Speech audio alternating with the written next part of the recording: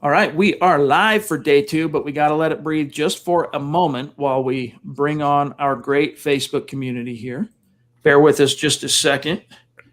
And we are good. Welcome in, everybody, to day 2 of Mile High Huddle's War Room NFL Draft Broncos watch party. It's going to be a gas. Day 1 was phenomenal. It was quite the roller coaster ride with all the Aaron Rodgers rumors, with what ultimately shook out relative to the quarterback prospect speculation, and then the Broncos ultimately opting to pass on a Justin Fields, pass on a Mac Jones, and take Patrick Surtain. Here we are opening up round 2, day 2 of the draft. The Broncos hold the number 40 overall pick. And with that, guys, I think everyone watching for the most part knows who everyone is. But really quick, I'm going to go around the horn, and then we'll get started with some interesting topics here. Erick Trickel, what's going on? Senior draft analyst at Mile High Huddle. How are you tonight, brother? You ready for day 2? I'm good. I'm super ready for it, but I'm also super tired. Yeah, everyone's kind of been burning that midnight oil. Eric's partner on Dove Valley Deep Divers, Lance Sanderson, with us. What's going on, brother? Just hanging in there, man. Trying to get through another day of some epic draft talk with everybody here at Mile High Huddle. Been a long couple of days for me. After we got done with the stream last night, Eric and I recorded a video and whatnot. Got done about 11:30, and I woke up at 4:00 this morning with the baby. So it's been a long day for me.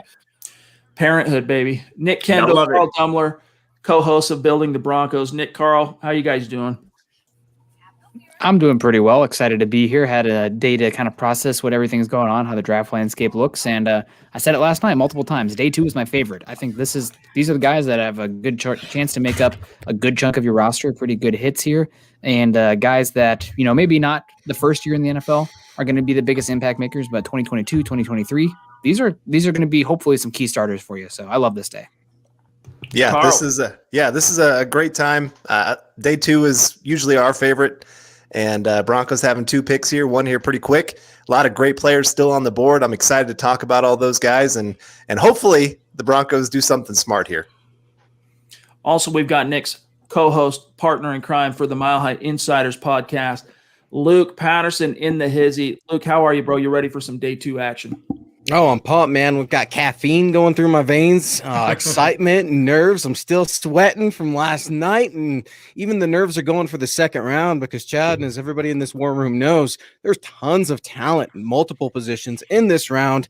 We all have our favorites, and George Payton, we're going to know who his second favorite is coming up here real soon. Also, we've got our capologist here, our resident salary cap expert that none of us could live without, Bob Morris in the house. Not able to join us last night, but here he is for some action here on day 2. Bob, how are you, brother? Doing pretty well. It was kind of interesting trying to kind of keep up with the draft with my other little commit and kind of going back and forth between what I was covering and staring at the at the smartphone. So, but it ought to be interesting to see what the Broncos do tonight. And day 2 it's probably more entertaining than day 1 because you just never know what's going to happen here. And there's more picks. Last but not least, my partner in crime. Everyone knows him on the stream. Zack Kelberman, what's going on, brother? Day 2, here we are. Here we are, ready for the Broncos to take Kyle Trask at number 40 overall, and everyone else on this panel right now to just throw their hands up. But no, Luke made the same point I was going to make. There's so much talent left on the board, arguably more than there was in day 1. And like he said, we all have our favorites. I have mine. I put on Twitter, my big board for the Broncos at number 40. If they land even one of those players, I'll be happy. There's a good chance. All right, guys, we're going to get started here talking some shop, best available. Eric, tell us, I know you and Lance put together that video kind of breaking down some of the best available, but for those who missed, and I want to kind of go around the horn, and I'll let Nick kind of drive this because I got to dip out for a minute. I'll be right back though. But everyone's best available, starting with you, Eric. Let's hear it. Well, I still have 7 players with first-round grades left. Tevin Jenkins, he's at the top of it. There's been some stuff about character and medical as to why he's dropping. Wyatt Davis, interior offensive line, not exactly big or important for Denver, especially this early. Azeez Ojulari, a lot came out about his knee over the last few days. Jeremiah Owusu-Koramoah, I mean, there's been a lot linking him to Denver. They could use a linebacker. Maybe they view him bulking up. He weighed in about 225 at his pro day. Maybe adding a little bit more to that and playing him at linebacker could really work there. Christian Barmore, If they want more defensive line, Javonte Williams, a running Well, back, you can close this and then stream. Elijah You are Moore. now close this window. As well out of Ole Miss as a receiver. No. Yeah, Hopefully absolutely. So hopefully you guys can't hear Chad. Can you guys hear Chad? Yeah, I can hear Chad. I don't see him in here, but I can hear him. But anyway, Lance, let's go to you now. Now that Eric listed half the second round picks. Just a couple of guys off the top of my head. Obviously, everybody knows my guy. We stan Richie Grant in this household, and he's definitely available there. Trevon Moehrig, the safety from TCU, as well as another intriguing option. There's Tyson Campbell, the cornerback from Georgia, is still available. Ifeatu Melifonwu is still available there as well. Looking more defensive side of the football here, Baron Browning, Jabril Cox, the linebackers. This is where the kind of the meat of the defensive side of the football comes in. Obviously, there's a couple of offensive linemen here, like Eric said, Tevin Jenkins, Jalen Mayfield, the offensive tackle from Michigan as well. So there's a lot of high-quality talent at the top of the second round. And, I mean, there's going to be some fireworks, guys. Like Eric said, 7 guys on his big board with a first-round grade that are going to be available at the top of this draft. So I'm excited to see how it's going to turn out. Well, let's kick it to Carl, my co-host for building the Broncos. Obviously, Chad. So we have I don't know if anybody else could hear that, but Carl, you are up now. I'm gonna call Chad real quick. Well, I mean, they've listed most of them. It seems like you guys gave quite a few lists there. I know Javonte Williams still being there for the running back position. I know we've kind of been the pushers of the running backs don't matter. I even had a parent yesterday that their kid is a running back in 8th grade, and I said, switch positions. If your kid wants to go in the NFL, do not play running back. But he would add a lot to this offense. I mean, because he has receiving ability, he's not bad in pass protection. Then you throw in his ability to run between the tackles. That's the one running back at this point I'd be really okay with. Beyond them, of course, all the different pass rush options that we have. Osai, Basham is another one that's still on the board out there that I know has been getting a lot of rave reviews. That I'm surprised he's a little bit still on there. Ojulari, if his knee checks out. The nice thing is he doesn't have to be a day one starter for the Broncos, but can be just kind of a impact player when you need him to be. But Trayvon Jenkins still being on there, or Tevin Jenkins, still being on the board. That is very intriguing for me to have him added to this offensive line. Yeah, absolutely. And I don't know if anybody said this name yet, but Carlos Basham Jr., I'm curious about him. I know that he had a really good junior year, not an opt-out player, which the rumor is the Broncos are not as high on those opt-out players. And this is a team that has an impending need at edge rusher, right? We said that about cornerback, a valuable position. Maybe they're thinking that same thing with edge. So let's kick it over to Zach here. What about you? You said you put out your big board. Let's hear who you got. I mean, everyone said what I was going to say. I mean, I have Tevin Jenkins on there, JOK. Those are 2 first-round talents. But a tackle that no one mentioned yet is Dylan Radins, and I think he could be an option for the Broncos at number 40. I have Baron Browning, Jabril Cox, Grant, and Moehrig. So if the Broncos, like I said, end up with any of those players at number 40, I'm a happy boy. And let's kick it off to Luke now. Luke was saying no running back, so nobody said Javonte Williams yet. So I'm curious. I know Luke's been hyping up the day 2 linebackers. I think I got in his ear when we were talking Micah Parsons there. Let's hear from Luke. Yeah, man, absolutely. Vic Fangio, if we thought Vic Fangio was happy yesterday, George Payton can give him an opportunity to be even happier today in either the second or the third round. You guys have said a lot of these names. Obviously, JOK's there, Nick Bolton, Baron Browning, my favorite in day 2 here. Jabril Cox, Pete Werner, Dylan Moses, maybe some round 3 picks if they decide to go linebacker there. I know we've all kind of liked Elijah Molden from a little bit far, but it'd be bizarre, right? They're going to go corner after they went wide receiver. I don't think so. But it's going to be exciting. Tons of talent. I'm excited to see what George Payton's going to do, but they got to give Vic Fangio a linebacker. Just please give him something. Yeah, absolutely. And Bob, thanks for joining us today. Everybody, make sure you find Bob on Twitter. Bob, who do you have here? I know that you are more in the cap side than the draft, but you have your draft takes here. Let's hear who you have for the kickoff day 2. I think what probably makes the most sense is to take a look at some of the players who are entering the final year of their deals. And when you look at that, both your starting linebackers are in the final year of their deals. Kareem Jackson, he's only on the 1-year deal. So I think that's really kind of the 2 positions you got to look at on the defensive side of the ball. Also, you don't want to rule out edge rusher because Von Miller, great talent, but final year of his contract. So I think those are the 3 you got to look at on the defensive side of the ball. The offensive side of the ball, offensive tackle, if one is there that really fits, then yes, that makes sense.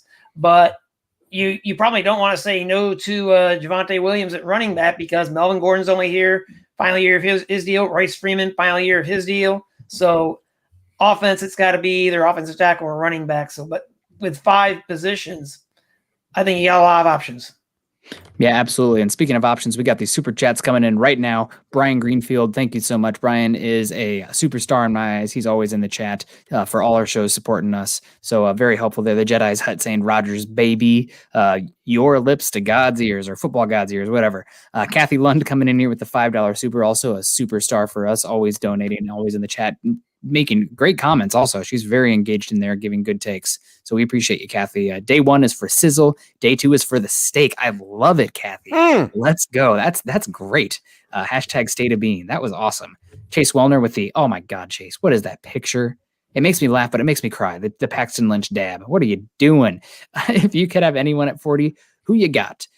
We obviously just went around and listed. Honestly, I think maybe a white tight end is actually a little bit of a dark horse here. I know that Luke and I had talked in the past, maybe some Tommy Tremble.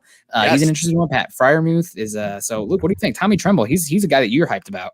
Yeah, well, and here's the thing. I love Noah Fant. I've definitely come around on that. I've eaten crow for over a year now. I like Albert O now that I could finally say his last name.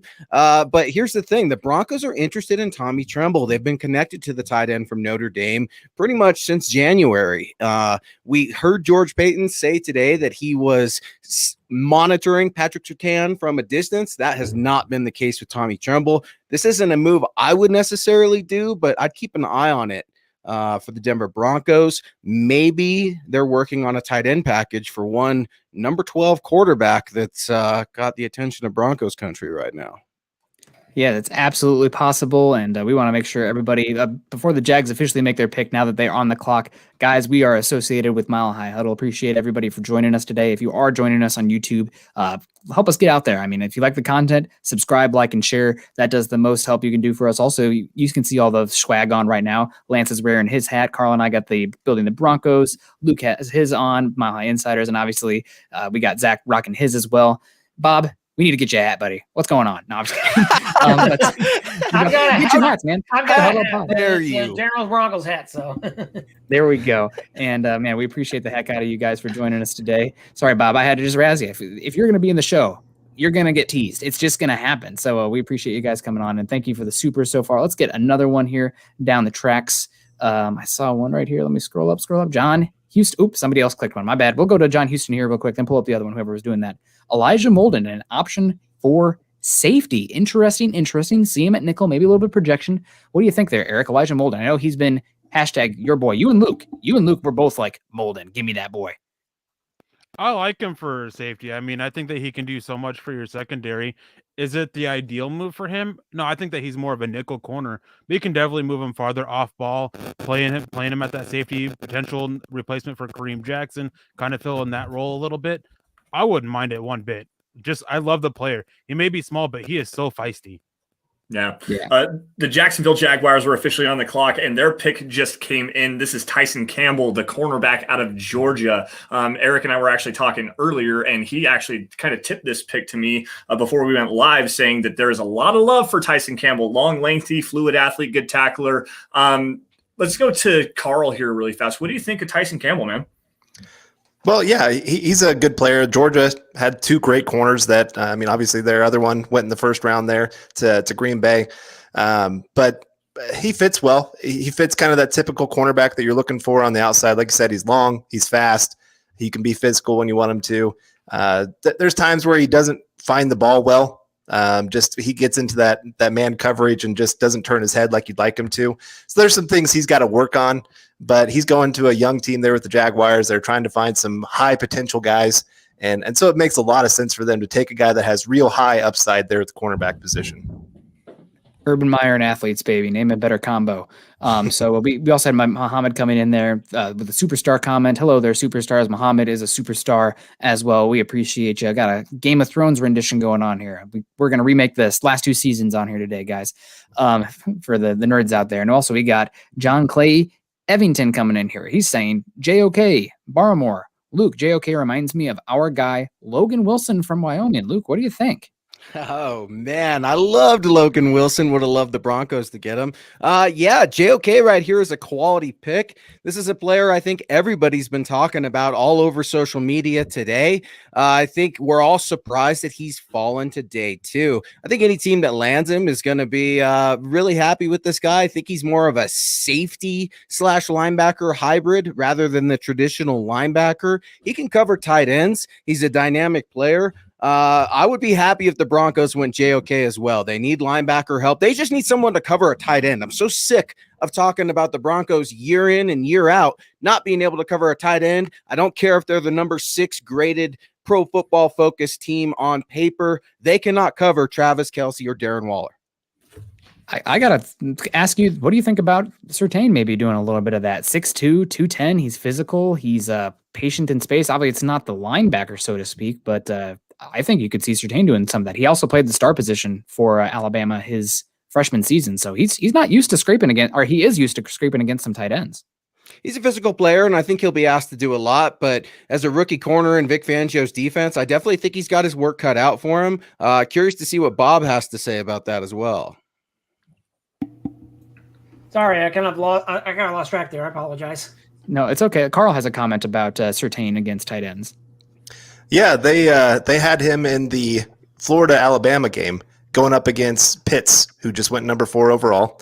He did give up a touchdown in that game, so I do want to say it wasn't a perfect game by any means there for Surtain, but he had some good reps against him, and that's the kind of tight end that's going to be there in the AFC West. So I don't mind that idea at all. He's big, he's physical. I mean, he's bigger than most cornerbacks out there.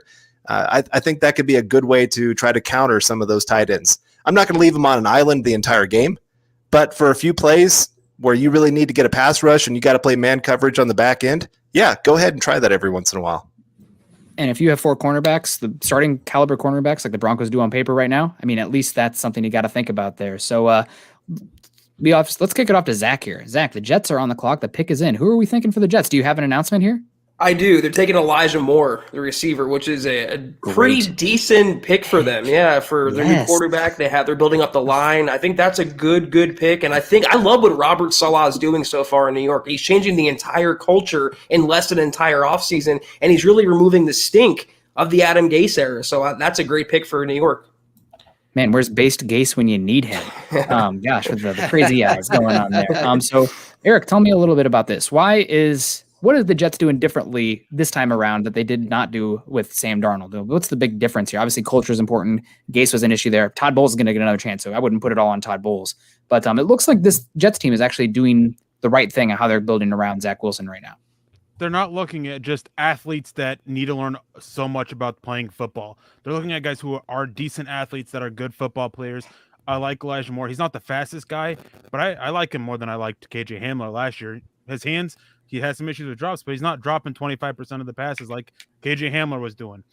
So I really like this fit. He fits in very well with what they want to do on offense, running that scheme that they're going to be bringing over from San Francisco. Elijah Vera-Tucker, I mean, he's got the movement skills to work. If they keep him out at tackle, if they kick him inside, like he can work very well for them. They're just being very smart with how they're building the roster, very clear vision with how they want to do it, and they're just executing.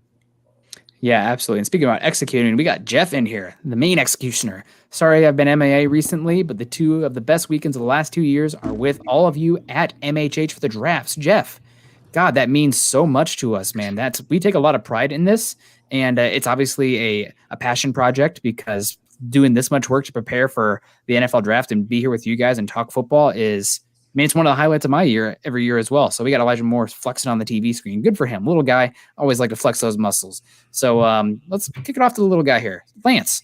I'm just kidding. There's a picture out there. God, this guy. Don't take this stuff from this guy. It's a roast. Yeah, Lance, you going to take that? It's a day 2 roast. It's quite all right, guys. First things first, before I get into that and stab back at Nick for his pudgy little what is that, the muffin top that he has rocking down there. So yeah, man, yeah. You want to throw some jabs? We'll get it right back. Jeff Green. Shout out to Jeff for last year. I mean, last year he was a big help. Honestly, on day 3, he was throwing tips or tipping picks in the comment stream. So Jeff, we appreciate you for doing that. Hopefully, we can see you again here tomorrow. tomorrow as well. But Elijah Moore, I like this. They're showing some highlights of him, middle of the field versatility, run after the catch ability, really quick guy, nice smooth hands like Eric was talking about earlier. It's going to be really interesting to see how he pairs with Denzel Mims, a guy that I really liked last year who had some injury concerns at the beginning of the year and came on kind of strong towards the end of the year, even with Sam Darnold playing as badly as he was. So Elijah Moore, Denzel Mims, it's a pretty decent 1-2 punch right there for the New York Jets. Broncos on the clock, boys. Broncos have traded up. Traded with Atlanta. This could be Real JOK quick, right did they here. come up? Did they come up for a JOK? Who did they come up for? Let me get my little graphic here. Let me find the on the clock. Here we go. Yay! Jake is clutch. It sucks that I hate that graphic personally. Real quick, guys, just for housekeeping purposes, what did we get? Just say yay or nay. Did we get Brian on Super Chat? Did we get Kathy? Yeah, we're caught up through Jeff right now. Through Jeff. Okay, so we need Michaela next. All right, just so I know where we're at. Thanks, guys. So JOK, is that who this is going to be? That's a good guess, Chad. After yesterday. Yeah, I think it could be. I think they jumped in front of Miami for a reason. That makes sense. Miami uses a lot of hybrid players. Go ahead, Bob. Okay. Well, one thing I think we probably ought to note is that the talk was that we thought maybe he was going to trade down. Instead, they're trading up. So there must be somebody that they saw that they really want to get. So it's going to be interesting to see who this pick's going to be. They look happier in the Broncos war room than they. It's Javonte. They traded up for the running back. I was about to call that. They traded up for the running back. I love it. What do you think of that, Nick? What do you think of that, Nick? You're making fun of everybody. Running backs matter. Speaking of Nick, I think he's got some Nick Chubb to his game. I said before the show it might be a little early. See you later, Royce Freeman. Melvin Gordon, we can't count on you. This is the running back of the future for the Denver Broncos. And honestly, I'll get in here with the running back conversation. Round 1 picks, not great. Day 2, I think that's where you want to get your starting running backs. Trading up, maybe not the best value, but Miami is a team that was really needing a running back. They're one like, taking Najee Harris, taking Travis Etienne. We talked about jumping Miami for JOK, but Javonte Williams makes sense. And I said leading up to the draft multiple times, there's a tier 1 of running backs: Etienne, Najee Harris, Javonte Williams. I want to take the last one of those guys because I have them all the same. So I don't want to be the first one to take a guy off the same tier. Javonte Williams, the last one. He runs angry. And you said Nick Chubb there, Luke. What about Jamal Lewis, right? Like just runs angry, upright. Oh man, highest broken tackle rate per play of any player ever recorded by Pro Football Focus in college football.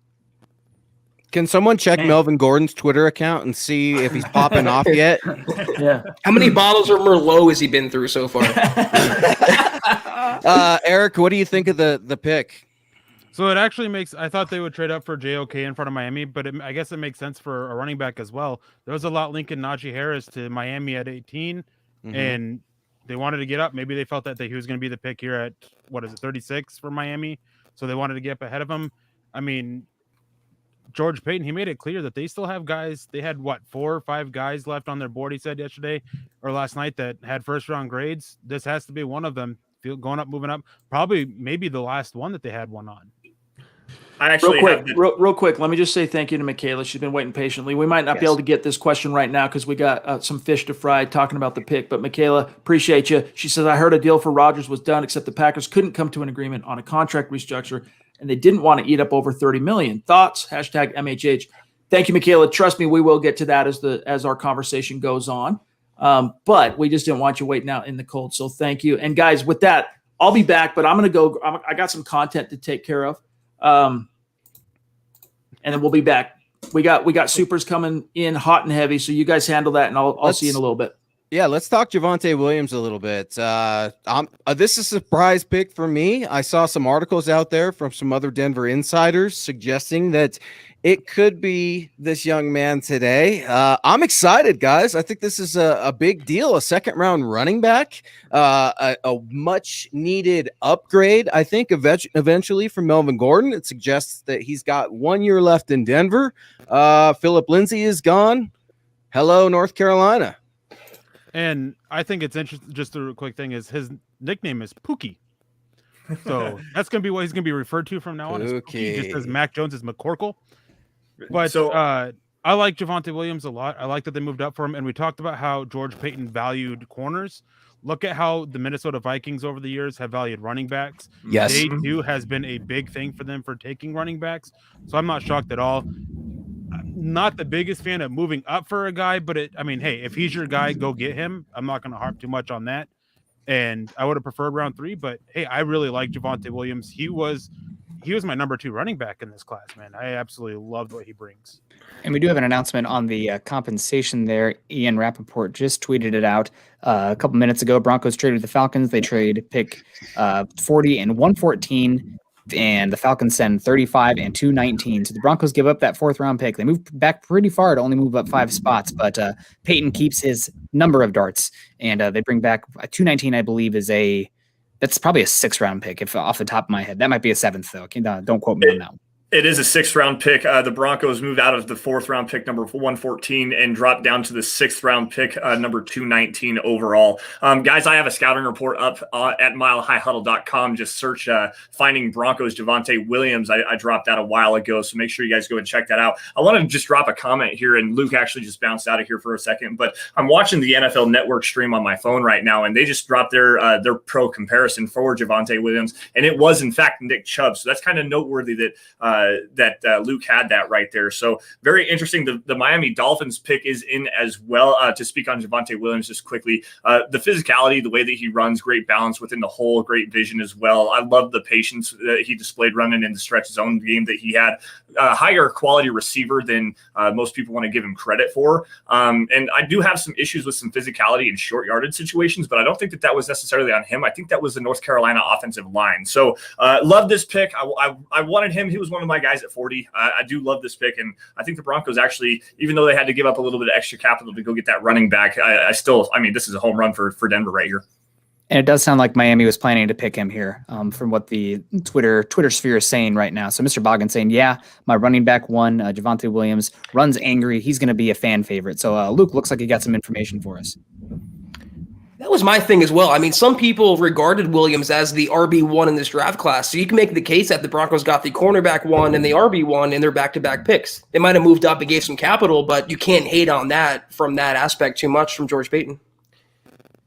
Yeah, no, absolutely. Go get your guy. Go ahead, Eric. And I just want to say, as a good friend of the Dove Valley Deep Divers, Luke Polglaze absolutely loves this pick. Mm-hmm. And just spoiler, he wants to jump on to Dove Valley Deep Divers to talk about him. He's a big fan of Javonte Williams. I've talked to him a lot privately about it. Well, let's see if we can't get that hammered out here in the next couple of weeks or so. But I want to grab this super chat from Base Case. We flashed it earlier with the $5 donation. I need to rebrand to Base Sala. What realistic pick at 40 would disappoint and excite you the most? This pick would have excited me probably a fairly high level. Let's go to Bob here. What do you think, Bob? I think this is actually a pretty good deal. And, of course, it's interesting, of course, bringing up Nick Chubb, not only with the comparison in terms of the player, but in terms of the money. We, of course, talked about first-round running back. Saquon Barkley was taken in the first round, and even after the 5th-year option was changed based on his performance, since he went to the Pro Bowl on that 5-year deal, Giants paying him $7.6 million a year. Nick Chubb, on the other hand, even with the escalators that he got in his contract on that 4-year deal, is $2.325 million per year. So it's a much better deal to take a running back in the second round than it is the first. It's quite a difference. Yeah, 100%. I want to give a shout out to, I see he's in the chat here with us, Scott Kennedy as well, saying he thought the Jets would take Williams. Scott and I both, he covers mainly the Falcons, I cover the Broncos, so we're going to take credit for this deal being hashed out. I was hoping to get a little bit better deal for the Broncos instead of giving up 114, but you got to go up and get your guy. So speaking of our guy, Aaron Lynch coming in here. How you doing today, Aaron? Thank you for joining us. Heard there was a MHH boy that would buy me a beer and talk Broncos now that I'm officially in Seattle. Hey, I think I'm your guy. Hit me up on Twitter. Make sure that you are fully immune, but let's do that. Got to protect everybody around us. I'm not sure how we passed. Oops, sorry, it got moved on by somebody. Well, reach out to me, Aaron Lynch. Let's figure it out. And Stu McPeak coming in with the $9.99 super as well. We appreciate the heck out of you, Stu, and hope you're doing well down in Houston. So, Carl, you got something to say? Yeah, I just I like the pick. I really do. Like I said, this is a guy that's a true 3-down running back. I mean, if you're gonna move up for a running back, if you're gonna take one this high, it's got to be a guy that can actually help in the pass game as well. That's not really giving away what kind of play you're going to run.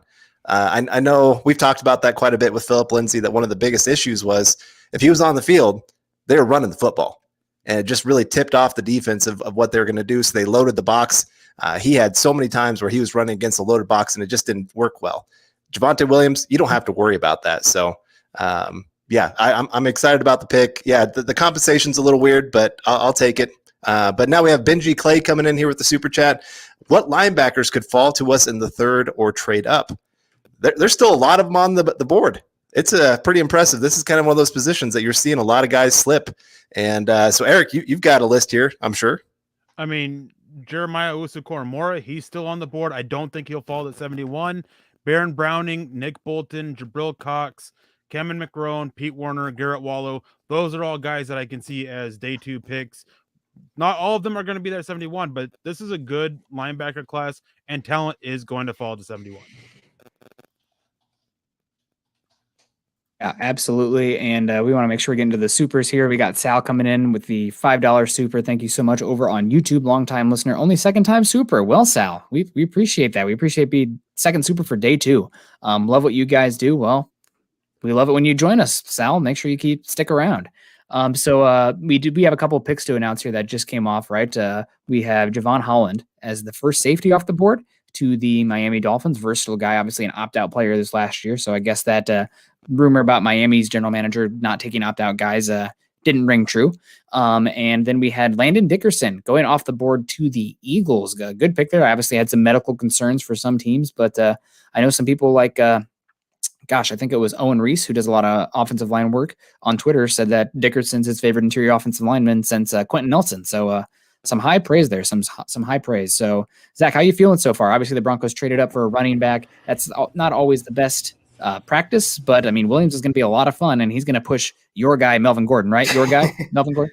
Yeah, for sure, my guy. I mean, I'll take his rookie deal, though, Javonte Williams, over Melvin Gordon at $8 million per year, any day of the week, including Sunday. I think it's inarguable, Nick, to say the Broncos did overpay a little bit for Melvin Gordon, and they rectified that with this pick of Javonte Williams, a first-round talent in the second round. Would have been nice to have the fifth-year option, but, a new 3-down dynamic running back coming to Denver. It's like the good old days again. I think the Broncos are getting back to the ground and pound game, and whoever's quarterback, they're going to have a good ground attack and a good defense to play off of.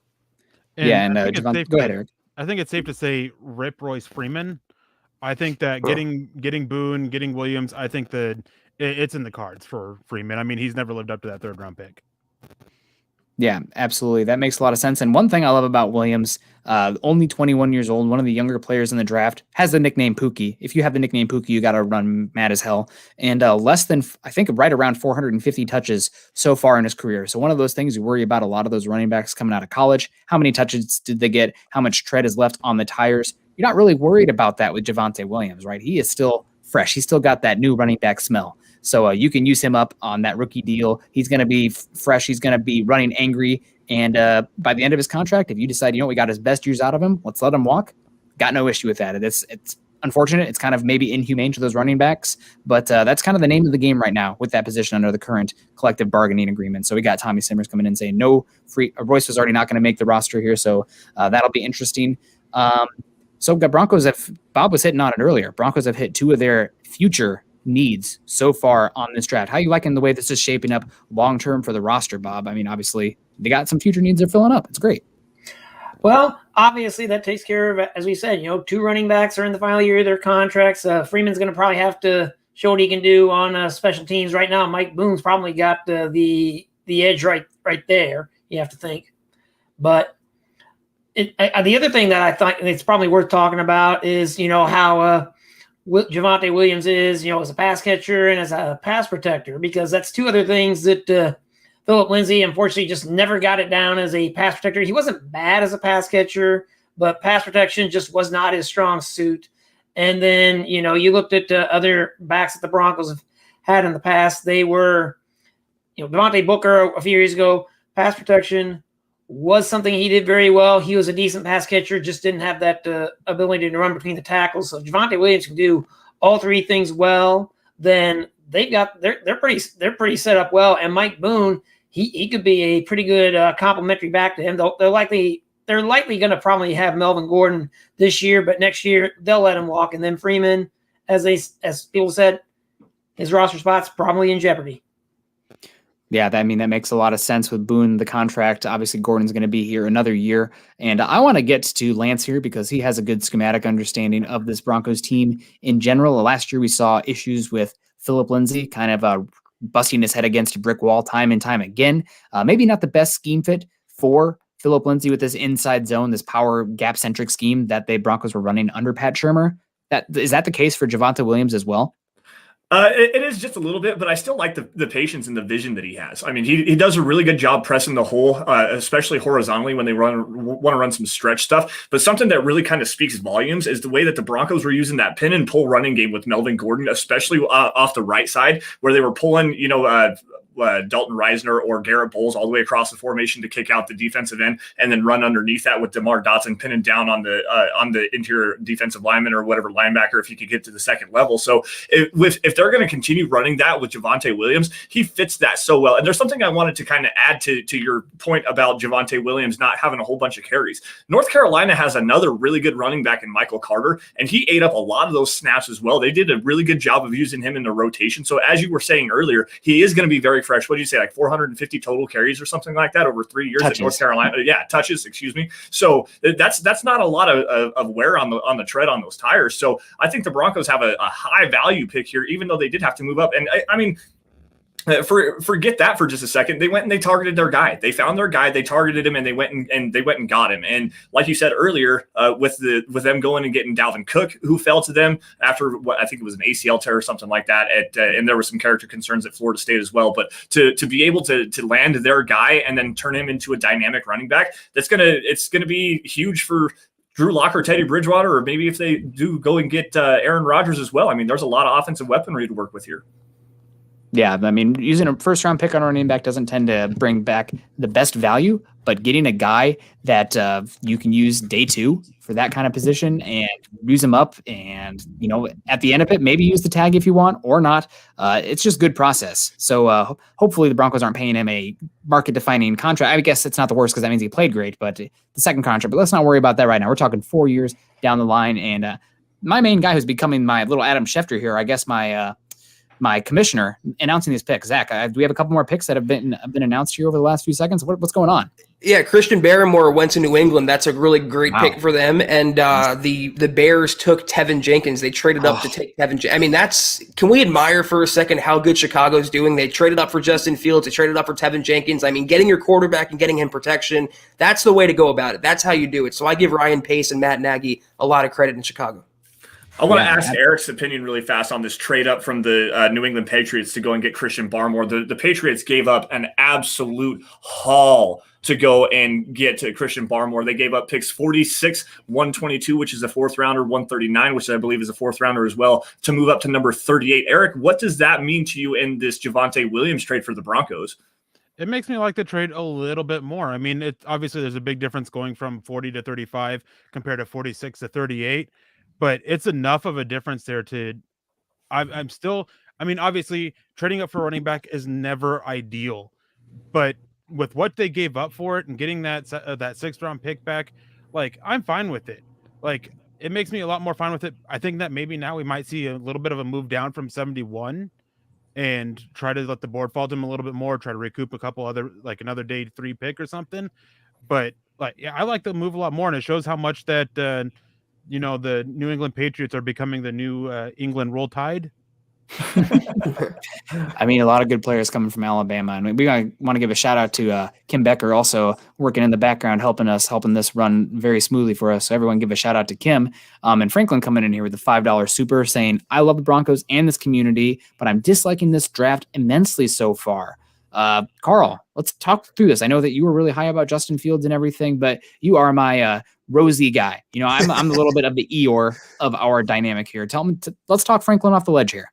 Okay. Well, I mean, the reality is you added a very high quality cornerback, a guy that had probably one of the cleanest records of any player in this draft. I mean, no injuries, lots of games started, high quality play, great university that's produced a lot of secondary players that have played at a high level, even in the NFL. And so he's going to be able to come in, be an impact player day one for the Broncos. Doesn't have to be a number one corner, but can be an impact player for them. I mean, can you imagine that being your cornerback 4 is Patrick Surtain? I mean, any team in the NFL would take that right now. So that's a good pickup there. Then you add in, like I said, getting a running back that for some people probably had him as running back 1 on their board. And it takes more pressure off the quarterback position where you can do a lot of things with the running game. The Broncos have a good offensive line.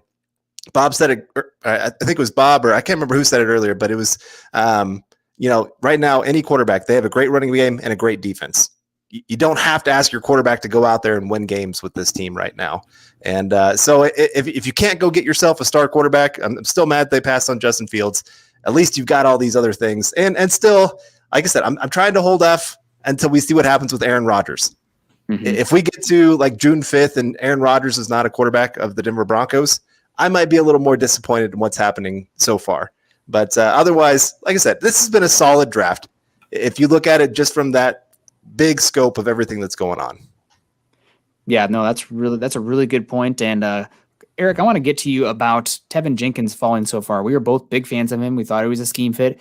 Everybody knows that Juwan James is kind of an unknown. They've been talking him up this season, but it does sound like they are heading for a divorce at the end of the season. Both sides are a little bit frayed relationship, right? From Juwan James to Denver and Denver to Juwan James. Why Tevin Jenkins falling? Why passing on him there? And talk about this Bears draft haul. Saying I just got to be honest, they have 2 of my top 10 rated players so far. Obviously the hip with Jenkins, but what's going on with the Bears, man? Chicago's looking good.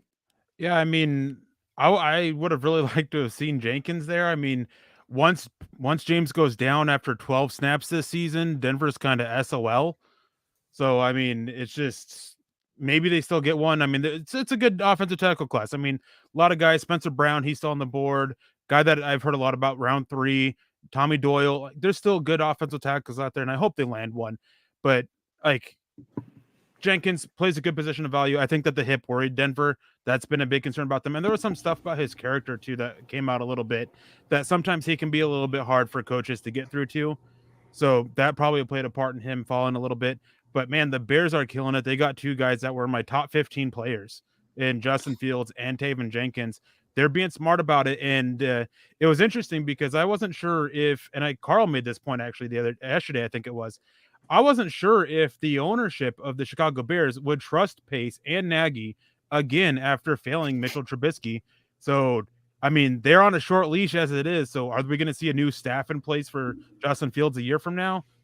Lots on the line for them. Go big or go home, right? You got a quarterback. Draft picks in general are risks, and quarterbacks especially. But if you don't swing, you're not going to score. So talking about taking a swing here, Mark Langley with the $50 super and calling out the guy on his day of birth. Man, Mark, if it wasn't for the super, I'd be sad. No, but thank you, Carl. I said, what's up, guys? Chad and Zach, the best pod on MHH, of course. So shout out to Chad and Zach. Zach's here. Obviously, Chad will be in here sometime soon. You know what's priceless? The look on Carl's face last night when we didn't get Fields. I just lost it. So anyways, have a good night. And as always, go Broncos and go Lock. #MHH. Carl, I think you got to respond to this. Yeah, so, I kind of think of it as when the Broncos beat the Panthers in the Super Bowl and Cam Newton was being interviewed and he could hear in the background all the Broncos being like, oh, yeah, we won, and just Cam Newton's face. That's probably what my face looked like.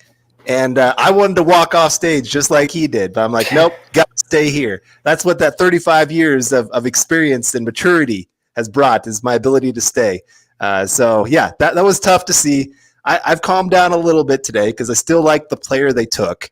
It's just a matter of just not my top player, obviously. Yeah. So I'm throwing out the oh my goodness face right here because my guy Richie Grant went at number 40 overall, like I've been saying for the longest time. Only it's the Atlanta Falcons taking him, and not the Denver Broncos. Love the pick, man. I really do. Very versatile, not the best tackler, but bad angles and stuff like that. But he still develops really nicely from 2019 to 2020. I had him a safety 1. Love this pick for the Falcons. I just wish it would have been Denver, man. Yeah, no, absolutely. And speaking of roasting, Luke got me earlier, so you guys need to make fun of me some more because Daddy Chad wouldn't let him wear his ugly sweater. It's right here. Or I guess it's hanging up over here. I wore it this morning for Draftmas because, of course, but Chad said you need to wear a collar shirt, Nick. Okay, Chad. Okay, we know who's in charge here, and he also loves cats. I love my cat and my dog both equally, right? I'm the parent. I love both my kids the same, but appreciate you guys. So thank you, Chad, for joining us today, and the funny comment. We appreciate it. We like to razz each other here. It's never personal. So I want to get to Zach here. Zach, how are we feeling right now? I know that. Oh, you got an announcement. I have a minor announcement. Go on Twitter and go check out Philip Lindsay's Twitter. He just put out a subtweet about the Javonte Williams pick, 2 crying emojis and nothing more. I thought that was kind of interesting. So, yep, there it is. Well, that's a little sad. I don't know. It's the laughing, crying emojis. So, I mean, talk about 2 running backs who are very different in type and roles, right? Like I always wanted to see Philip Lindsay in more of that Kyle Shanahan scheme. I thought that was his best. He's a home run hitter. Don't really need that home run hitter in this scheme. Obviously, it's still good, but you're looking for a sledgehammer, right? Eric was talking about it before the draft. The Broncos were interested in Ramondre Stevenson from Oklahoma, who weighed in at like 220 and has good feet for a big guy, but make no bones about it. If you're looking for that inside zone smash mouth guy, it's Javonte Williams. So I want to get back to that again. We got DBA saying loving the draft so far. I think he said he's laughing at Gordon or somebody salty also coming in here from Asthma Sprays over on Twitch. You guys also, we are on Twitch now. If you guys have a Twitch account, make sure you follow us on there. We are going to be giving more and more there. Maybe even some folks joining us on there at some point.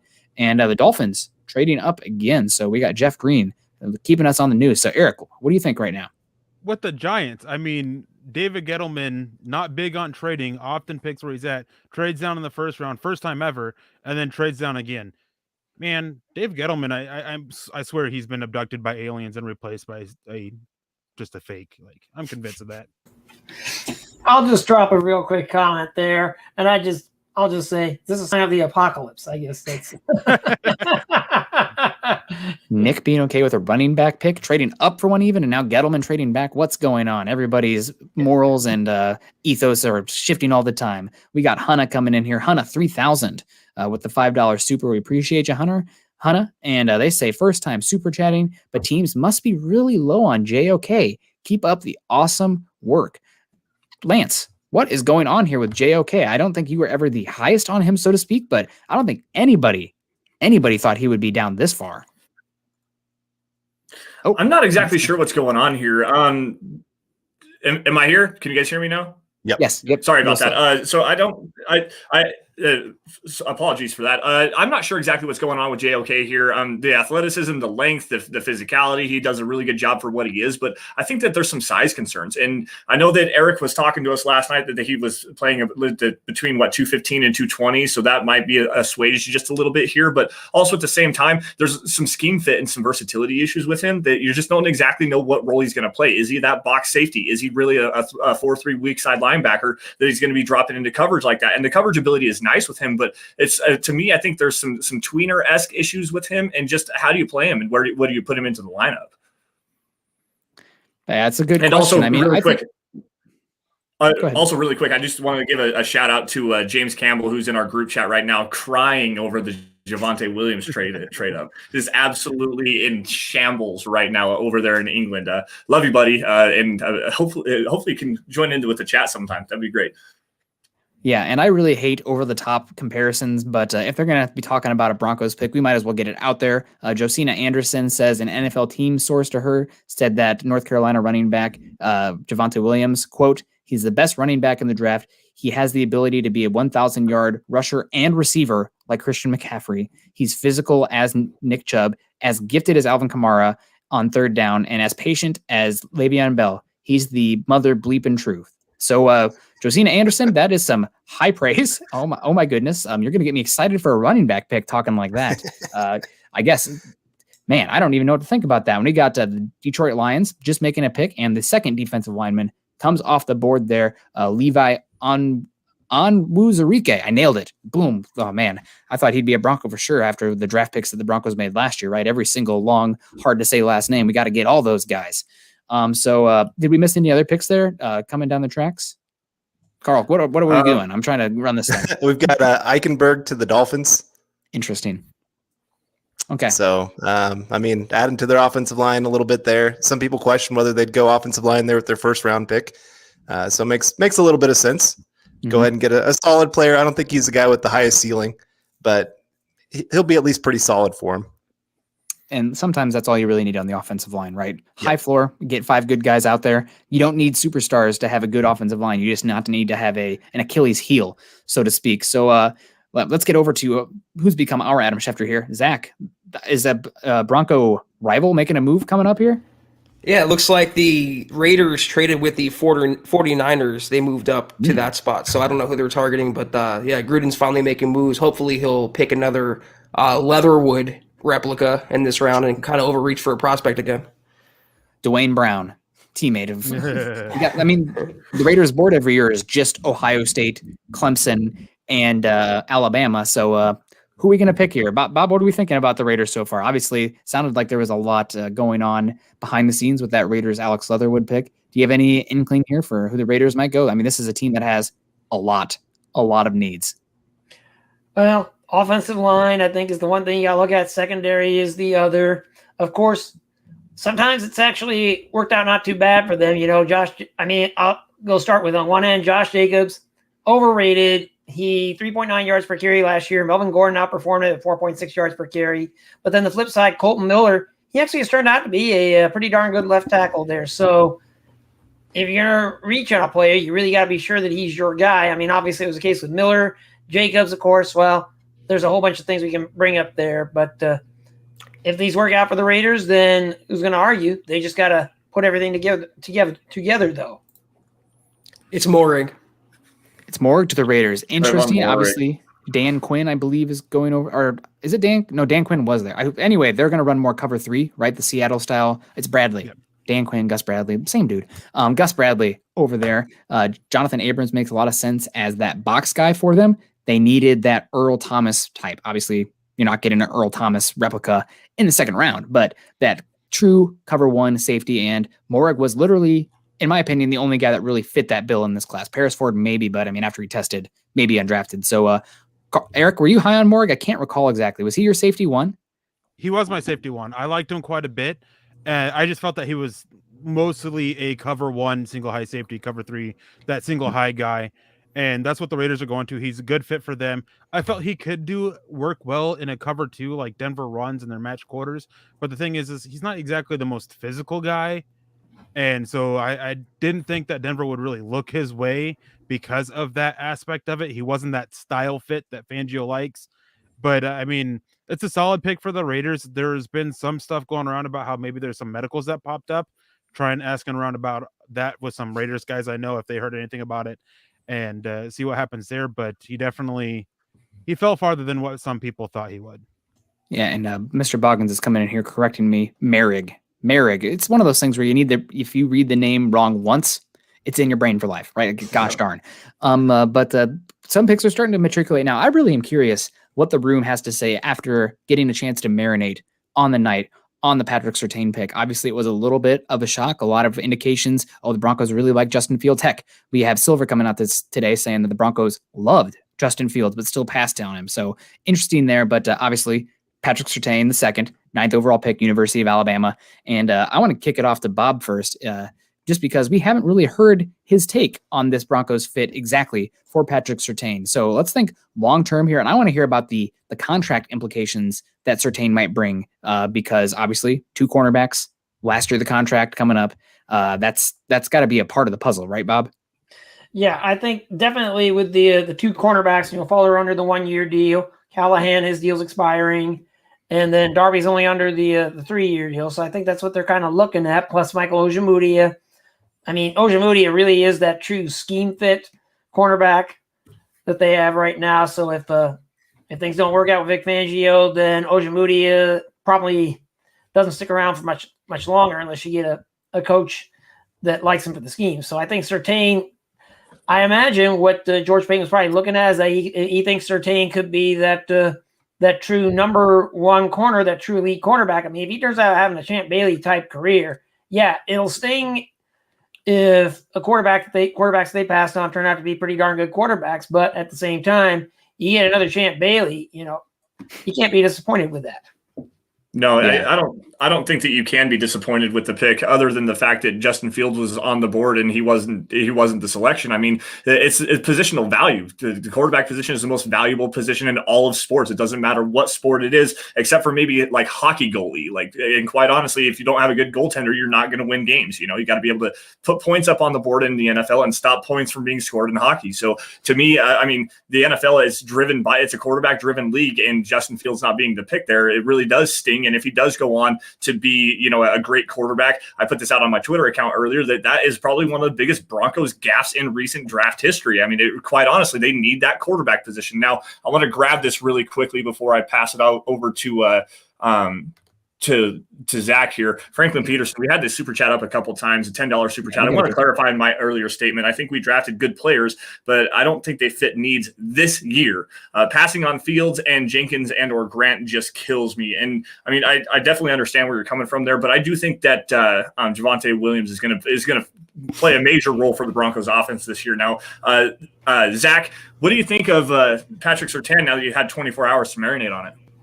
I mean, it was apparently the number one player on Peyton's big board. I'm sure Vic Fangio had some sort of influence on this pick, like he's had influence the entire offseason. You know what? You're getting arguably the best defender in this draft class at number 9, not have to give up any picks, have him fall into your lap.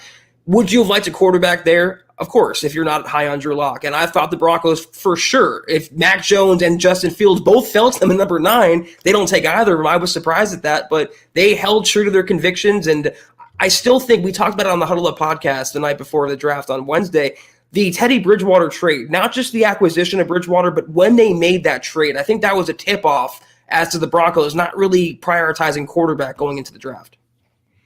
Yeah, that's a good point there. And I want to hear what Eric has to say. But first, Eric looked like he was laughing, and I think it has a lot to do with the pick that the Dallas Cowboys just made. There's some teams that really just do not give a rat's rear about character concerns and red flags. And if it's not the Oakland Raiders, or I guess the Las Vegas Raiders now, more often than not, it's going to be the Dallas Cowboys. Eric, what are the Dallas Cowboys doing?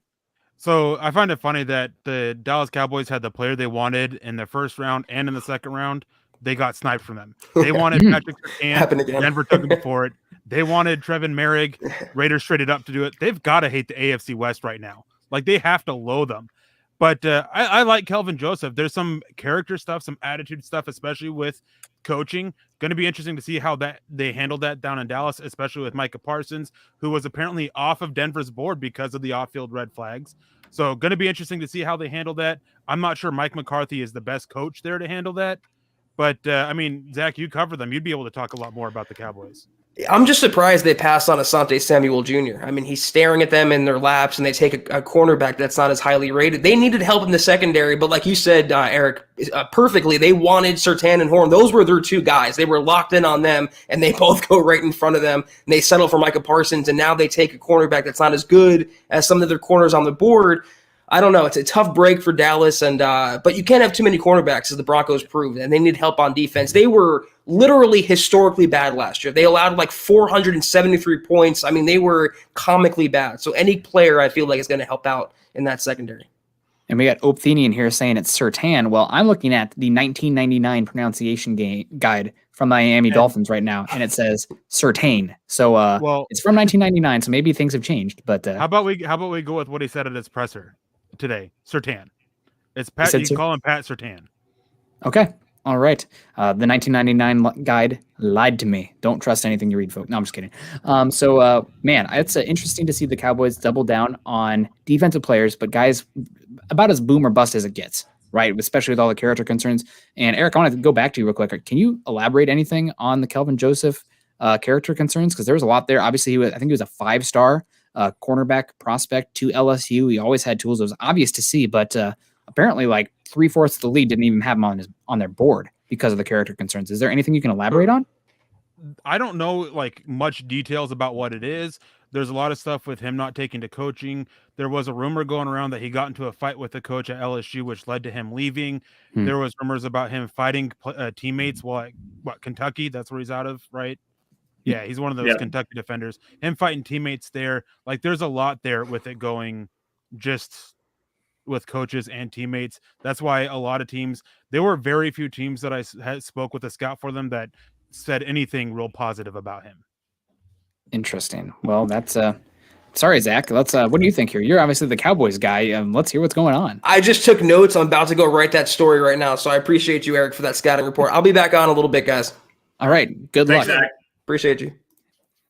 And then there were 4. No, we still got all the people in the chat here. We appreciate you. We got our Dove Valley Deep Divers up at top and the Building the Broncos guys underneath. Yeah. That's right. You're beneath us. Know your place, you two.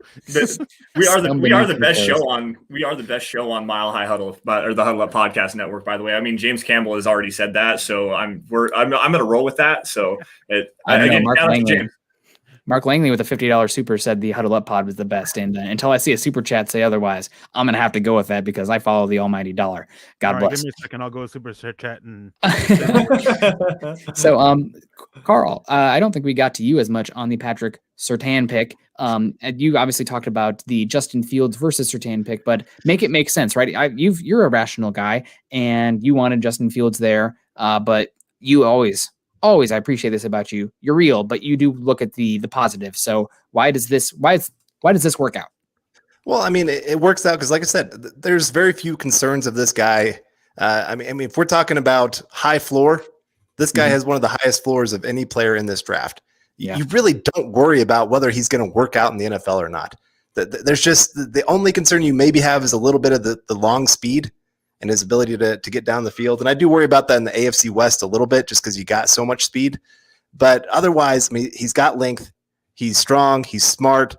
He's got more experience than any other cornerback in this draft, I would say. I mean, started as a freshman. And you think about starting as a freshman for Alabama on that defense where they have produced first-round cornerbacks and safeties like crazy.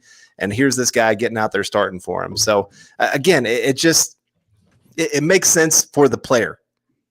When we're just looking at only the player himself, he's a really, really good player. And I think for Fangio, these are the type of guys that he wants to add to this defense. So from that sense, I really do think this is a good pick. Yeah. I got one comment I want to grab here from, that's not the right comment, but it was asking, here we go. Asking about any word on Ojulari dropping. The other comment had it, bad knees. One of his knees is really bad. I can't remember if it's the right or left. But there's a lot of concerns. I heard a lot of talk coming in on Wednesday that he could probably fall to day 3. All it takes is one team, but there's a lot of negatives about those medicals. Degenerative knee from an injury suffered in high school is what I picked up. So concerning there, we want to get back to Christy, the queen of MHH, as they say. Sorry, Eric, you're going to have to fight for that title. But MHH all day, says Christy. Christy, we appreciate you. Always super active, not only in the chat here, but on Twitter as well. So she's a great follow. You guys find her on Twitter. She's always bringing some good, insightful takes and just good banter in general. I really appreciate her.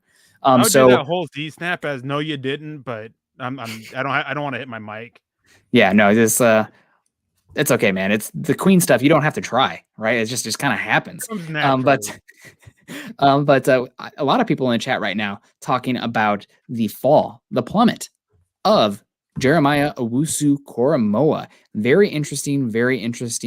Bob, did you get much eyes on JOK during his time at Notre Dame? I'll be honest. When I watched Notre Dame, it was hard to watch JOK because they have another safety coming up next year that is a beast. I don't want to cuss on here, but Kyle Hamilton, oh my God, top 10 player next year. Book it right now. But any thoughts on JOK, Bob? Did you get much eyes on him? Because he's been linked heavily to the Broncos, it seems, through this whole draft process. I don't know. I think everybody just kind of looks at it and sees he's an off-ball linebacker, but as many have said, he just doesn't seem to fit what Vic Fangio wants. He looks more like somebody that, the Seahawks have been brought up, the way they utilize Jamal Adams. That's probably the type of player that he is. So I'm just not seeing that as the player that's going to go to the Broncos. Couldn't tell you off the top of my head who else besides the Seahawks takes him. And Seahawks, I don't think they pick until the third round, I think, today. No, they have a second round. Oh, they do have a second rounder. Well, then I guess you can say, well, do the Seahawks take him? But maybe I imagine this whole thing is many teams just aren't sure where he fits or if he fits their scheme at all. That's probably what it is. Yeah, absolutely. And Eric, you had something you wanted to say? Yeah, there's a lot of comments about us spoiling the picks and everything like that and tipping them off. Guys, we're not trying to. We're just not able to follow the draft live. we're just going off as soon as we see it, we're reporting it. I don't think any of us have the broadcast going. So it's a little bit hard for us to know when the picks are actually announced. I think that it's been announced. I saw Adam Schefter tweet it, but Nick, I think you made the comment about Walker Little going in the second round. He went to the Jaguars. Yep, absolutely. And I think they might have actually been addressing the chat itself. People are talking about the tips or the picks in the chat well before they happen. So we'll see what happens. Daniel Claybrook coming in here with the $5 super over on YouTube saying, hey guys, so at 219, what good prospects are left? Well, you never know, right? What are we at right now? Pick 46. 219 has a long ways to go. So, I mean, gosh, Lance, you are been talking about the safety class. Give me a safety. Pick 219. Who should we be looking for? I mean, James Wiggins out of Cincinnati. That's a guy. There's some injury concerns there with him. A shoulder injury. I think there's a knee injury there as well. Very versatile guy. Can play that the split field, middle of the field, open look that Vic Fangio likes. There's some range with him. Good ball skills as well. It's going to be interesting to see where Andre Sisco goes. I don't think that he's going to fall that far, but there is he has coming off of a torn ACL, so there might be some injury concerns. I know he got cleared at the medical rechecks just a couple weeks ago, but that's another guy that fits this Vic Fangio defense very well.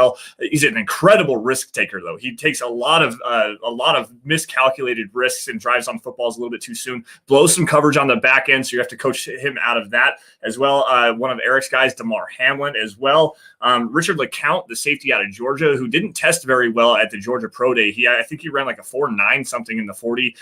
He's definitely a cover 2, cover 4 kind of a guy where you're going to limit it to just one half of the field. But again, this safety class there's a lot of really talented guys, especially towards let's see, the 3rd, 4th, and 5th round. Obviously, we saw Richie Grant and Javon Holland go here soon. Our Darius Washington, the other safety from TCU, small guy, like 5'9", 170, 5'8", 170, something like that. Small, very scrappy, physical kind of player. Plays like a man with his hair on fire, kind of a Tasmanian devil. You can drop him down in the slot, very physical, loves to go and hit people. There's some issues with him mirroring and man coverage, and if you drop him back off the ball, I don't think he has the best instincts, but still, the safety class is something that I've liked for a long time, and Nick, I know you know that very well. Yeah, no, absolutely. I'm hoping to get that the Pitt guy Hamlin, but we will see here. But we did have the Bengals pick come in. We know a lot of people are talking now about it. We don't want to spoil it. So Jackson Carman and Eric, I remember a year ago you were talking up very highly about Jackson Carman. A year before obviously the draft happened, he kind of maybe fell a little bit, but still a top 50 pick. Yeah, I really like him. There's been a lot of talk about moving him into guard. So I think that might be in play here. I still like him at tackle. The length, I think it met the minimum thresholds for a lot of teams. Sometimes he can have some issues with his kick slide not being up to speed and having issues with speed rushers. And I think that's why a lot of people are wanting to move him inside to guard.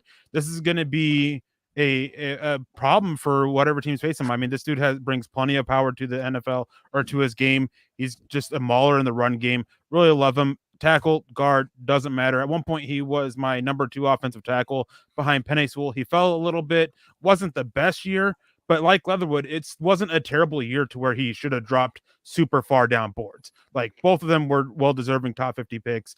Alex Leatherwood, I still thought was going to be a top 32 pick. Went a little bit higher than I thought, but hey, both good players. Both are those versatile types of players that teams value on the offensive line.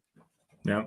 Freddie Arbalo jumping in here with a $10 super chat. I would have taken the Bears deal with New York and then traded the 20th pick to down to the top 5 pick of round 2 plus another first round in 2022. We end up with 3 2022 first round picks and offer all 3 of them to Green Bay in June for 1 Aaron Rodgers. That's kind of an interesting comment there. And I actually agree with you as far as taking Surtain, the top cornerback on the board in most people's opinion, but the trade back value. I mean, if it wasn't quarterback at 9 or even moving up to 6, I was definitely aboard that trade down hype train as well to get more picks this year in this stacked defensive class and potentially get some stuff into the future. Yeah, 100%. Personally, if you weren't taking quarterback at 9, I thought the move was to trade back, accumulate as much capital as possible. You know, you hear George Payton talk about accumulating assets and getting as many darts as possible. And unfortunately, not unfortunately, but that's not the way the Broncos went this one. So it is what it is. I mean, trading back to 20, I would have loved them to do that and then take maybe Greg Newsome there at pick 20. But, that's what can you do? And I actually want to get to that one. That question we just had there came about the salary cap implication. Bob, I've heard a lot of people saying that the Broncos, Aaron Rodgers is paid too much. How are they going to fit that contract in there? How would bringing on Aaron Rodgers impact this Broncos roster? And I know that they can fit him this year, but 2022 would be interesting, correct? Am I wrong in saying that, given how a bunch of these Broncos contracts bloat after this upcoming season?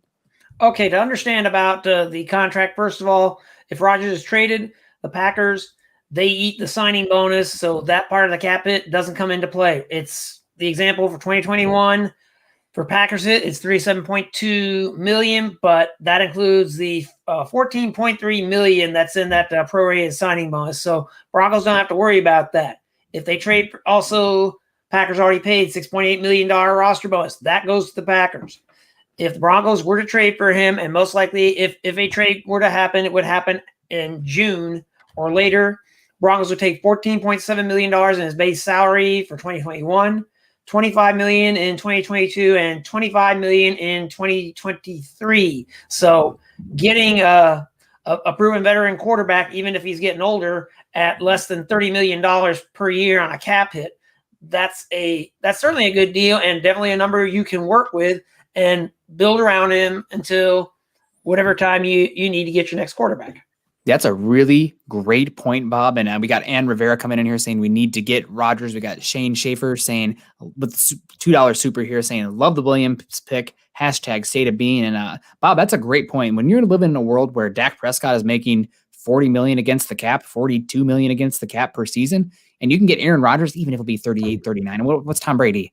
2 billion years old? Like Aaron Rodgers still got some good years left. If you can get him for $25 million against the cap, you got so much flexibility. You're going to have an upper hand, especially in a division where the Kansas City Chiefs, that top of that roster, talk about bloated salaries, right? They're going to be like the Los Angeles Rams soon, where unless they start drafting better day 2 and day 3, they're going to be very top heavy. And that depth, we saw it in the Super Bowl. Luck runs out. That depth's eventually going to show, especially in a 17-game season. So we got Peter Johnson coming in here. But if the Packers wait until June 2nd, doesn't it only cost the Packers $17 million and the team receiving him has the leftover? So let's explain the post-June 1st moves, Bob. How does that impact the cap? Would the Broncos take on the rest of that salary then, the bonuses? No. What the post-June 1st is all about, that's about helping the Packers because they take the remaining signing bonus.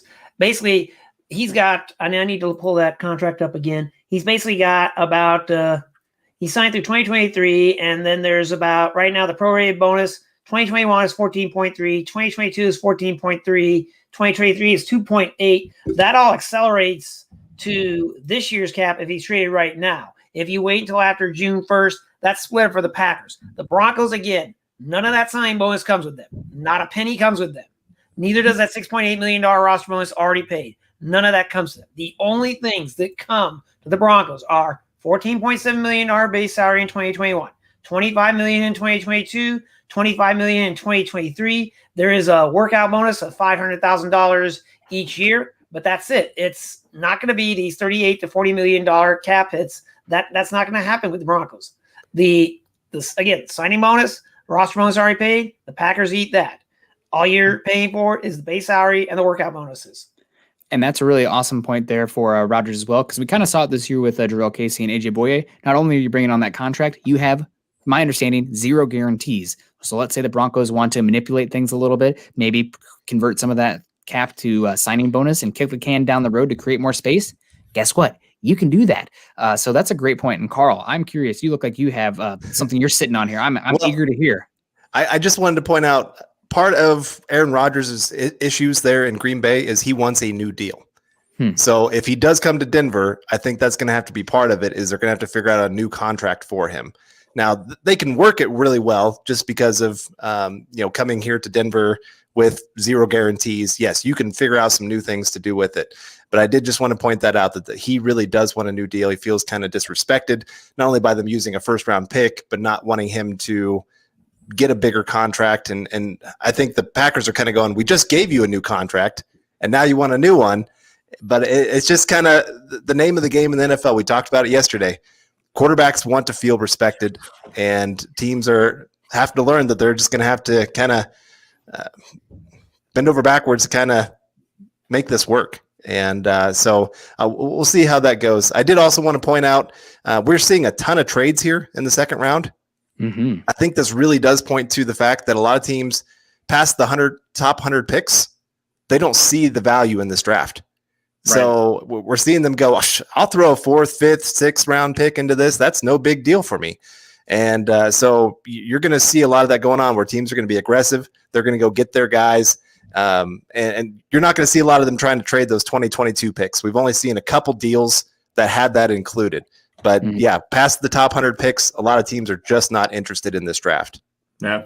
Just want to do some house cleaning here. We have the Los Angeles Chargers taking Asante Samuel Jr., the cornerback from Florida State. I love this pick for the Chargers. He fits so well with Brandon Staley, that new defensive scheme, that similar match quarter scheme that the Broncos like to run there in Denver. Brandon Staley is also a Vic Fangio disciple, so he brought that scheme over with him as well. Prototypical slot cornerback, decent tackler as well, very fluid hips, better in man coverage, I think, than he is in his zone, but also at the same time, he still has the athleticism and the fluidity to be able to play in that scheme. And as of right now, I have the commissioner walking up to the podium with the 49ers selection. And from a tip here in the comment stream, it does look like wrong. No, it's Aaron Banks. It's Aaron Banks. Yep, Aaron Banks, the offensive lineman from Notre Dame. Eric, break this down for us. Aaron Banks here. This is very interesting. Let's get to this comment real quick from Tyler, though, just so we can keep it rolling here, so we can keep the comments about the picks at hand if we can. Tyler Randall coming in with a $5 super. Tyler has been joining us every morning. He's been in the chat all the time. He's very generous and always leaves very thought-provoking comments here.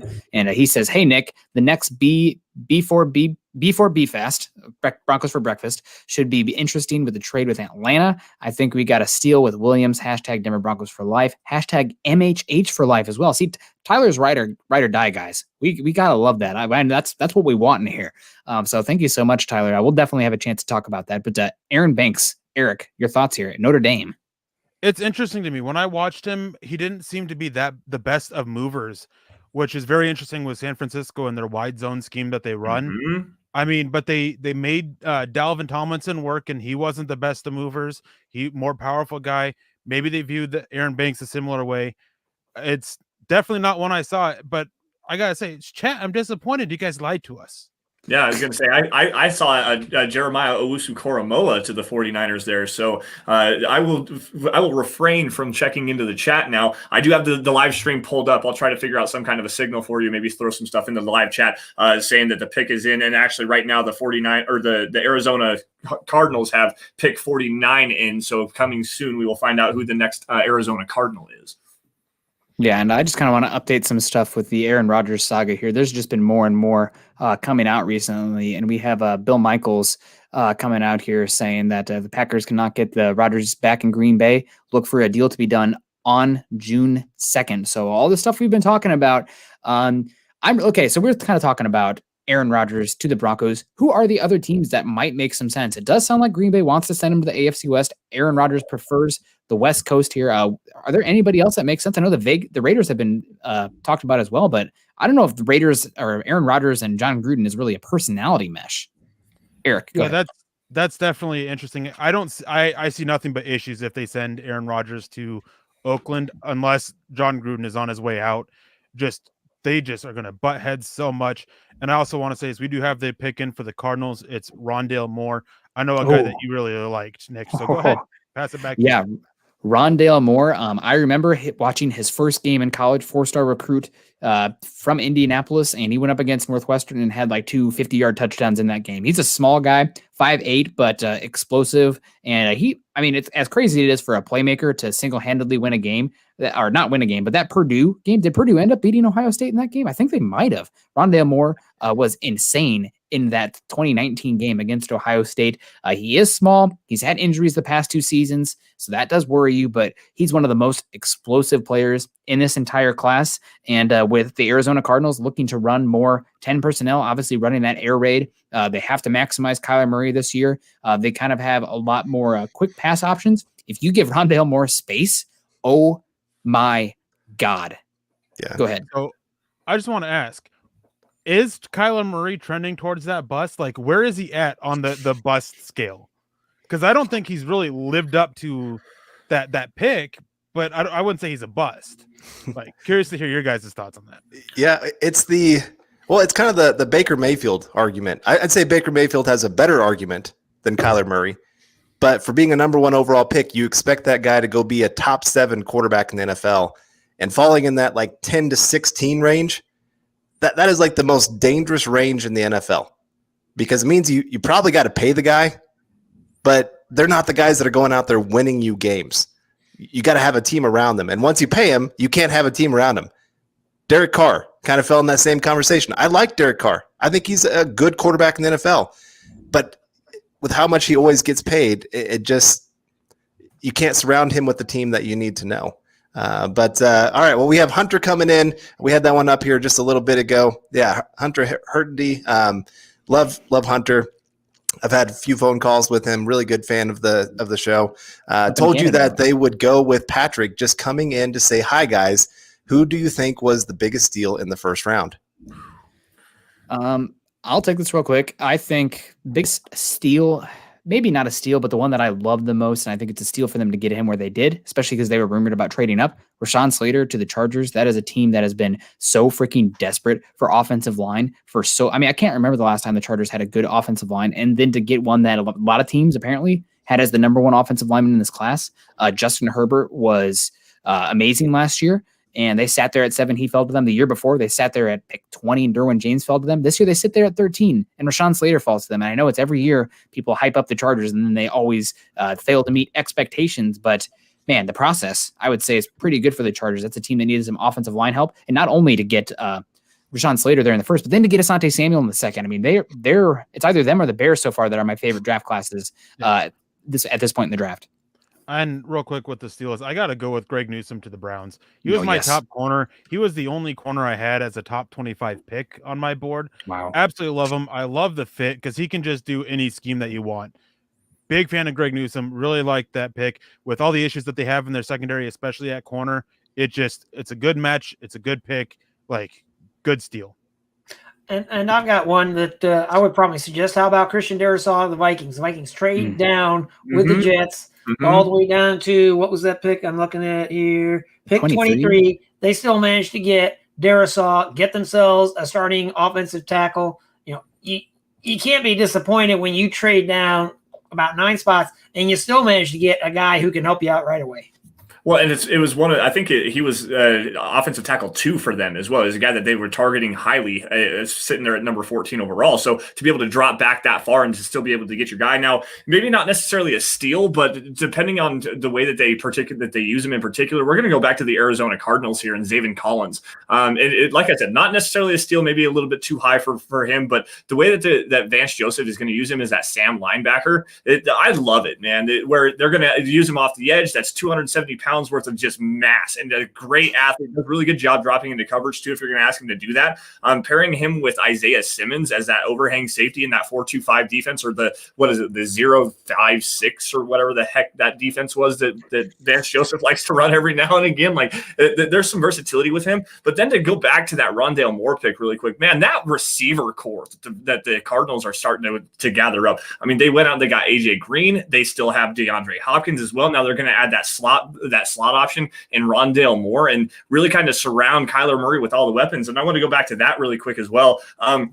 One thing that gives Kyler Murray just a little bit of an edge is something that you saw with Josh Allen as well. His ability to use his legs as a dynamic threat in the offense. Even though he may not be the best passer right now, at least consistently as a passer, he's still able to get those yards on the ground. And he ran for, I think, 14 touchdowns or something like that last year. Had just a massive amount of volume on the ground as well. So the more that he develops as that passer and maybe figure out some throwing lanes because he is like 5'8" or something like that, I think I'm taller than Kyler Murray. And that's saying something. The way that the Cardinals are working this draft right now, I'm a big fan of what they're doing as well. All right, well, I'll get mine in here. We didn't get to talk about him much because he was the last pick of the first round, but I think the Bucs learned from the Chiefs' mistake the year before.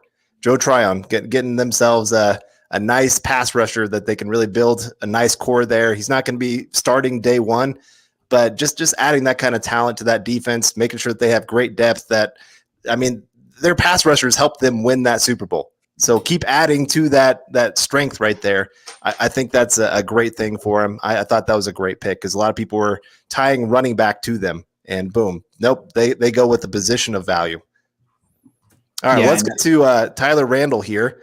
What are the odds we trade up for JOK? Hashtag he would be nice. Hashtag Denver Bronco for life. Hashtag MHH for life. Tyler, really appreciate the super chat. Eric, I know you had said in our chat that the Broncos are working the phones a little bit. What do you have on this? Yeah, there were some rumblings going around that Denver was calling up, trying to move back up into the second round, into the early second round, probably costing them a future pick. Seems like everything there kind of settled. Not sure if the price was just deemed too high for them or if the guy they were targeting was taken. Not sure on that, but they were making calls. And at this point, we're picking at we're at pick 50, pick 51. Yep. We've got 20 or 21 picks left until Denver is still no linebackers taken. I mean, Jeremiah Owusu-Koramoah, Baron Browning, Nick Bolton, Jabril Cox, plenty of linebackers. I'm not expecting a run, so we could see one of them fall to pick 71 if they go there. If they're looking at offensive tackle, though, that could have been what they're looking to move up for because there's been a run on it, and I would expect the run to continue here shortly. Yeah. Speaking of that pick number 50, that is actually coming out right now. Azeez Ojulari, the edge rusher from Georgia. Length was a concern, but he actually came out with 34-inch arms. I think he needs to build up some strength as well. Does a really good job holding the edge in the running game, especially against pulling offensive linemen. Explosive first step. This guy has probably the quickest first step of any edge defender in this class, maybe not named Jalen Phillips because Jalen Phillips is just wild as well. But let's go to Nick here really fast. Azeez Ojulari, I know that you had him, I think, as edge number 1 in this class. What do you think about Azeez Ojulari, edge number 2? So what do you think of Azeez Ojulari to the New York Giants here? For being a smaller guy, you'd expect him to have a little bit better ankle flexion, but that's not really the case. But also for being so small, that dude meets a pulling guard on the edge like nobody's business. He is an absolute dog in that regard. The size does not impact him there. You mentioned the length, so he doesn't have an issue despite being a smaller frame, holding up against those lengthier offensive tackles. And I liked him to Denver too because I think he's a versatile player. I mean, while you see I think he has the best singular pass rush move in this class with his cross chop, very good. But he can also drop into space and very good. Looks like a typical off-ball linebacker in space, honestly. So it's interesting to see him go to the New York Giants because he is probably a better football player, but a lesser athlete than what they took a few years ago. Another kind of hybrid edge rusher, Lorenzo Carter, who now is on the Giants as well and got injured last year. So we'll see. But the slide stops. Obviously, the Giants, Gettleman is somebody, even though they traded back, they got another. Did they get the Bears first round pick too next year? Another team that you want to look out for the quarterback market, guys. That's all those teams gathering those first round picks. Those are teams that are going to have obviously better buy-in than the Broncos will have at this point. But it's an interesting one. But I like Ojulari a lot. It really comes down to that knee, right? So we'll see. And he's not going to be for everybody. He's not everybody's scheme. I'm a little bit surprised to see Gettleman prioritize him because typically he likes those classic hog mollies. I thought Jalen Phillips was on the board for them. Maybe he would have been if he would have gotten that far. But interesting pick. And we got Shane Schaefer coming in here saying Rodgers will be traded post June 1st, less cap hit. Exactly what Bob was saying earlier, right? That's what Bob was getting at. That's what we've been talking about. So I would say we never really got to you, Carl, about the other area where Rodgers may go. Do you have any other teams you think right now? I mean, I think because of Peyton's being so patient and calm and just biding his time, there aren't many other teams that really fit cap-wise, where the roster is at right now, et cetera, et cetera. Right. I mean, that's just the thing. It was kind of that way with Watson, where they were going to hold on to him and wait till after the draft. And I kind of thought of it with Clowney, where they're like, no, we're not going to trade this guy. And then last minute, they're like, oh my gosh, we got to trade this guy.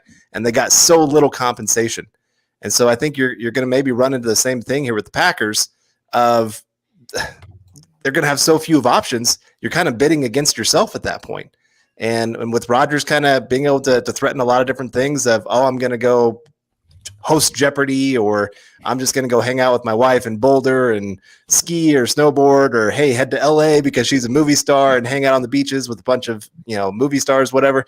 He has a lot of power in this situation to control where he goes. And so I do think the longer they wait, the more this really does help the Broncos out because it just limits a lot of options. Most teams kind of get into what they're going to do, but I mean, it still is Aaron Rodgers, so it's still going to cost you something. But no, I do think there's a really good chance. I think somebody in our private chat said Eric Goodman had talked to somebody. He's a Bronco media person. Said there's a 75% chance that Aaron Rodgers gets traded at some point here. So I think the relationship is gone. And Aaron Rodgers is one of those guys. Once the relationship's gone, Aaron Rodgers is done. Like that bridge is burned. Ask his family. I was going to say, I loved his text that he sent to somebody at ESPN. He said, I'd rather go to a family reunion than play another down for Green Bay. Oh. I mean, that's how serious he is of this. So, all right, let's get to David Kilgore coming in here. Would really like to get Red Unts of North Dakota State, the offensive line. What do you guys think? At third round, I think that's pretty good value at that point. Yeah, I think it is. And sorry to burst everyone's bubble in the chat. JOK gone to the Browns. Browns and making a hard run for the best draft so far now. And just to address what Carl was saying, so Eric Goodman, he was talking to Bill Michaels, the guy that Nick mentioned earlier, and he was on the show with Eric Goodman and Andrew Mason. There's a 75% chance Aaron Rodgers leaves Green Bay. And I'll just address something real quick. Earlier in the chat, some people, Carl mentioned that Aaron Rodgers was seeking a new contract. I suspect that it might be he wants a bigger contract, but it could also be a negotiating point. Let's not forget, the Packers did not just take Jordan Love in the first round last year. They traded up to get him. When you do that, you're signaling this is our guy of the future. The Chiefs didn't trade up for Patrick Mahomes, just have him sit for three more years behind Alex Smith. They wanted him to start sooner than later.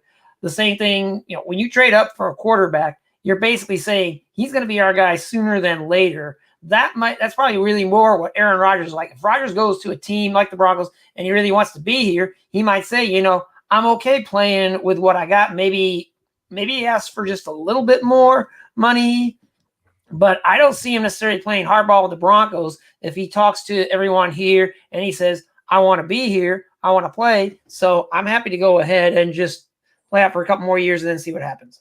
Yeah. One thing here really fast. We jumped a pick here. We had Eric jumping in here with Jeremiah Owusu-Koramoah on the trade up to the Cleveland Browns. At pick 51, the Washington football team took Samuel Cosmi, the offensive tackle from Texas. You got to say his name right. Ty Sambrailo. That's how you say it. You're not wrong, man. Dancing Bear, good footwork, but he is just not a physical player. I don't like the length as well. He just doesn't do a good job in the running game. High quality pass protector, but we'll just see. I mean, not quite as slow a feet as Ty Sambrailo. I like the footwork there. I think that he has the ability to deal with some speed off the edge, but when he gets to physical guys and some bull rushers, and as I said, especially in the running game, he really struggles with physicality. I don't like this pick necessarily.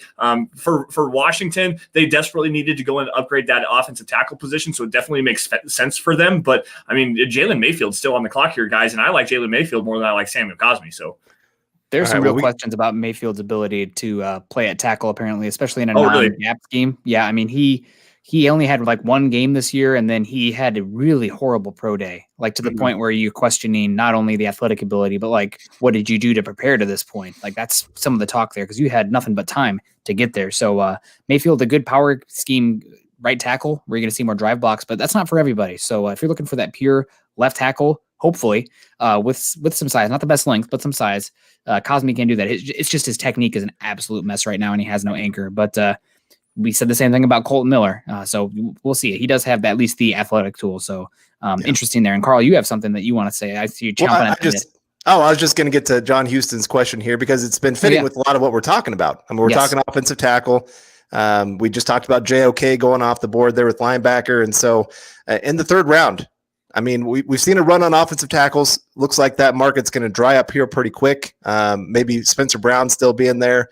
There's a couple other names. I mean, you mentioned Mayfield, but where would you go? Where would you look at the linebackers? Because, I mean, there's still a lot of really good ones there on the board that we've talked a lot about on here, even going second round. I mean, you got Jabril Cox, Baron Browning. You got it. I mean, you guys have a lot more than I'm just listing off two really big names we've talked a lot about. Which direction would you guys go? Eric, how about you start? Well, I mean, it's going to continue to be how the board falls. With offensive tackle right now, the best guy is Dylan Raduns. And if he's there at 71, to me, he's hard to pass up. Spencer Brown, he's a little bit hard to pass up as well at 71. But after that is when you start to see the tackle market dry up a little bit. I mean, there's still good options out there. Brady Christensen, there's James Hudson, Stone Forsythe, who really rose up boards. A lot of people liked his tape, especially how he basically stonewalled Azeez Ojulari. There's Tommy Doyle, Dan Moore Jr. out of Texas A&M, Greg Island out of Ole Miss, I believe. There's still tackle talent. With Mike Munchak, they might have a little bit of a later value on getting a developmental tackle option because they do expect Jawan James to play this season and for some weird reason play a full season. And then off-ball linebacker, I mean, there's just so many more options there. Going to be how it depends on how it falls. If Baron Browning and Dylan Raduns are there, I mean, it's tough. I mean, those are the top two players two of the top three players I have left, with Wyatt Davis being the other one. And Denver's not going to take an interior offensive lineman at 71. They have no reason to. Yeah, I don't think they necessarily have a reason to do that. I was sorry, Nick, for stepping over the top of you. Bob, you got something about some free agent offensive tackles out there if the Broncos don't decide to go and get one in the draft. What do you got for us, bud? Well, you take a look at some of the offensive tackles that are available. Mitchell Schwartz, he still hasn't been signed with anybody. Of course, you got the issues with the back, but he's 32 years old. But if his health checks out, that's actually a pretty solid guy to go in there and get, because he can do. He's much better than DeMar Dotson, and he could step in there if you need him to. Bobby Massey, I don't believe he's been signed yet. Ricky Wagner, I believe he's still available. Don't know as much about Dennis Kelly, but he played a lot of snaps for the Titans last year. So there's 4 players out there that are options. Schwartz obviously would be a nice option, again, if he checks out health-wise. If not, wouldn't say no to Bobby Massey or Ricky Wagner to come in and be there for a year and just give you that peace of mind for you at right tackle. Yeah, Shane Schaefer coming in here with a $2 super chat. You guys are killing this draft coverage, man. Hashtag Denver Broncos for life. Thank you for that. Eric, go ahead. And Jeff Green says, as things stand after number 71, we don't pick again until number 152 in the 5th. That's actually a very good point, and it could see us move down from 71. Again, a lot is going to depend on how the board falls. Do you have any targets for 71 that we haven't talked about here? I mean, obviously, Spencer Brown is somebody my co-host Scott Kennedy has been really interested in. The Broncos, we still have Tommy Tremble on the board. Pat Freiermuth is still on the board. The edge rushers have kind of fallen off. You still have Joseph Osai, though. I know Lance has been pounding that table since October for Joseph Osai. There's go ahead. Really a lot of edges left still. Yeah. Ronnie Perkins, Carlos Basham, he's still there. You mentioned him earlier. Jordan Smith, Quincy Roche, there's still good tackles out there. I know that the NFL, they're a lot higher on him than I am. And I know, Nick, that you actually mentioned him to me. Chris Rumpf out of Duke and his teammate, Victor Dimukeje, they're both good guys that a lot of teams really like. I'm not sure about Dimukeje's fit with Denver. Rumpf is definitely a better fit. I mean, there's still a lot of talent at edge, and this is probably a pretty deep edge class. So I wouldn't be shocked at all if they continue to wait to see how it falls down. Gut feeling at this point is I think that Denver will move down from 71, let the board clear up a little bit. And of course, just another guy to throw out there. Elijah Molden's still available. Yeah, no, absolutely. And we were talking about it a little bit ago. Tennessee Titans on the clock, and they end up taking Dylan Raduns, the offensive tackle from North Dakota State. Obviously, he has some guard tackle flexibility, maybe a little bit better in a zone scheme, but they're investing in that offensive line. They're investing in Derrick Henry. So that's a team. Honestly, we're starting to see the landscape of the NFL right now, and most of the shifts have occurred, like the power dynamics, the big moves that are going to make big, I guess, how these teams are going to stack up. Obviously, the Rodgers pillar could change the power dynamic a lot in the AFC West, or in the AFC in general. But the Titans, talking about the Titans, did any team that made the playoffs last year get worse than the Tennessee Titans did? Because they lost a lot and they did not replenish a lot. Bob, what do you think? Who are the teams? Because obviously every single year teams get knocked out of the playoffs. Who's the most likely AFC team that made the playoffs last year that's not going to make it right now? Because my bet is the Titans, man. I feel like that team, Derrick Henry, he's still really good, but they're losing their offensive coordinator. Ryan Tannehill's been playing extremely good in that system, and the running backs, as good as Derrick Henry is, and maybe he's a mutant like Frank Gore who will play forever, but at some point that production is going to fall off a little bit. So I don't know. I feel like the Titans, if there's any team for the Broncos that could snipe a wild card spot, it would be the Broncos kicking out the Titans.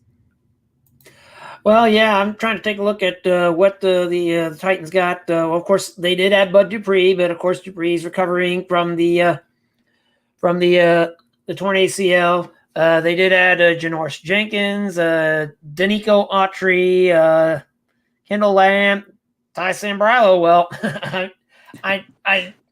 of course, I don't. They did lose some pretty good players. I think losing the offensive coordinator, that's going to be the interesting one to see how that affects Ryan Tannehill. And then the other question I've got is about Derrick Henry. They really ran him a lot. And I looked at the Cowboys and Ezekiel Elliott after they just really did like about 350 some rushing attempts.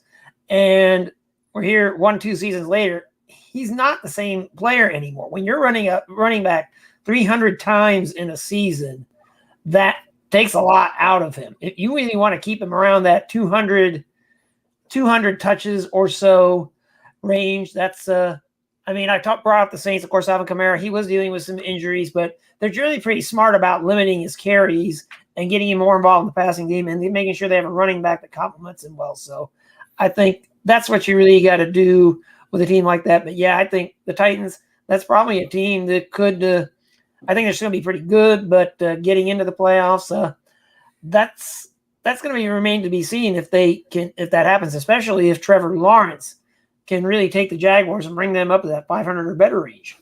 Yeah, they do have the benefit of playing in a pretty terrible division. But Eric, did you have a point to make about 71, or am I? Yeah, I just want to circle back to 71 real quick. I mean, we haven't seen a quarterback taken in the second round. I'm not a big fan of it, but Kellen Mond and Davis Mills, there was a lot of talk that they might crack the first round. I mean, there were those late quarterbacks that we see every single year, the final week up to the draft, that get talked about as late first round picks. Every year they happen, never actually ends up happening.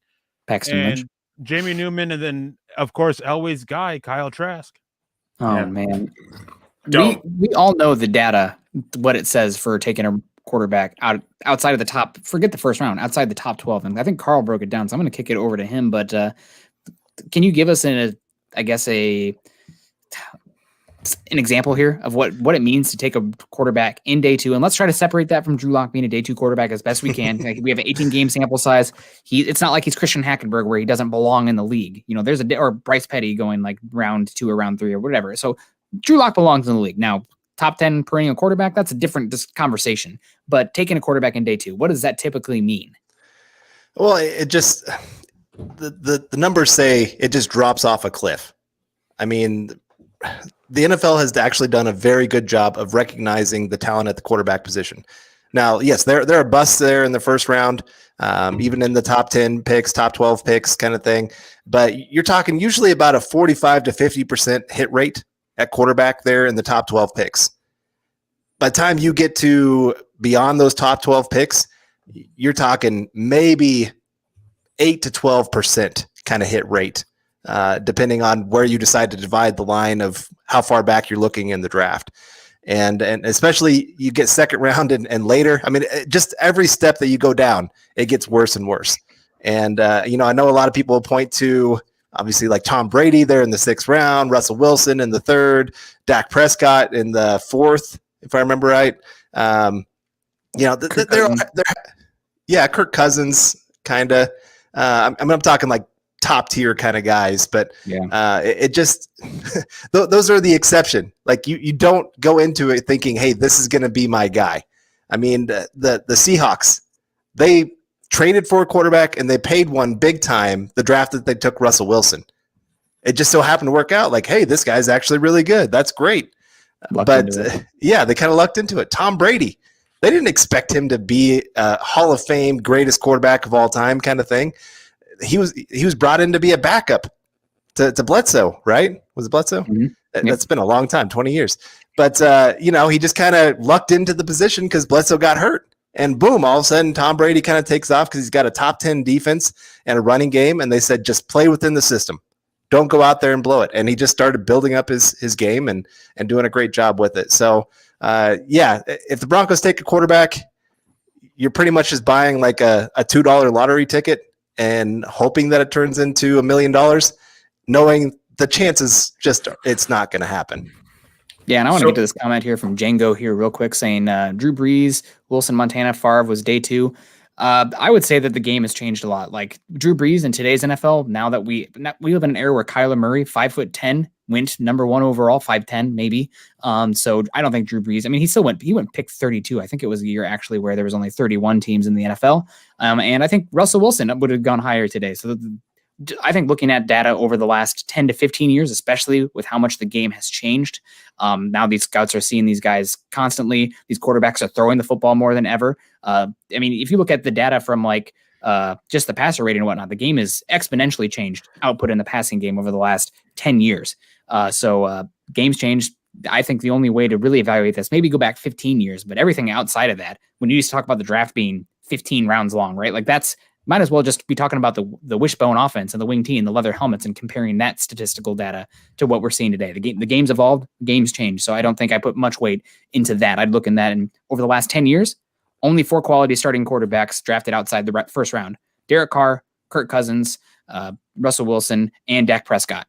Not great odds. Doesn't mean it won't happen, but still not great odds. So sorry guys, we had to get that out there. We're going to go off the data. It's just, if you're going to make it a decision, might as well make an informed decision. So we got Westside Philly coming in here with a $5 super. Seems like we won't be upgrading linebacker. Eric, there are still a lot of, I'm looking at my board right now, I still see a lot of good linebackers on the board. Yeah, I mean, there's only been one taken, Jeremiah Owusu-Koramoah, who I had as off-ball linebacker, but I didn't really view him as that. I had him there because a lot of teams felt that they can bulk him up a little bit and have him play there. But I mean, again, just listing off a bunch of names, Baron Browning, the Ohio State guy, some teams had questions about his ability to make reads quickly in the NFL. He's fallen. Nick Bolton with the alligator arms, Jabril Cox, who has some issues against the run. I like Tony Fields quite a bit, but there's a lot that he has to work on, and there's some size concerns as well. Kevin McGrone out of Michigan, some injury stuff. Pete Warner tested out a lot better than people thought, but that doesn't really translate well on tape. Garrett Wallow, former safety, plays well in coverage, concerns against the run. Dillis Moses, injury issues. Chad Surratt, some poor testing. Monte Rice, who there's just so many questions around him involving size, length, and his play. Like there's, again, just a lot of off-ball linebackers, and we're seeing them fall a little bit. And the Colts pick is in. I want to talk about that briefly real quick. And it's Deo Odeyingbo out of Vanderbilt. And the Colts are showing, I think this year, not just the Colts, but multiple teams, that they are sticking to their style that they want. The molds that they have of players, they are really sticking to that. These coaches that have, I mean, were here before, not just hired this year. They're sticking to what they want at the athletic guys, the length. They're sticking to their measurements, especially this year because of how impacted the draft was. And then my guy at tight end, Pat Freiermuth, ended up going to the Steelers, which is a good pick for them, except Big Ben will still hold them back. Yeah. Going back to Odeyingbo, there's obviously he tore his Achilles in January, so there's some concerns there. And I'm not sure if Eric, you said that. I was actually trying to get everything caught up here on my notes and whatnot, but there's some injury concerns there. But talk about a prototypical Colts defensive end here. We're talking a 7 technique, 5 technique kind of a guy with some good length. There's some great measurables there. Thick build, good first step, really good against the running game. Has some high upside as a pass rusher. I mean, this is a prototypical Colts pick, man. Pat Freiermuth, though, to the Pittsburgh Steelers, this is another really good pick for them. A prototypical wide tight end with some blocking ability, really good mobility after the catch as well. Big catch radius, really smooth hands, very trustworthy and reliable hands. But Eric made a very good comment here. Ben Roethlisberger is taking a dive off of the cliff right now, and I think part of that is a big lack of the running game in Pittsburgh. They did not run the ball very well last year. They asked Ben Roethlisberger to do a lot of things with his arm, and they were getting the ball out quick. So does Pat Freiermuth really fit in there? And do they potentially take a look at moving on from Ben Roethlisberger and trading for a quarterback? Who knows if the Broncos land Aaron Rodgers? Does Drew Lock maybe be on the way out to Pittsburgh? I mean, there's a bunch of different kind of scenarios here. So Pat Freiermuth, I love the pick for the Steelers, but I'm just not necessarily sure how he's going to fit in right there with Roethlisberger and his decline. So, yeah, I mean, absolutely. But data shows if you want to throw the ball more efficiently, make sure you get teams to put linebackers on the field. And how do you do that? You influence them by putting tight ends out there. So especially Big Ben, his arm is starting to fall off, and you don't want him to sit there in the pocket, be aggressive, and push the ball vertically as much as we used to see from him.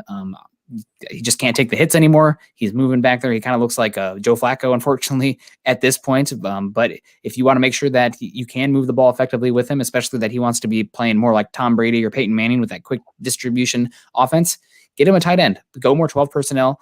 Take the pressure off of him, and you can do that a lot, not only with Pat Freiermuth, but also with Najee Harris. But man, talk about another team that is coming for a big regression. Pittsburgh Steelers, man. That team fell off a cliff last year. You love to see it because I'm tired of the Steelers. I mean, everybody hates the Patriots, but man, the Steelers have been good for even longer, and not the same extent as the Patriots, but it would be nice to get some new blood out there in the AFC North. So we got Shane Schaefer in here. We don't want new blood in the super chats, though. Oh, we do want new blood, but we love to see the familiar faces in the super chats. Shane Schaefer coming in here. What would you think about taking Terrence Marshall? I like his DT upside, and Timmy Patrick is gone next year, and who knows how Sutton is when he comes back. So 2 parts here. I want to actually get to Carl first about Terrence Marshall, since over here, Carl, because he's my wide receiver in chief guy over there. And then I want to get to Bob Morris, because there has been some talk about George Paton potentially extending Courtland Sutton before the season starts. So first, let's get to Carl. Terrence Marshall, wide receiver from LSU. I know there's some medicals, but let's get into it. Yeah, I really like that. I know wide receiver is not a need, but this is a guy that I'm surprised is still on the board. Mm-hmm. When you talk about just the value of wide receivers and trying to surround teams with talent, he's an all-around great wide receiver. I mean, I wouldn't say he's elite per se at many things or anything really, but he's good at almost everything. Yeah. And he proved this year, the number 1 wide receiver is gone. The top quarterback that went number 1 overall in Joe Burrow, not playing, or he's off to the NFL. And yet he still came and produced at a high level there for LSU. So it just shows his numbers were not inflated just because he was a number 2 wide receiver playing with a great quarterback.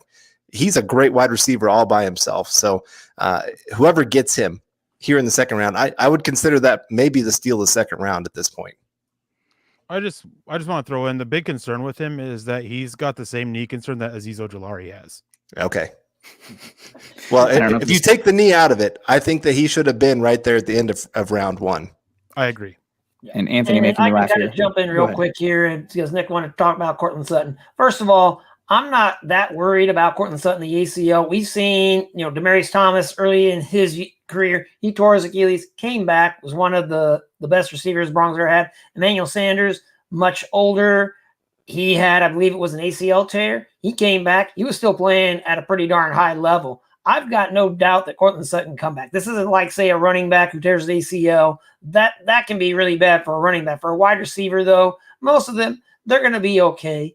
As far as an extension goes, I tend to think it won't surprise me if Sutton comes back and really does well, that Sutton is one of those that's a candidate to get an extension midway through the season, like what the Broncos did with Garrett Bowles this past season.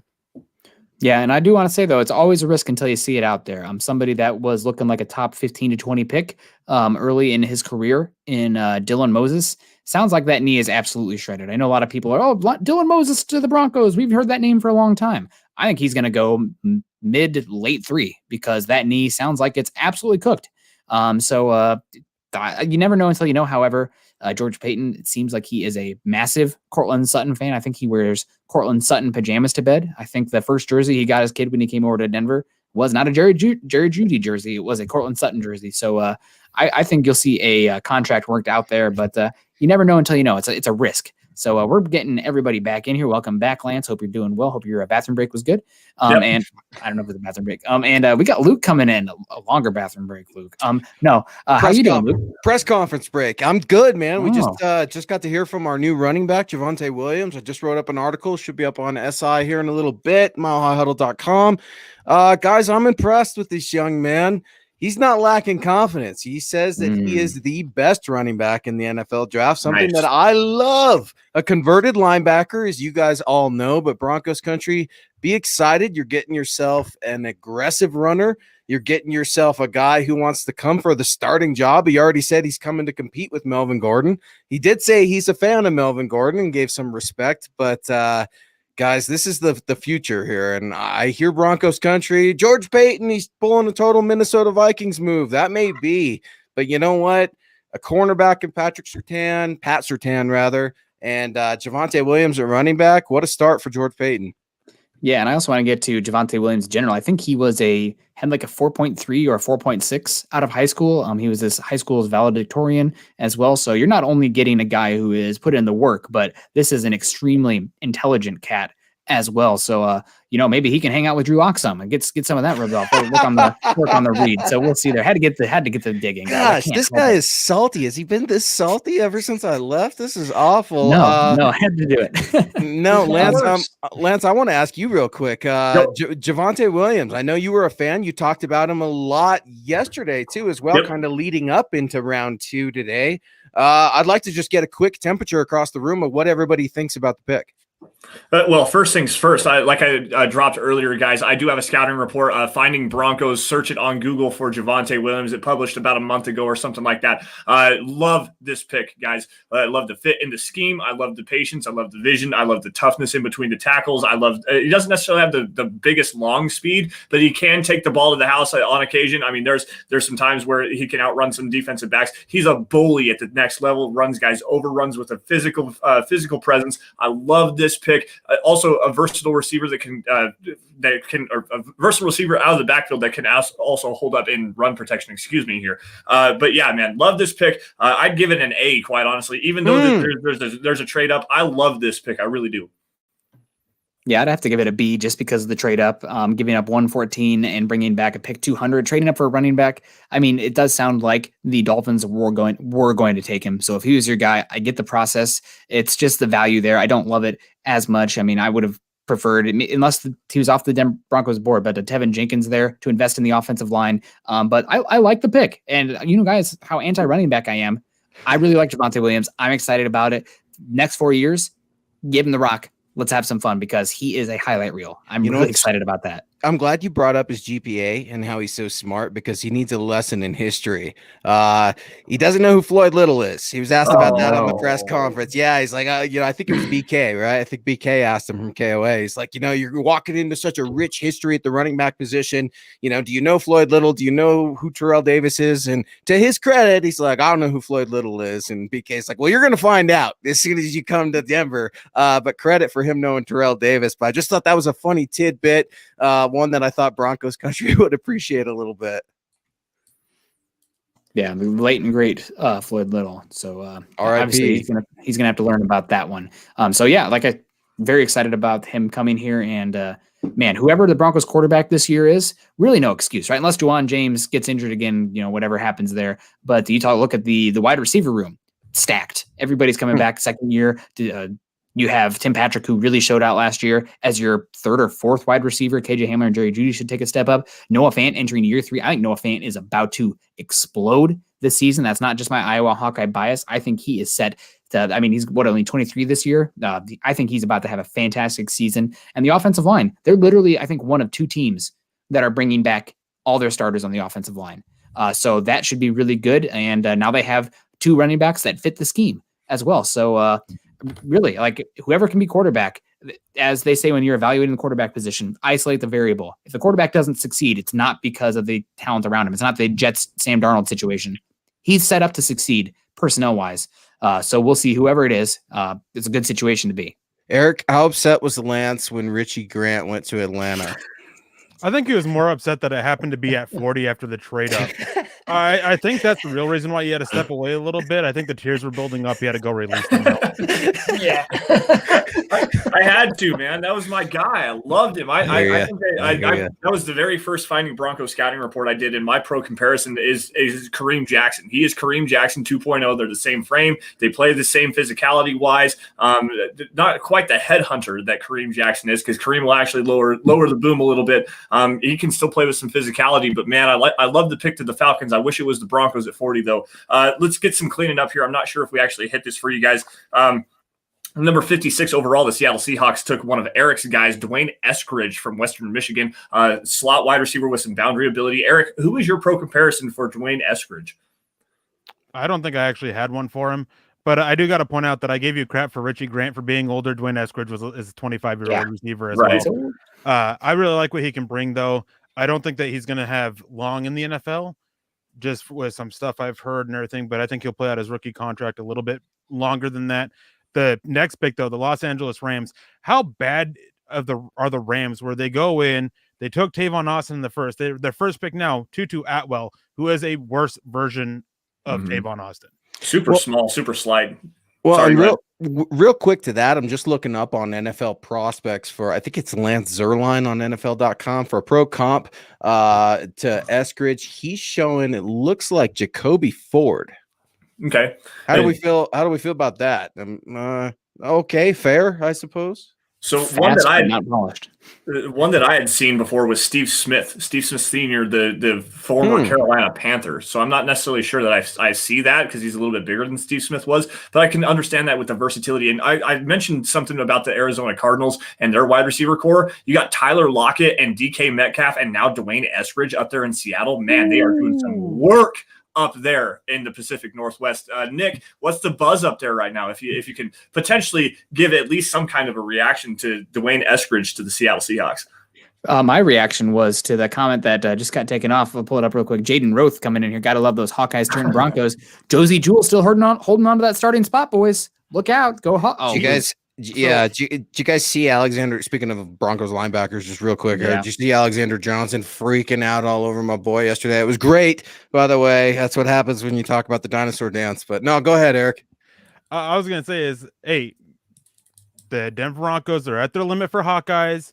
They might take Nick Nyman, however you say his name, and if that's the case, I mean, Josie Jewell's got to go. Like they're at that limit. Josie Jewell's a try-hard guy, and I love it. Absolutely love it. He was just born in the wrong decade, man. That's all. It's nothing personal with the outlaw, but what would Zach Thomas be today in today's NFL?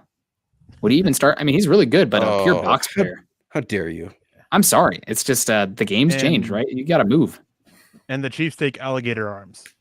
Oh, they needed a linebacker really bad. Talking about some Iowa Hawkeye linebackers there again. The Chiefs starting Anthony Hitchens, paid him money. Didn't work out so hot for them. And they had Nick Neiman's brother, Ben Neiman, playing for them. So the Chiefs really needed some linebacker help there at the Mike position specifically. Bolton, he hits like a ton of bricks. I think he's going to be a guy who has some late personal foul plays in his career, just because how he hits sometimes is to the echo of the whistle. But he's a solid player. High floor. I don't think he has a lot of athletic upside, but this is the Chiefs team that I don't fault them. They're picking for 2021. This team is in right now. This is a 2021 pick. And to get a 2021 pick in this late second round, I think that's a pretty good process. And if I'm Denver, whenever we play Kansas City, I'm doing whatever I can to get Noah Fant matched up against Nick Bolton. What that guy said right there. I'm telling you what, this guy is not a coverage linebacker. He's not a 3-down player at all. He's a 2-down run thumper, stuff the A gap, bring the wood. I love this pick for the Denver Broncos. I put it in the group chat in here. LOL at the Chiefs for this one. They have had issues covering tight ends at the linebacker positions, almost as bad as the Broncos have outside of Tyrann Mathieu when they slide him down into the box and whatnot. But if you can get Albert Okwuegbunam, if you can get Noah Fant lined up against Nick Bolton and even Anthony Hitchens or Ben Neiman, I mean, Willie Gay, there's some upside there and some coverage, but still, that linebacker core, they went and they got a thumper, but they did not get any better in their coverage aspect at all. Just tell Drew Lock to look away from Daniel Sorensen, just in case, man. Hello, look out! He's going the other way. This is a great question for Bob here. Now sitting right underneath me. How you doing, Bob? In our Brady Bunch boxes here. Any veteran free agent linebacker worth acquiring? So, Bob, is there anybody out there? I mean, obviously it's like special teams guys mostly at this point, but there's got to be somebody out there, right? Well, just real quick, while I touch upon that Brady Bunch comment, now you got me thinking about how will we adopt the Brady Bunch theme to talk about the Mile High Huddle crew? That's a debate we're going to have down the road, gentlemen. So. But anyway, getting to the question, right now, Quan Alexander is still available. That's still the one that in the back of my mind kind of bothers me when the Niners went out there and grossly overpaid him and just reset the whole market. And one season later, it comes right back down to earth. I don't think there's a single position that went crazy one year and then just came crashing right back down to earth the following year and has not recovered any more than the off-ball linebacker position. I don't want to get on that tangent because I don't think anybody's going to approach, the contract that Bobby Wagner got, even though some may try. But anyway, Quan Alexander, he's had that injury history, but he's 27 years old. So on a 1-year prove-it deal for, the veteran minimum with some incentives, that wouldn't be bad at all. A friendly Everybody else is and much older. familiar name also, it looks like, that's available out there. Todd Davis at the ripe age of 31.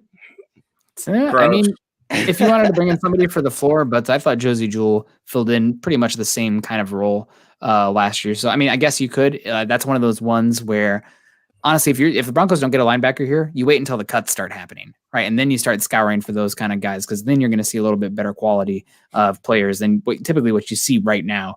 So if Todd Davis is the best left after those cuts he's still available, then maybe you can go that way. It raises the floor of the room, but that's more of one, like, let's say, God forbid, Alexander Johnson suffers a serious injury. Well, okay, Todd Davis knows the system. Right. Let's bring him in. That's when it makes a lot of sense. And it sounds like Brandon Marshall's also trying to make a comeback in the league. But, Surratt from North Carolina, maybe he joins his teammate, right? Around 3, maybe around 4 guys. A linebacker I think we've all mentioned at least once or twice on each of our podcasts. And I think a guy that maybe Vic Fangio would be interested in. 100%. And I just want to say is, over the last few years, was Todd Davis the best cover guy that they had? Not saying he was great by any means. Yeah. And he was the leading, to your point, he was the leading tackler of the team as well. I mean, so he did produce, and just like Josie Jewell almost took this last step. I think that's a fair kind of comparison. He gets a lot of crap from Broncos fans, but Todd Davis, I mean, he wasn't great by any means, but I think he's, at this point, he's underrated by Broncos fans for what he brought. No, absolutely. I don't disagree with you there at all. There was a comment that just showed up about Joseph Osai in the fall here. Just want to continue talking about these linebackers. Obviously, Baron Browning's still falling. You've got Jabril Cox is still falling. Cameron McGrone as well. Anthony Hines from Texas A&M. There's a lot of linebackers. And I mean, we're all talking about getting that coverage linebacker upgrade, and the Broncos are sitting pretty right now because these guys continue to keep sliding. There's going to be an option there for them at 71. I mean, and obviously Spencer Brown, that offensive tackle from Northern Iowa, there's some refinement that needs to be worked with him, but still, I mean, the Broncos are going to really luck out. Like the talent is really slipping right now. And Jaden Routh coming in here with the $5 super chat. There is no Hawkeye limit. The Broncos hit that Hawkeye limit a long time ago. They hit that a long time ago with the first Iowa Hawkeye on the team. I mean, all I can hear is you guys are saying that we have to get rid of Noah Fant, and I can't get behind that, right? He's too good. No, that was Josie Jewell. Josie Jewell was the first one. Or Michael Ojemudia. One of them. As long as they're not starting Corey Nelson out of the gate, God bless, whatever the heck that was. But I want a moment of silence. Rule just broke his streak. The Panthers have officially taken an offensive player for the first time in his career. Last year, the first time in the common draft era, a team to pick only defense. They doubled up this year. J.C. Horn at pick number 8. The Broncos were excited about that. And we just had the Panthers take Terrence Marshall Jr., a guy we were talking about there.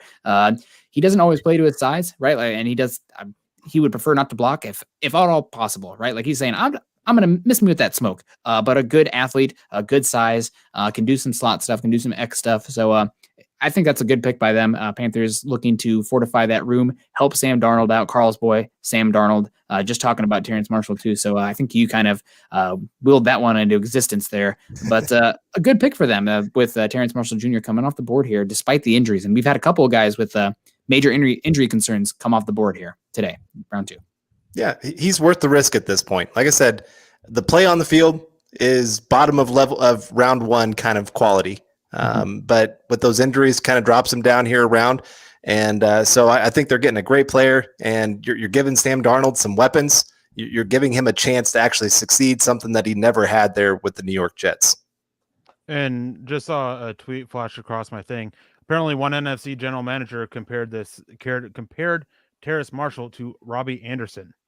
Which is very interesting to me, considering that the Carolina Panthers also have Robbie Anderson. And I've said this now multiple times, but teams that have wide receiver strength right now coming into this draft are stacking that wide receiver strength. It's something that I kind of mentioned with the Broncos, potentially at number 9 overall, adding like a Devontae Smith or a Jalen Waddle.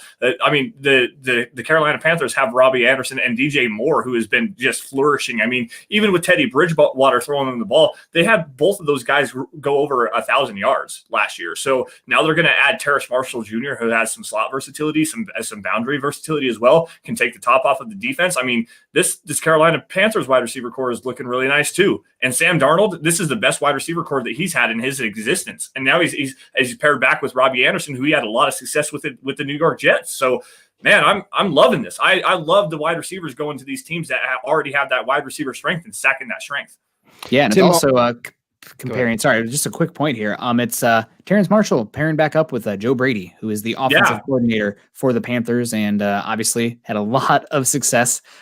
Just as 1 or 2 years there, calling the offense there for the Louisiana State Tigers. So go Tigers, as Ed Orgeron would say. Man, that dude sounds incredible. He's a cartoon character, and I absolutely love it.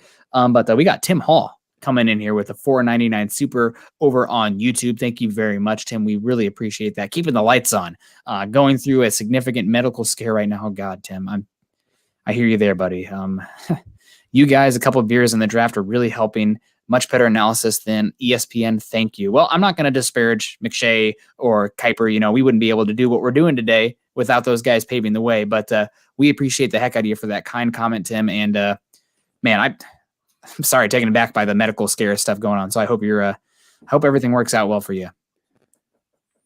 Yeah, one thing I wanted to say real quick with regards to the Panthers, I'm not impressed with Matt Rule, just with the way he ran. And I'm talking just about the way he ran the Senior Bowl practice and stuff like that. He's a yeller. He's a screamer. When I see Marshall Jr., I see a good receiver, but I see a receiver that's lacking some of those fine-tuned details. Matt Rule's going to be all over him like white on rice. It's going to be nasty. I don't think that yelling and screaming lasts a long time in the NFL, especially if you haven't the hardware to support that screaming strategy. So I hope it works for Marshall, but I'm not impressed with Matt Rule, if I'm going to be honest.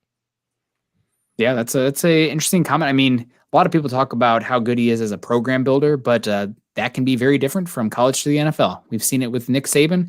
What works with boys doesn't always work with paid men. So, man, it's we'll see how it works out. I like Rule. Every time I've heard an interview with him, he's been on the Move the Sticks podcast many a time. Seems like an intelligent guy, but running the practices is a different thing, and handling grown men is a different thing entirely. Speaking of grown men, looks like Andrew Morrow here is holding one of two of the Super Bowl trophies. Man, Andrew, grown man. Y'all had it together last season, but this season y'all are on the ball. Carl, play us a tune with that guitar behind you. Go Broncos and NHH rules. Well, thank you so much, Andrew, for the kind comment. We appreciate it. Hopefully we can get you a few more trophies to hold on there pretty soon. But man, that's Carl, what have you been working on? I thought we didn't get the monkey tail. We need to get like an Aaron Rodgers Broncos song if that happens. Okay. Yeah, I'll work on the guitar. I'll tell you guys right now, I guess it's over this shoulder. I'm not great at guitar. I'm still in the beginning stages of learning this thing. And there's a lot of times I probably dust it off more than I play it. So it sits in my background and I get a reminder like every Tuesday about it. And I'm like, oh yeah, I should play that thing. But right now I'm working on my Spanish since I'm going to be living down in the Dominican here for a while. And so that's kind of taken some priority in my life. But I'll get there on the guitar. Don't worry. And if we get Aaron Rodgers, I will write a little ditty and Nick will sing it, right? Nick, you're a singer. Oh, I'm all about the ditties, baby. Okay, Give me the ditties all day. If you need some metal vocals, I can work on that for you as well. I'm a metalhead, so if you're looking for a churchy tune, Carl obviously being the pastor that he is and listening to church music that he plays. If you need some death metal vocals on top of that, I'll work on it for you. Okay, we'll get something figured out. Don't worry, we won't disappoint you. I'm a piano player, so we can make a whole thing here, man. We could get something big, and if it's Aaron Rodgers, we got to go big. Because that makes the Broncos Super Bowl contenders, and we'd be pretty pumped on this show. But we got Nagashota. You need to do it as a Brady Bunch theme. Yeah, there we go. But we got to get that Brady Bunch theme done for sure. Right, we got Nagashota. We'll say that. Why didn't we pick Jeremiah Owusu-Koramoah or Micah Parsons? You guys are great. We got a little thumbs up. Football horse JM. So. It just kind of comes down to, I know Micah Parsons, I think one of the things that you really heard in Peyton talking about taking Surtain was the character side of things. He said, this guy is great on the field and great off the field. And Micah Parsons, there's so many red flags off the field. I think that really did. I don't know. I think that pretty much took him off their board. And then JOK there in the second round, I think they're kind of seeing that this linebacker group, they can still get a quality guy later here in the draft. And while he would have been a great player, I think, on this defense, they could have found a way to use him. I mean, you're seeing a lot of teams that are just so scared off of those safety linebacker hybrids. You haven't really seen any of those work out great in my mind. I mean, you got, I guess the Chargers got one a little bit, but he's been injured and banged up and struggling to really stay on the field. Beyond him, Isaiah Simmons last year struggled. They didn't quite know how to use him. So we'll see how they use him this year. But I think a lot of teams are just really getting scared off from that kind of player.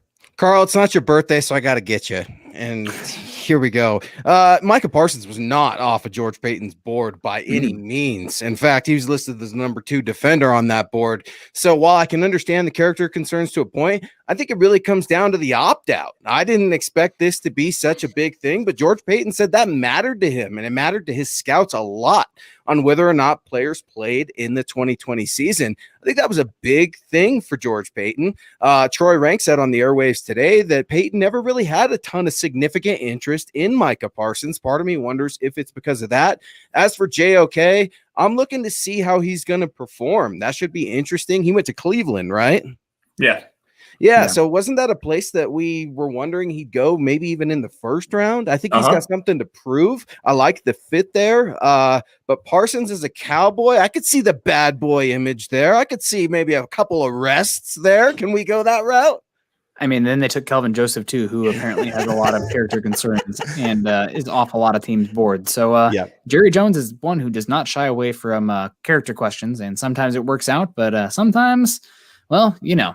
And we got Tim Durr coming in here. You got to respect Paton for taking high character guys. And, that's true. I think that's one thing you can definitely say about, you say what you will about the scheme fit or passing on quarterback. Surtain, very high character. You know he's going to come in and put in the work. I mean, you wouldn't be that technically refined and working at Alabama in that defensive backfield if you weren't putting in the work. And the way Nick Saban talks about this guy's intelligence, his preparation, he would like tease Patrick Surtain and come up to him like, okay, this is what's the play here. What kind of coverage would you want? And knowing full well what he would want, Surtain would always answer him exactly what type of coverage. So this guy is a coach on the field. He sees it smart, and you need that in this match quarters defense because the back seven's got to be on the same page.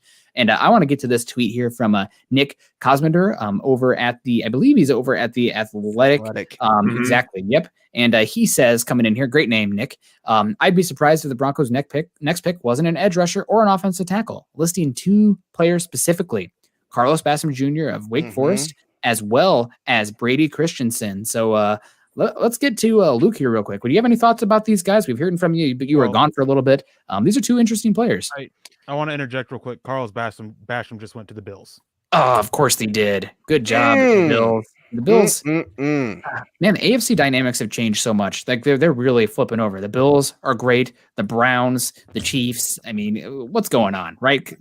It's great to see the parity. It's not like the NCAA football playoffs where it's the same 5 teams every year rotated. But man, Carlos Basham Jr., that's who I was hoping for. Yeah, he's a dominant pass rusher. He lit the Senior Bowl on fire. He checks all the boxes. He's a good player. I think the Bills Mafia should be really, really excited. Before that pick came in, I was going to ask everybody what they thought about Pete Werner, the linebacker out of Ohio State, going to the Saints. I didn't see him going quite this early. I love Pete Werner. I think, I love Baron Browning a little bit more. That Ohio State 3-headed dragon with Justin Hilliard as well. I think we all love linebackers, but some of those linebackers are for a little later on. And Tough Borland, I would like to consider him another Josie Jewell. What's everybody think about that Pete Werner going? I'm surprised. He tested really well. He's got good size, but he's always kind of played a little timid. You don't see him attacking. You don't see him making many mistakes as well, which is fine. But for the way he tested, I would expecting more splash plays than I saw. So it's a good player. He's a safe player. But I don't know. I just think that there were still some other linebackers there about on the same tier. And I always prefer to get the last guy on the tier just so you're maximizing the value. But go get your guy. That's a team that's in a win now. Well, they've been in a win now mode, and they needed some linebacker help there. They might be moving on from some of those guys they have. So I get it. But I am surprised that Baron Browning went off the board or is going to go off the board after Pete Werner. I am as well. I think that there's a lot more versatility with Baron Browning than you get with Pete Werner. You've got some edge rush potential there. He's a great blitzer, good in coverage as well. Tested pretty well at the Ohio State the pro day, from what I understand. Absolutely destroyed the Senior Bowl. I mean, he was all over the place in practice and also in the game. Baron Browning going below Pete Werner, that's kind of a surprise to me. Carlos Basham, though, I know we were talking about potential players for the Broncos, and Carlos Basham is fine. I don't think that he has the high-end athleticism. A guy that I'm really intrigued by is Jordan Smith out of UAB. I mean, that guy has an explosive first step, really good length. He's 6'6", 265, I think is what he weighed in at his pro day, even though he gained probably 15 pounds to go to that, and it really hurt his athletic testing. This is a developmental guy that you can put in behind a Von Miller and a Bradley Chubb and let him kind of just grow into that role. He dropped back into coverage and used that length very well as well. So Jordan Smith at 71, that's a very intriguing option to me, especially because the Broncos don't have that 4th round pick at number 114. So if they're looking edge, that would be a direction that I would be very intrigued by. Yeah, absolutely. That's a good point here. And we got the Packers making a pick right now, maybe helping Aaron Rodgers there. We'll see. No maybe helping way. Jordan Love, Josh Myers. They got to spite him, right? And go D-line. No, they went to center here. He was honestly, I thought he was an okay player. I think he's kind of narrow. And Christian Barmore. Yeah, they drafted Josh Myers, center from Ohio State. Solid player. I thought that a little bit overrated at the center position. It really surprises me that he comes off the board before Creed Humphrey, who I thought was the better center. Eric, you have a point to that? And even Wyatt Davis. Yep. Yeah. Yeah. Oh, for sure. Well, and I think Josh Myers is kind of he's got that Lloyd Cushenberry where he needs strength. That's the first thing with me with Josh Myers. I'm like, dude, you need to get in the weight room. I need you to start pumping some iron because we saw what happens with Lloyd Cushenberry this last year. Well, and I think just watching a lot of Justin Fields, a lot of his issues of pressure were coming right up the middle there with Josh Myers, just either having a miscommunication or just getting pushed straight back. So, there's a lot of other centers I had above him at this point. And speaking of Creed Humphrey, Chiefs.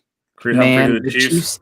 Chiefs have done as much as it pains me to say, and they have a bloated top-heavy salary cap right now, but they got exposed on the offensive line in the Super Bowl. They did not have depth there, and they went out there, Orlando Brown Jr., Joe Thuney, maybe bringing back Schwartz, and now they're bringing in Creed Humphrey. I mean, and Chris Long too, or Kyle Long? Kyle Long, yeah. Yep. And they got Laurent Duvernay-Tardif coming back. He was actually he's a doctor, and he was out working in the medical field during the pandemic. So he's going to come back and play guard as well. I mean, potentially slide out to tackle if you want him to. So I mean, they've done a really good job of rebuilding that offensive line after getting absolutely decimated in the Super Bowl by the Tampa Bay Buccaneers. So man, I'm pretty impressed with what they're doing right now. They're really doing what they can to help out Clyde Edwards-Helaire, Nick's favorite pick from last year. He really helped in the Super Bowl. But I gotta say, I don't see that much of a difference. This was gonna definitely egg Eric on or tease him a little bit. But Michael Carter Jr. versus Clyde Edwards-Helaire. If you put Michael Carter Jr. on that LSU offense, I don't know. I'm just saying, I don't know. But we'll see.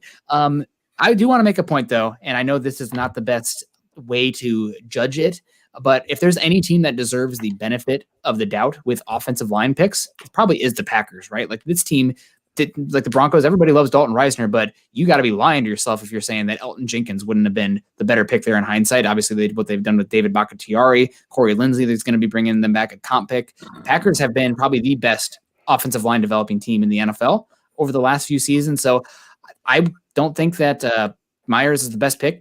Christian Barmore absolutely just made him look like a punk. But how about Billy Turner, a former Bronco that went up there and got a king's ransom to go up there and be with the Chiefs? And I don't necessarily know that I would have paid what the Packers paid for Billy Turner, but Billy Turner's been a versatile player, to your point, with Green Bay. Yeah, playing right guard and right tackle as well. I mean, he played out on the edge and held up pretty well for the Green Bay Packers. So I mean, they're doing a good job up there too. And Turner did get his start under Sean Cutler was when I believe it was the coach that he broke out under. I know he got brought in when Gary Kubiak was here, and he started a couple of games and was pretty solid at the guard position. And I think Cutler was the one that really brought out the best in him. So Yeah. Former 3rd-round pick. The Broncos claimed him off waivers, and versatile player. You need those kind of guys, right? Like, I know he's become a starter, but you need versatile players on that back end, especially. I really think it's going to be a thing this season. 17-game season. There's just another issue here. And before I even get down that path, Eric's laughing. We got to hear what's going on, Eric. Well, it won't be Kyle Trask at 71. Oh, man. No? Did the Broncos trade up? Buccaneers at the Buccaneers at 64. Oh. Man, that is an odd pick. I guess he is probably the most Tom Brady player left, but you think that Bruce Arians wants a quarterback that can have some arm talent and push that ball down the field. And I'm sure Not for Steelers are crying. Not for the next 4 years. Brady's not going to retire until he's like 80. So, he's got time, I guess, right? Everybody says develop. Players just need time to develop. Well, Kyle Trask, I'm jealous, dude. Everyone should be jealous of Kyle Trask right now because he just walked into the best job in the NFL. Yeah. Well, I don't know about that. I mean, how many backup quarterbacks has Tom Brady had that never actually panned out? I mean, does he actually do a good job of developing these guys and being a mentor for them? And maybe down in Tampa Bay, where he's this new Tom Brady that everyone has seemingly fell in love with, where he's a little bit more sociable and a little bit more likable of a guy, being out of underneath that Bill Belichick, the hoodie, the Sith Lord presence that they had up there in New England. So is this really a good situation for him to walk into? He's not. I mean, he does a good job. He's not working with Tom. He's working with Byron Leftwich. I mean, or he's learning on his own. It's not like, to your point, Tom's not developing anybody. Tom could give a gee whiz. But if you're Kyle Trask, I mean, dude, you've got all the time in the world, really. Mm-hmm. That's a good point. And I definitely remember seeing the super chat. I don't know if it got up, but apologies to you, Buzzter. That's on us. Missed my super chat. Can we get Eric's insight on Jamie Newman? Hoping the Broncos get him tomorrow. Yes, he didn't look good at the Senior Bowl, but I thought teams didn't care about the Senior Bowl. So Eric, multifaceted question there. Let's go with you.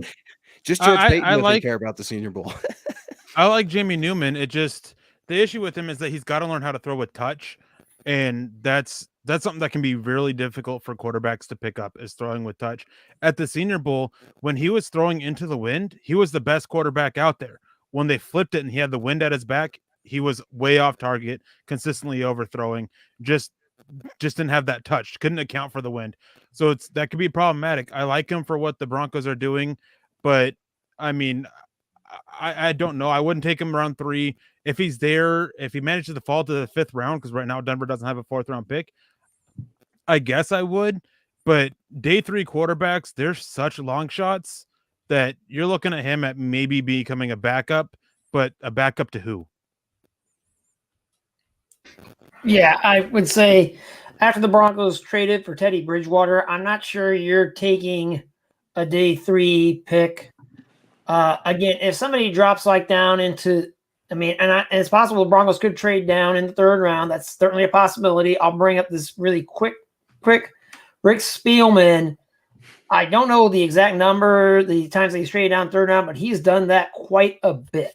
So it wouldn't surprise me if Peyton might think about trading down, depending on how the board shakes out.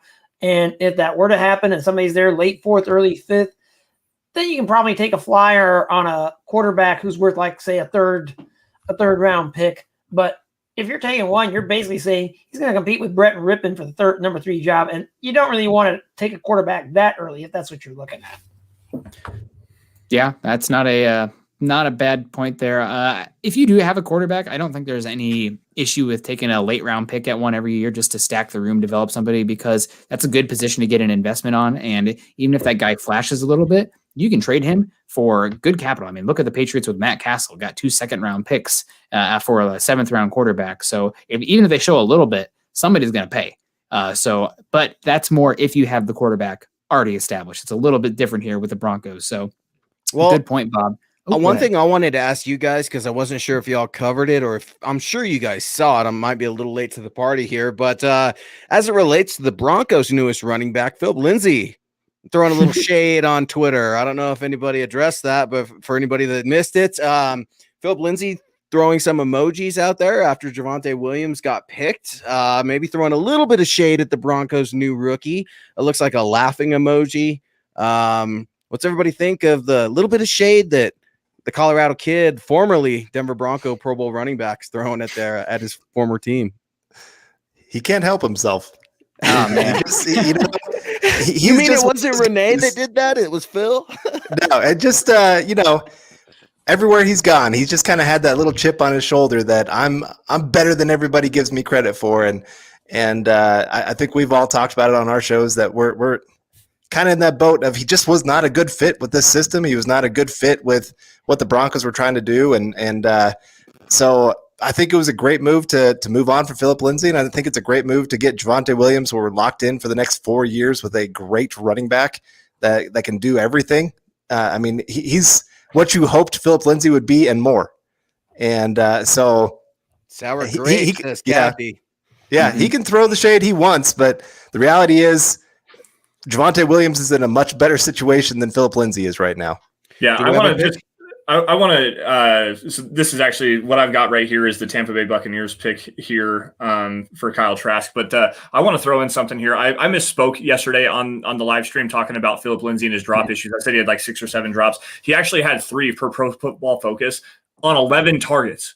Like 11 total targets in the passing game, and you drop 3 of them. Like that just goes to show you with Pat Shurmur wanting to get the running backs the football in their hands in the receiving game. That just shows you, plain and simple, they didn't trust him as a receiver, and they never even really gave him the opportunity to, because they didn't trust him because he dropped so many footballs. Like that was a big issue to me. And again, going and getting Javonte Williams, who is an experienced receiver and does a really good job catching the football and moving with the football after the catch. Like I will take that upgrade 100 times out of 100 every single time.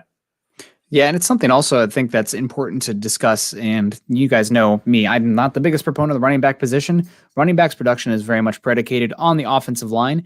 And the Broncos offensive line, they took big steps forward last year in pass blocking, but they actually took some steps back in run blocking. And it's probably working in a little bit more of a pass first guard, Graham Glasgow and Lloyd Cushenberry. But they went from one of the best yards blocked per rushing play in the NFL under Kugler and Munchak his first year, and took a step back last year. So honestly, Melvin Gordon down the stretch maybe deserves a little bit more credit than he got. But you saw that with Phillip Lindsay. I mean, when the Broncos offensive line was blocking, he could hit some explosive plays. He got to that second level and was gone. But that wasn't happening as much this year. He was running into a wall more so. That's what happened. And now he's gone. Hopefully he'll have the success in Houston. I'm happy for him to get paid. I'm glad the Broncos took that tender off of him. So that way, sign of respect, like, all right, thank you for your time. Moving on. And I think the Broncos are in a better situation now, right? And you guys know me. I'm not about paying running back second contracts. Well, and the big thing is, again, Javonte Williams, I think was it Josina Anderson was the one that was tweeting out earlier that he could be that next back that is 1,000-yard rusher, 1,000-yard receiver. If they bring that ability, that receiving ability, man, they are worth a second-round pick and more. Yep. That's an extra receiver right there that just changes the whole dynamic of the offense. You have to worry about those short passes. Now you got KJ Hamler and Judy being able to go over the top. I mean, you just got to cover the entire field. That was part of the problem was nobody had the receiving ability to make them have to stay up close to the line of scrimmage. Yeah, well, and he can do that. He loves the swing routes. He loves the Texas routes. You'll see some drops on film. You will, but that's nothing new for the Denver Broncos. I mean, just look at the drops that they have. So I think if you give him a little bit of time, I don't think he needs to be developed or anything like that. The natural talent is there, but clearly the versatility with this North Carolina star is something that the Broncos and George Paton absolutely love. And just to go back to what's going on in the draft, helping out Denver, we've seen a run on quarterbacks. Kellen Mond ended up going to the Vikings. Davis Mills going to Houston. That's going to help Denver. That's helping these linebackers fall if they're looking that way. And that run on offensive tackles kind of ended pretty early, and there's still some good names out there for them. It's pretty crazy. Also, there's a bunch of movement there, a bunch of trades for a bit. Feels like for the last 15 picks, things have been pretty darn stagnant. So I know the Broncos could trade back to recoup some capital here. Maybe that's what Paton has said he wants to do, right? The more darts to throw, the better chances you get. But we'll see what happens. Also, the Jags took Andre Sisco, another one to name out there.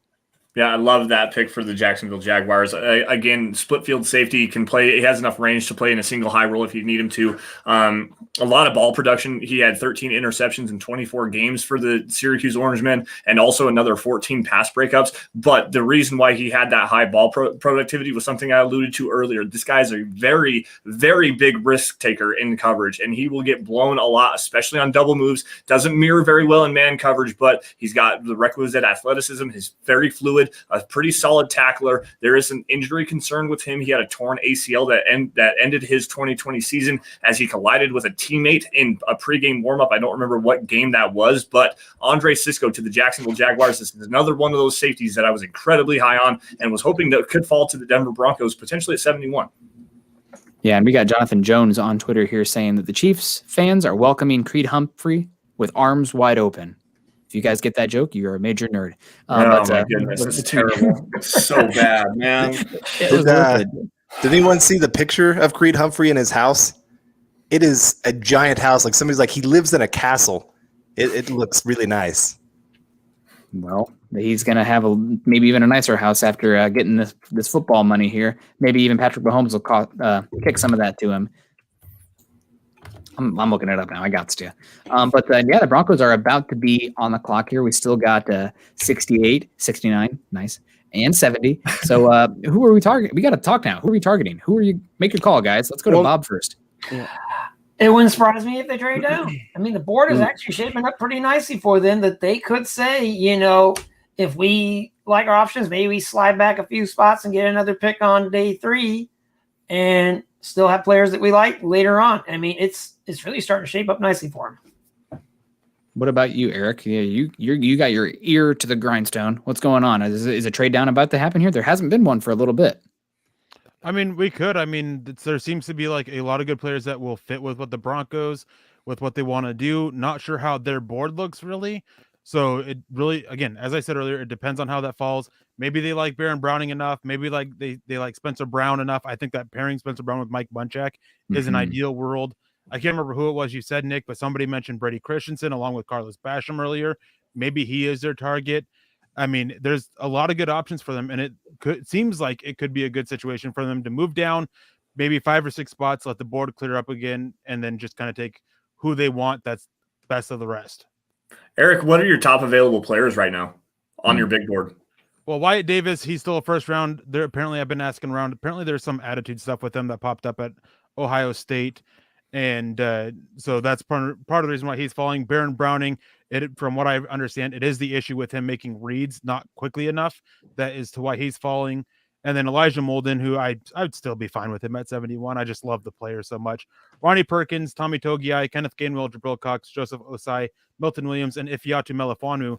And with Melifonwu, I don't think he'd be the pick after Patrick Surtain, but there's been some talk about him about not taking no for an answer. So that's going to be interesting to see where he falls. Yeah, that's with the co-eds, so to speak. That's a little more specific there. Jalen Mayfield goes at 68, Joseph Osai at 69. Oh, man, I was hoping for Osai. I know that was Lance's guy. I'm glad he wasn't not a first-round pick, but they're at the top of the 3rd round. That would have made some sense. So Jalen Mayfield, a good pick there. And who was picking 69? The Bengals, I believe. Bengals, man. Oh, man. An athletic linebacker who doesn't have the great translation to the field in the 3rd round from the University of Texas. Malik Jefferson, anyone? Different kind of player, but little PTSD there. I thought Jefferson with those tools could be something, but the linebacker position is not always the athletes that translate. It's a very technical and processing based position. So important to note there. But Luke, let's get over to you. 71. You're pining for a linebacker. Call your shot. Man. I'm asking around. I'm not getting anything back. I'm like, what's going on with the linebackers here? And I can't get anything. Here's the thing. I'm trying to put the dots together that we have. And what do we have? Patrick Surtain, Javonte Williams. Don't the Minnesota Vikings care about linebackers in the draft? I mean, they care about high drafted linebackers, I would argue too. I don't know. I like Jabril Cox. Everyone's talking about Baron Browning. I love Baron Browning. Shocker. But Jabril Cox, I love this cat out of LSU. North Dakota transfer, if I'm not mistaken. But love him. Absolutely love him. He was flying around all over the Senior Bowl. I couldn't see a reason why Vic Fangio wouldn't want to go linebacker here. But then again, Vic Fangio's not calling the shots. Yeah, I mean, we will see what happens. We just had the Panthers also jump up. We're a little bit ahead in this, guys. We're getting ahead of ourselves, at least from the feed that I'm watching right now. The Vikings are just now announcing their pick, but the Panthers jumped up to pick 70. So all the broadcasts are really far behind. Okay. Well, who picked at 68 so I can clear that up? I'm sorry. 68 was the Falcons, and they took your guy, Jalen Mayfield. Yeah. Okay. Gotcha. So, sorry about that. Who did Carolina move up for? We're fixing to find out. Let's round table it. Let's Red Robin this thing. The Panthers jumped the guy that the Broncos were connected to by a lot of people, Brady Christensen, going off the board there. That's somebody that the Broncos apparently maybe had some interest there at pick 71. Well, now he's a Carolina Panther, one pick before the Broncos. So he's 24 years old, but he was pretty good there for BYU this year. So, there's only so many guys who have the body type that can even play tackle. That's why tackle is so much more valued than the interior. And Christensen's a guy who actually has the body type. So that's solid. And he's a big reason why Zach Wilson faced hardly any pressure this year. Yeah. I think he's the only knock I have on him, really. I think at times he could be just a little sloppy with his hands, but that's something that can be coached, specifically at the NFL level. So, that's a good for Brady Christensen, man. That's Eric said it. Everyone's quick to say Zach Wilson didn't face a lot of pressure. Why? Because of Brady Christensen. I mean, that whole offensive line was great. Yeah. All 5 guys they had on there have a shot at being drafted. Like, really talented offensive line. Yeah, that's a good point there. And when you have 5 across, go ahead. Sorry. Is that back-to-back offense for Matt Rule after he went all defense last year? Yeah, yes, it is. They're building the nest for their guy, Sam Darnold. Yeah, that's right. So we'll see what happens there. Obviously day 2, we love it, but I won't lie. I'm a little bummed to see Joseph Osai and Brady Christensen go off the board there. 2 guys that I was very interested in for the Denver Broncos at pick 71. I just wanted to have options. I guess I'll just have to call my shot and say Baron Browning, just because that's who I mocked the Broncos at pick 71. So he's still available.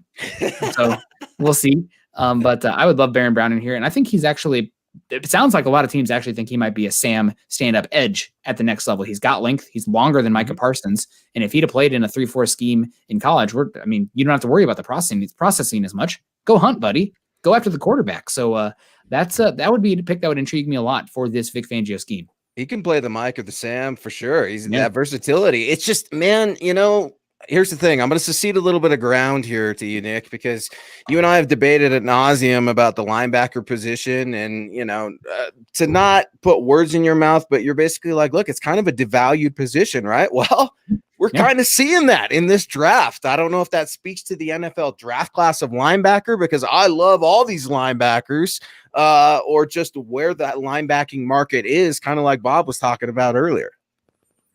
Yeah, Fangio said it yesterday. They're going to play 5-6 defensive backs and like 80-85% of their all game. So, that's the era we're living in, right? Air raid spread offenses. The AFC West has become the Big 12. And Fangio kind of actually started a trend here where he's like, listen, please run the football. I'm begging you with my personnel. Run it, because it's so much less efficient EPA per play. If you run the football, you actually have a way worse chance of scoring points because it's less likely to be a home run, so to speak. So I'm going to dictate you to run the football, keep it in front of me with my personnel. And if you run it great, that's awesome. I think I'm going to out technique you and play discipline up front. So you're not going to get those home run hits still. So go ahead. Broncos do trade down. Okay. Jeez. What'd they get for it? Do we know yet? Too early. I haven't seen the details yet. All right. Who did they trade down with? With the Giants? The Giants. So Lance is working on that old pen and paper there. Lance, I'm loving it, man. You need to go to a baseball game. I need you to do the box score next to me. There's something beautiful about that. I'd love to, man. When I was in high school, I actually had multiple college scholarships to go play baseball at Colby Community College down in Kansas. So, Carl, you should know where that's at. And Dickinson State University up in North Dakota. I had scholarships to go, walk-on offers to go play with those with scholarship offers attached to those.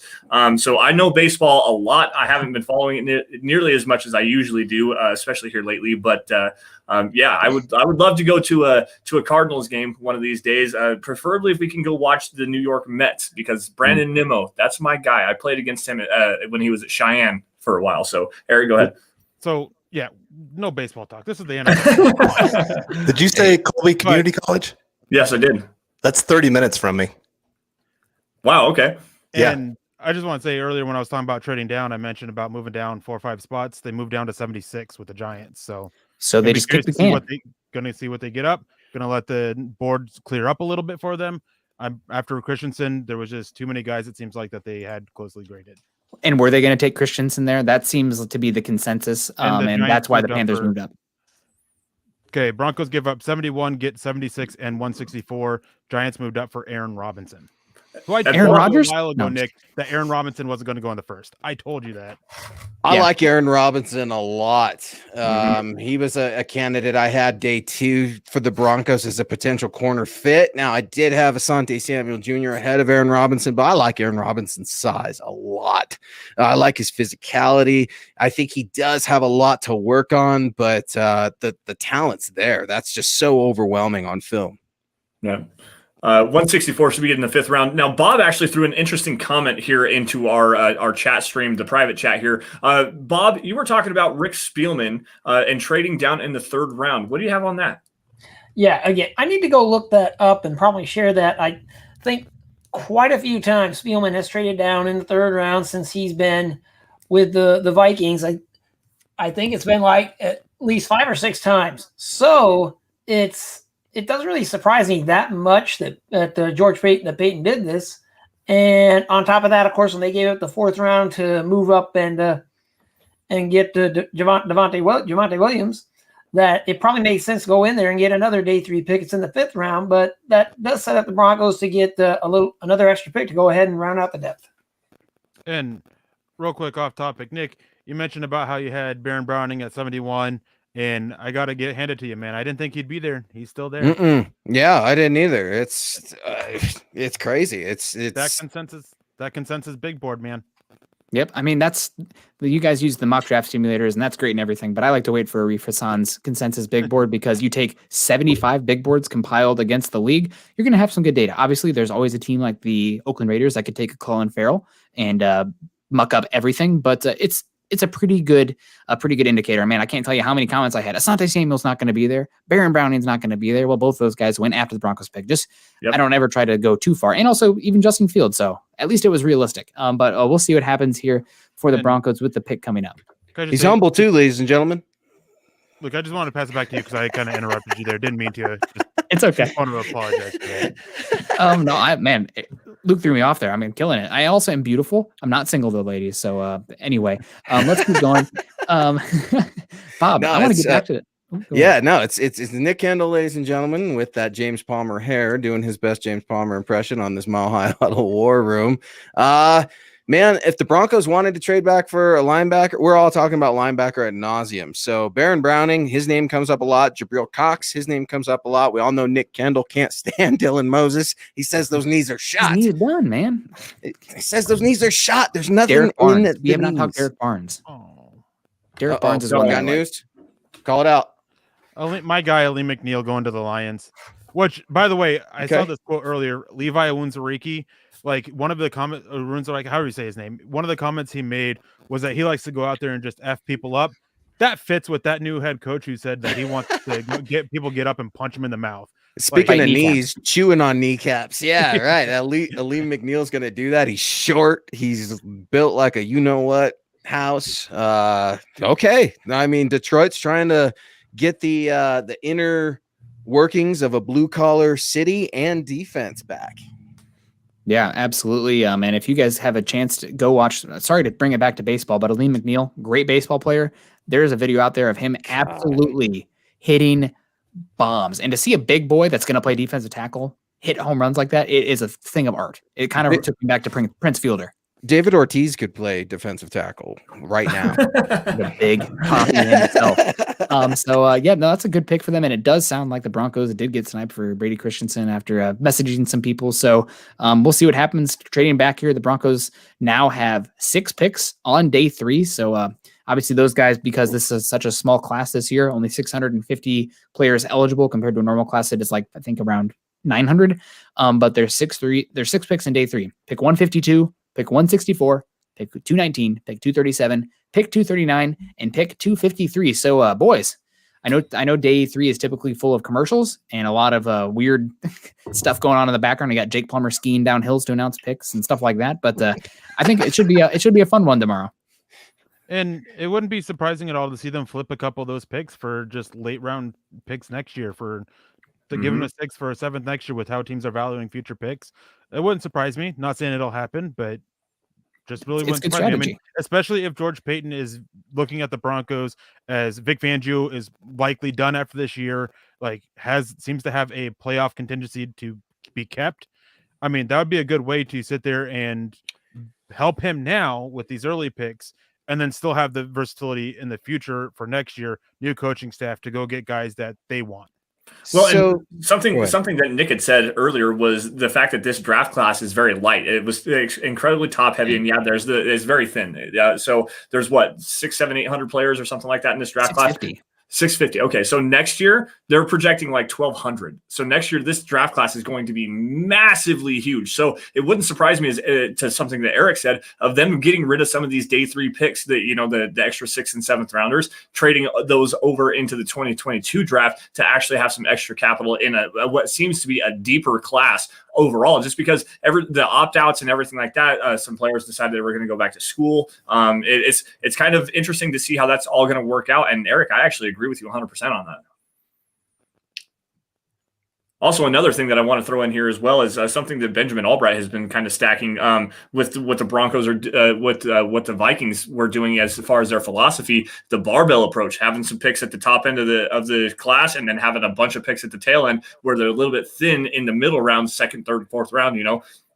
So to have those extra picks, watch them trade down out of the 3rd round just a little bit, pick up an extra day 3 pick to throw into that barbell approach where they're going to get, some extra depth players, some special teams. This special teams unit has been absolutely dreadful for the past several years. I'm kind of surprised that Todd McMahon still has a job at this particular point, but the depth of this team overall has been one of the biggest question marks for the last couple of years. It looks a lot better right now, but adding a bunch of these players in this, what seems to be a weaker class, and potentially even moving up to get some more from next year to add to the depth, this is a pretty decent strategy from George Paton. Well, there's an interesting theme that's developing with general manager George Paton, and it's that he does not have any contact with these players that he's selecting. Something that we know happened with Patrick Surtain, and we were told today in his first press conference as a Denver Bronco. And then Javonte Williams told us the exact same thing about 45 minutes ago in his first virtual press conference. He said, no, I'm completely surprised to be coming to Denver. Nobody called me. Nobody had any visits with me or anything like that. So I'm just wondering when we're finally going to get a selection from the Denver Broncos, and that selection, that prospect was actually connected to George Paton. George Paton actually went and visited him. He actually put some resources there physically with that prospect. Yeah, I think that's a good point. Something that I brought up earlier today is that regardless of what you think about the picks, George Paton has done a very good job about not tipping his hand to what he really wants to do. It seemed like I know I saw from Benjamin Albright that he was thinking that he didn't think the Broncos were going to take a quarterback, and if they stay put at number 9, they're going to take Rashawn Slater. That didn't happen. I think Mike Kliss also referred to the same thing. He thought there's a chance they could take a quarterback they like, trade down, take Slater. Instead, they took Patrick Surtain. So George is doing a good job not letting out too much information about who he really wants. Yeah, Woody Page, too, saying the Broncos will trade down and take Jeremiah Owusu-Koramoah, who falls all the way to pick 64. So it's I don't know if you guys, another Game of Thrones reference here, but if you saw the episode where Tyrion became the Hand of the King and he told everybody on the council 3 different things, and he wanted to see what would get back to him, got to get to his sister, and then get back to him to find the leak. And I think that's what George Paton's doing right now. Eric, do you have anything to say on that? I think you were kind of talking a little bit. Are you at privilege to say anything about the kind of games going on there? It's very possible. I mean, he's a new-time general manager. He wanted to keep the front office staff together until after the draft. He didn't want to disrupt it, have to redo the process, a lot of the process and everything like that. So it would make sense. I mean, you want to find out guys you can trust if you're going to, and guys you can trust, guys you can rely on, and everything like that. And you want to get rid of the guys that you can't really trust. So if he does plan on keeping some of these guys around, that was a great strategy to help him to make this decision as to who he wants to keep and who he wants and who he doesn't want to keep. Yeah, absolutely. And we do have a pick coming down the tracks here. It is a guy who tested in like the 99th percentile on a lot of metrics. Milton Williams going to the Philadelphia Eagles, obviously a team that is probably looking into the future. Fletcher Cox, speaking of Cox on the defensive side of the football, getting old, and probably a guy who's close to the end there. Maybe the Eagles are also a team that 3 first-round picks next year, 3 first-round picks next year, depending on Jalen Hurts. That's a team that I could see flipping a lot of veterans if the season starts off poorly and looking to get as much capital as possible to be an early draft pick. So That's an interesting fit there. Milton Williams, though. Carl, did you get much eyes on Milton Williams? And then while you're over there on your phone, let me call you out and because you're not ready at all. Milton Williams, do you have any thoughts? Yeah, I mean, I think that's a great pick for him. Like I said, athletic freak that won't be asked to start right away, won't be asked to be that every down linebacker or defensive tackle, right off the bat. So you can let him develop. You can coach him up, let him learn from one of the best defensive tackles in football. And I think that's a great pick for them. You know, really, second and third round, you are picking guys that you're hoping second and third year of their contracts could be those starters for you. So you don't need them to be that guy right off the bat. And so, yeah, I think this is a great fit for them. And they seem to keep wanting to keep adding to that defensive line. That's what won them a Super Bowl, if we're being honest there, a few years ago. That defensive line just dominated. And so adding another guy that could really turn into something at this point, great pick. And Washington football team, they take Benjamin St. Juste, and I just got to say, Chad, I told you he was going to be a top 100 pick. I love the pick. I loved him too. There were so many questions surrounding his commitment to football. Clearly, those aren't a commitment issue, man. He went way earlier than I thought he would go. Benjamin St. Juste, Canadian, right? Isn't he original Canadian dude? I think so. Yes, sir. No, he is. Yep. Went to Michigan, transferred to Minnesota. He is older. I think he's already 24 years old, which not great for a cornerback prospect, but for a guy with length that moves as well as he does, I mean, if he can get it together, he's got a chance to be a starter. He's actually one of those long guys that isn't a stiff stick out there. And I wonder if Dallas is going to try to get the revenge and snipe a guy from Denver. Well, that guy could be John Houston, 199 Super, always repping it with us. He's like, guys, look, man, what about Elijah Molden?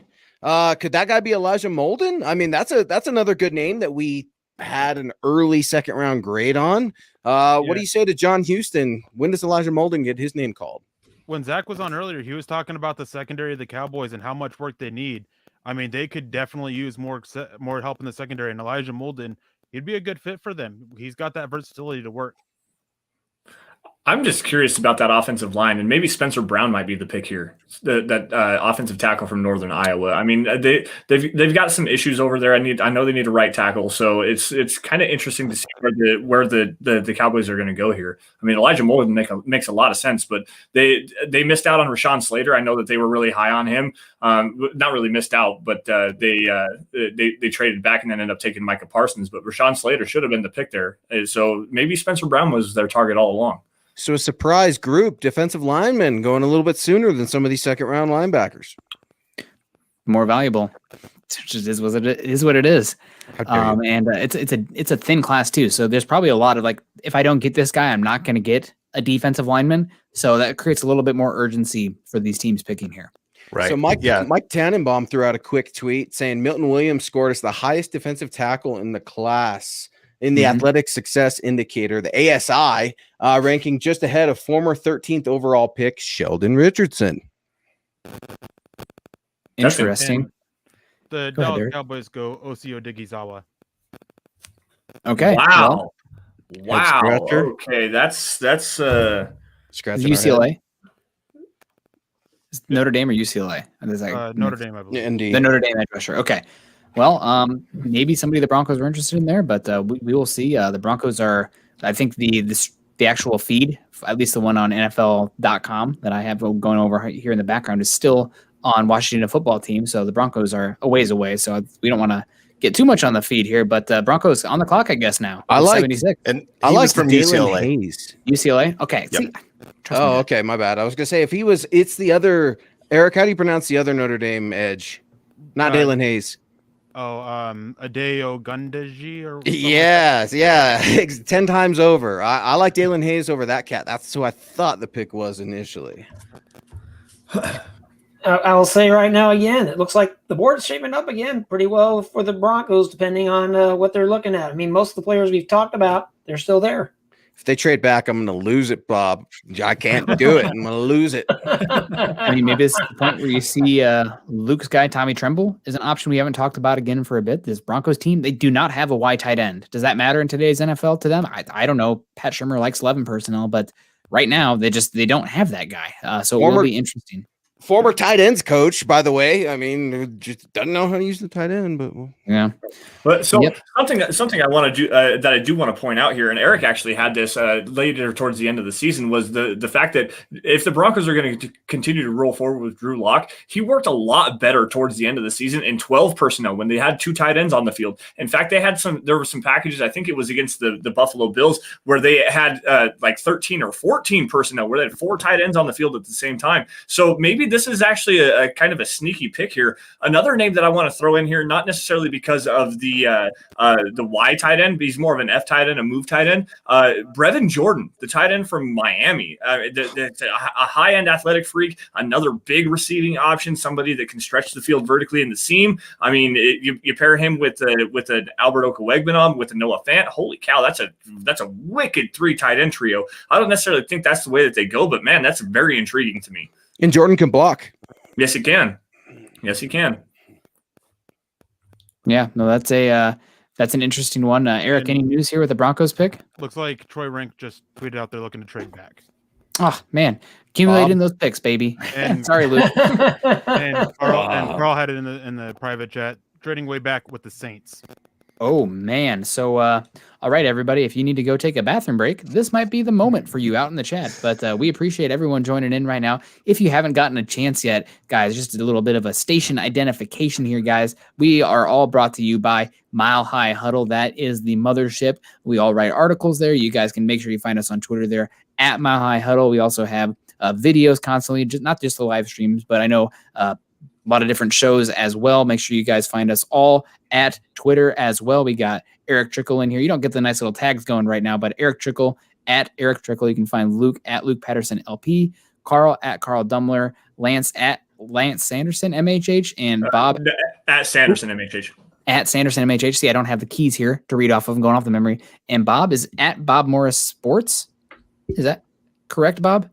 That's correct. Oh man, nailing it. Also, guys, I love you all very much. If you are joining us on YouTube today, make sure that you subscribe, like, and share. That does a heck of a lot of help for us. Obviously, there's been a lot of speculation about the draft going on, and man, here we are right now. So we're going to be breaking down not just the hypotheticals, what actually happened, the ramifications. So let's get over to Eric here real quick. Looks like he has something to say. Oh, you are muted, Eric. The Broncos got 2 third-round picks to move down. Bob posted in the thing. Thank you, Bob, for that. 98 and 105. That's very good. I mean, I know that, there's some nice players up there, but you can get yourself, if certain guys keep sliding down the board there, you got a chance to get a couple of guys that might not start this year. But again, third round, that's where you want to find the guys that maybe they take a year or two to develop, but by that third year, if they're contributing, that can be a good thing. Let's also not forget there was a player who, and I cannot remember exactly where he went off in the third round, but this is probably time to remember. Late in the third, Broncos got Justin Simmons. Yep. No, I love this trade. Getting 2 third-round picks for the price of 1 third-round pick, and a lot of linebackers still on the board. So you got a lot of guys you could really go there that could be day one impact players in the pass game. I think this is a home run decision by the Broncos. Just helps them get those middle picks back since they lost that 4th round pick. I love it. Well, speaking of plugs and station identification, guys, be sure to check out milehighhuddle.com, where Chad Jensen, Zack Kelberman, all of our podcast hosts, some other writers that aren't with us on the live stream right now, Bob's a regular contributor as well, are all working hard. And I just had a quick article drop, my quick gut reaction on Javonte Williams and whether or not George Paton fudged the pick. So please go check that out at milehighhuddle.com. But here's the thing, Bob, I hear you. They're getting lots of value. You're telling me they're getting lots of good value. Who do you think George Paton is targeting here? Or is he just saving up to move up tomorrow? I don't necessarily think he's saving up to move up tomorrow. I'm not really certain, unless you see somebody who's just sitting there in the 4th round who you really just got to get. Of course, you basically got you probably have to take the 2 5th-round picks and probably package them to go in there and get a 4th round pick if you're moving up. I kind of think the idea is he's probably looking at the players. He's noticing that players are sliding down the board. He's seen runs at other positions. He's probably thinking that he can get players who can help out again in a year or two at particular positions, but get better value for them if their slides just continue to happen. I mean, we keep. Bob, I feel like you're our true north. I feel like you and George Payton have something going on. You're both being patient. You're both being calm. You're both using logic and reason. You're not reacting the way that Broncos country is reacting all over social media right now. I don't get it, Bob. Yeah, but if you notice his pattern, it's been like that.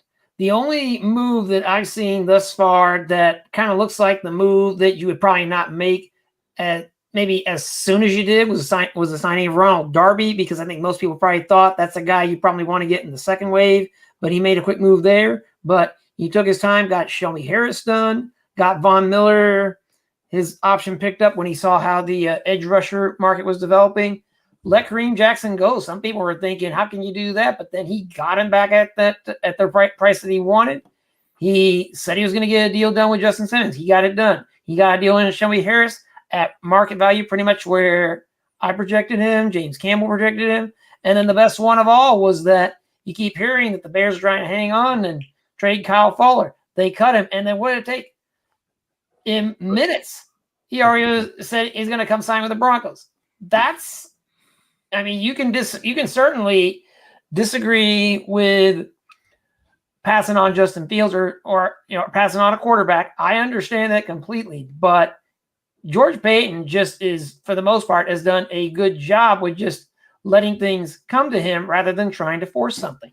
Right. I'm gonna jump in here really fast because with Nick being gone, we need somebody to guide the show just a little bit. Lone Voice jumping in here, and he says, I don't agree with trading away our picks. Now, this is going back to something that George Payton has already talked about with what he wanted to do in his introductory press conference. He said that accumulating draft capital, the more darts that you have to throw at the dartboard, the more likely you are to hit a bullseye. So this is lining up with exactly what the George Payton wanted to do. He's traded back now twice out of the in the third round, accumulated an extra, I think it was a 5th round pick. Now he's got 2 extra 3rd round picks, letting the value come to him. He's going to take some shots at some value players that continue to keep falling. And to continue this conversation, Eric, you are the senior NFL draft analyst here. I want your opinion here and what you have as far as the top players available on your big board. Before we get to that, the Los Angeles Chargers, they take Josh Palmer, and one of Surtain's more embarrassing games was against Tennessee, taking on Josh Palmer. Mm-hmm. I believe he beat him for 2 touchdowns in that game. Like that was a rough one. And going back to this trade, I just want to mention this out there using the Jimmy Johnson trade value chart. It's a negative loss of 18 points for Denver. 76 is worth 210. The combination of 98 and 105 is 192 points. Yeah. I like Palmer. I like Palmer a lot. I think Jim Nagy's definitely helped his draft stock rise as well, and with good reason. He had a terrific experience. I think he has the potential to be a dynamic playmaker in the NFL. Love the pick.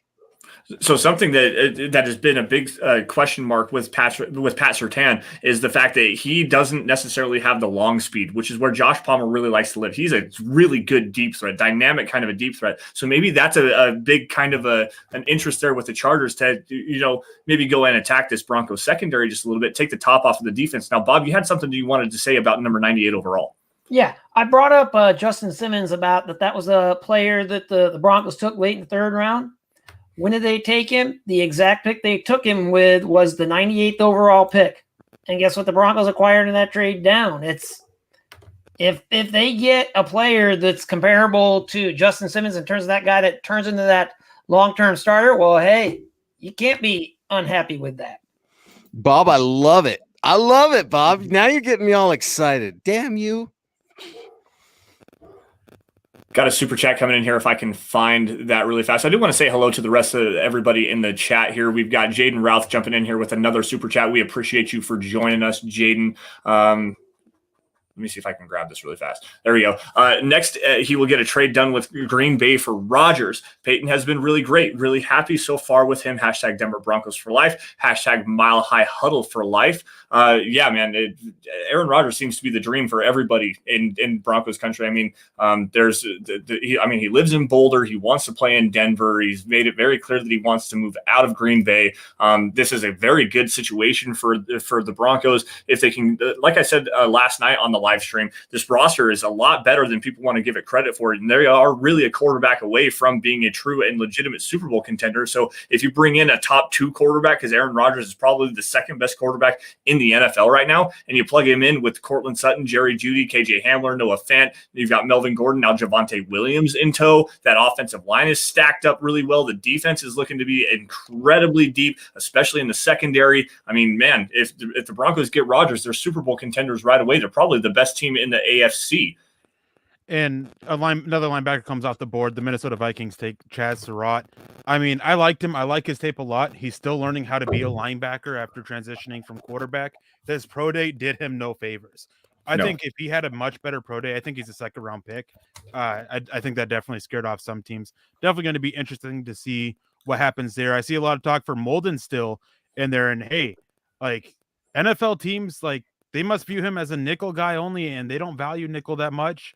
Could be why he's fallen. There's a lot of talent still left. I mean, Wyatt Davis, I had a first-round grade. There's got to be something there. Medical, I heard some character stuff as well that could be why he's fallen. Baron Browning, Elijah Molden, Ronnie Perkins, a guy that I really like, a guy that Daniel Jeremiah talked about as a potential first-round pick. I wonder if there's something medical or a character there with him. Tommy Togiai, I liked him quite a bit, but he just plays a devalued position as kind of a true nose tackle, and he's a little bit shorter than a lot of teams like Kenneth Gainwell, Jabril Cox, Ifeatu Melifanu, who I mentioned earlier with some off-field issues, not taking no for an answer, and his teammate, Trill Williams, as well, is available. I mean, there's a lot of good talent. I know people want to hate because, they didn't take Baron Browning, they didn't take Jabril Cox at 76, but, man, they opened up with how the board is falling. They gave them the chance to land 2 of these guys now that are falling, and I can't, that's not something I can complain about. No, absolutely not. I mean, and I want to kind of roundtable this just a little bit on something that I was just talking about as far as the way that this roster is currently constructed with the Denver Broncos. There's not a whole lot of holes. Obviously, we still need to address the quarterback position, and that should, shake the tail feathers out here in just a little bit, and we'll get some more clarity on that. Obviously, the linebacker position, but I'm going to throw it to Bob here first, and then we'll go to Luke. Bob, what do you think of the Broncos roster as it is currently constructed, and what do you think of their chances as far as being a competitive team this year? I made the comment when they got Teddy Bridgewater that if you go back to the second season, I think the Vikings finished like 11-5. So if Bridgewater can be at least, assuming he winds up with the job, if he can be at least a solid quarterback, if Locke at least can be a solid quarterback, there's no reason why the Broncos couldn't, come away with maybe 10 or 11 wins this season. I know for some people that are thinking if you're looking to try to get a quarterback of the future at some point, that might not sound good. I know that's a topic for another day, though, of course. But if they did get Aaron Rodgers, you're definitely looking at a team that is absolutely a playoff contender. It's just going to be interesting to see what happens in the coming weeks because I think George Payton's kind of following a philosophy that Rick Spielman's tended to follow and that Ozzie Newsome with the Ravens has definitely followed is, you want to try to find your quarterback, but if you don't find your quarterback for whatever the reason may be, keep building like you do have your quarterback. And you look at, what Newsome's done. He has not drafted an elite quarterback unless you're looking at Lamar Jackson. And don't think, I'll be quick here, that you shouldn't have passed on him when you took Hayden Hurst, or that you think Eric DaCosta had more of a say, or if you think Jackson hasn't proven himself to be elite just yet. But regardless, Newsome's been there for a long time and just never picked somebody who would be in the discussion for elite quarterback until Lamar Jackson came along. Yeah. Luke, what do you think, buddy? I'm concerned, Lance. I'm concerned about a position other than linebacker because everyone's sick of hearing me talk about that. But let's talk about pass rusher for a second. I'm really concerned about that. You've got 1 year with Von Miller, an $18 million deal, and he's gone. And then you've got today, the Broncos just exercised their 5th-year option on Bradley Chubb. I've got concerns about Bradley Chubb's health. Nothing against Astronaut, but it's just kind of one of those things, man, where you can't help it. A lot like Bryce Callahan. Now, do I think that Bradley Chubb could be a dominant player in this league? Yes, I do. But we need depth behind these pass rushers, something for the future. Malik Reed, I don't know what his future is going to look like with the Broncos. I think he's got a lot of potential. I think he led the team in sacks. Correct me if I'm wrong. Yeah. But for me, it's just one of these things like, Does George Payton see the need for a pass rusher right now? What's he saving up for? Are the Broncos content with Alexander Johnson and Josie Jewell? These are concerns that I've got right now, but they're just concerns. The reason being, you guys all said it. The board is falling in George Payton's favor. There hasn't been a player that's gone off this board other than quarterback. We're talking today that Broncos country's just completely freaking out about, saying, why didn't Broncos trade up to get this guy? That hasn't happened today. I'm trying to stay patient, Lance. No, and I understand, man. And like we've all talked about ad nauseum, I mean, edge, safety, there's still some work to be done on this defensive side. But I mean, for the most part, every starter is still, you pretty much have it figured out. Kyle Fuller, you got Ronald Darby, now Pat Surtain coming into it. Obviously, Von Miller, Shelby Harris coming back, Justin Simmons, Kareem Jackson, Bradley Chubb. Like, this defense is actually set up pretty well. There's some depth concerns for sure. We got a pick coming in here, though. And Eric, you are smirking pretty heavily over there. Why don't you break the news for us? I mean, the Raiders are just continuing to be the Raiders. They take Malcolm Kuntz, an edge out of Buffalo, who I liked, but this is a guy that I liked like day 3, round 5, round 6. There's some upside there, but I don't think he's a guy who's going to be a Batman or a Robin. He's like your number 3 type rusher. He's got some issues against the run. Pass rush specialist only, if that, like with development, maybe like a bit of a reach for him. I mean, hey, it worked with Max Crosby. Maybe they're trying to strike gold twice. Eric, I wanted to just piggyback off of that for just a second and ask Nick, did you and Carl have like a little dinner date, a little building the Broncos dinner date there for a second, or we're back like Vance Joseph now? We just did a little bit of butterfly kisses. You know, we're trying to stay safe here, but we're excited about what's going on here. And man, I come back and I'm thinking about it. Are we sure that's George Payton making the draft for the Broncos, or is this Rick Spielman hive mind going on, right? You have the Broncos taking a cornerback at pick 9. Do we need it? The Vikings under Rick Spielman never saw a cornerback in the first round they didn't want to take. Trading up in second round for a running back, especially a scheme fit one, the guy they wanted, and now trading back. I mean, hello, the blueprint's been there the whole time. This is the Vikings. Yeah, well, and to Eric's point, can we all just take a second and laugh at the Raiders again, just like we did last time? What are you guys doing? Like, geez, man, John Gruden, Mike Mayock.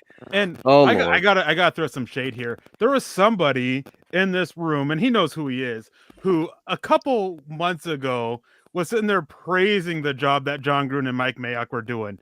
Man, it's been a mess for them both. I mean, I like Mike Mayock when he was with NFL Network. I had questions about him jumping to the NFL and everything, but man, it has not been good. And it's nice to see that person decided to leave. Oh man, I love Lance. He's got the best voice. It just said devices disconnected at that. Did Lance just pull a Von Miller and hang up in the middle of a segment? Is that what we just saw on Mile High Huddle? A first. No, that's that's interesting. And I want to pivot here real quick. You're talking about the dysfunction of the Raiders. You had the Chicago Bears go up for a quarterback. We're not exactly sure. The Jets had a quarterback as well. And there's one more team I can't remember off the top of my head, but Russell Wilson suitors, right? There was 4 teams that Russell Wilson said he was interested in. All these teams are either super dysfunctional right now. I don't know why he would want to go there, or they just made a huge investment at the quarterback position. It's somebody correct me in the comment section. It was the Jets, the Bears, the Raiders, and New Orleans. That was the other team in New Orleans. I mean, I guess, but for Russell Wilson, the 4 teams that his agents listed. Cowboys were one of the teams. Were they? I thought it was New Orleans, Chicago. I remember the Cowboys as one of the teams. Mm-hmm. Okay, well, the Cowboys just paid Dak, so that's not happening. If Russell Wilson's out there next year, I mean, it's right. He's got to pivot. The Raiders, I guess, could get him, and maybe his was it Sierra or whoever his fiance wife is wants to live somewhere the bigger market. But if Russell Wilson becomes available, right, like there's these teams that he laid out as the teams he wanted to go to, already made just big commitments for the quarterback. And real quick, I just want to grab this because he's mentioned it a couple of times. Chad and Zach are currently working on content for Mile High Huddle, and Zach also with the Cowboy site he's with. So they're busy working behind the scenes, working on articles and stuff like that. Yeah, sorry, Aaron, but we appreciate you joining us today, and they'll be back. Yeah, piggyback on that real quick. Zack Kelberman just threw a quick tweet out there, and I like it, and I think it deserves to be echoed. George Payton's doing exactly what he said he would. He's getting those darts. Yep, and that was something that I was saying earlier. Speaking of the chat and everybody throwing shade at me and everyone making fun of me for my absolutely terrible Raiders take that I had several months ago. But I want to say hello to everybody in the chat. Obviously, we've got Kukara coming in here, Ty Kinney as well, Mr. Boggins, EA Shalom, George Moravi, what's up, man? Micah Bradley over on Facebook. We've got Anthony Serrano and Rivera here as well. Hello to everybody, and thank you all for joining us on this Mile High Huddle Roundtable, the NFL Draft Watch Party. We appreciate you, each and every one of you guys, for showing up. I want to get back to this conversation that I kind of started before Nick jumped back in here. I'm extremely high on this Broncos roster, Nick, and I think that honestly they are really a quarterback away. What is your perception of the Broncos roster and where they stand right now? I mean, definitely a quarterback away. They fixed their biggest issue with the defensive backfield. Outside of cornerback, that was the biggest concern coming into this draft class. I know we all kind of want that athletic boost at the linebacker position, but I don't think that is going to make or break this team. So that's what I'm looking at. And biggest thing, I think, isolating the quarterback, because we all know quarterback is going to make or break this team this season. But I want to see this offensive line take another step, right? Another year in this system, another year under Mike Munchak. Everybody's back, and God bless his heart. Elijah Wilkinson last year at right tackle, DeMar Dotson at right tackle last year. Not ideal, right? And you can get by, I always say you can get by with like one weakness on the offensive line, but damn, it better well be not one of your tackles. So I want to see that offensive line take another step. Not that they were bad last year by any means. I think they were league average, but I think they can develop into a top 10 unit with how they've invested. So, Bob, I'm going to pass it off to you to announce the Raiders pick, because they had back-to-back picks, because I don't think I could get through it without laughing. Right. Well, anyway, first of all, I imagine Luke's going to be probably a little bit disappointed because the Raiders took a linebacker. And so for anybody who was hoping to get a linebacker, Raiders just denied you the opportunity to get Divine Diablo. Yeah, he's safety. a box line, safety type, big physical guy. Like my thing is that, do the Raiders even have an identity on defense? They draft players that every move they've made, it's not for a single system or anything. They're taking players that fit best in a cover 3, that fit best in match quarters, that fit best in a cover 1. Like, they just have no identity on defense. It doesn't make sense. Sorry. It's Gus Bradley now. They brought in Gus Bradley to run that cover 3 scheme that he was most famous for with the Seattle Seahawks before Dan Quinn decided to turn it into an elite unit, Legion of Boom, and then took it to the Atlanta Falcons and now over to the Dallas Cowboys. I mean, they're running a true, you got to get pass pressure, you got to get up, get home up front, cover 3 defense, and Divine Diablo is a box safety, probably a safety linebacker hybrid. They already have that guy in Jonathan Abrams. What are they doing right now? This is terrible. He's so stiff, fellas. He's so stiff. I mean, man, this is bizarre. His backpedaling's atrocious. He was a Jag, just another guy at the Senior Bowl. He's got a cool name. Maybe that's why the Raiders. I mean, I don't get it at all. The Raiders were notorious for taking guys with weird names. I mean, Nnamdi Asomugha was a thing, even though he was at least pretty good. But still, I mean, man, it doesn't make sense. Now, I do add an interesting story. This is kind of fun. This is my Trey Wingo moment for this pick about the interesting story about Divine Diablo. His parents knew that their last name, obviously Diablo for the devil, they named him Divine to counteract that. Literally, that's why they named him Divine, was to counteract that his last name was Diablo for the devil. So little fun fact for you about him. I'm not a fan of this. I would have, honestly, if you're going box safety and you want some more fluidity out of that, yeah, like Hamza Nazir-el-Din out of Florida State. Like that's a guy that I would have rather seen the Raiders take there. Honestly, and he's got good length too.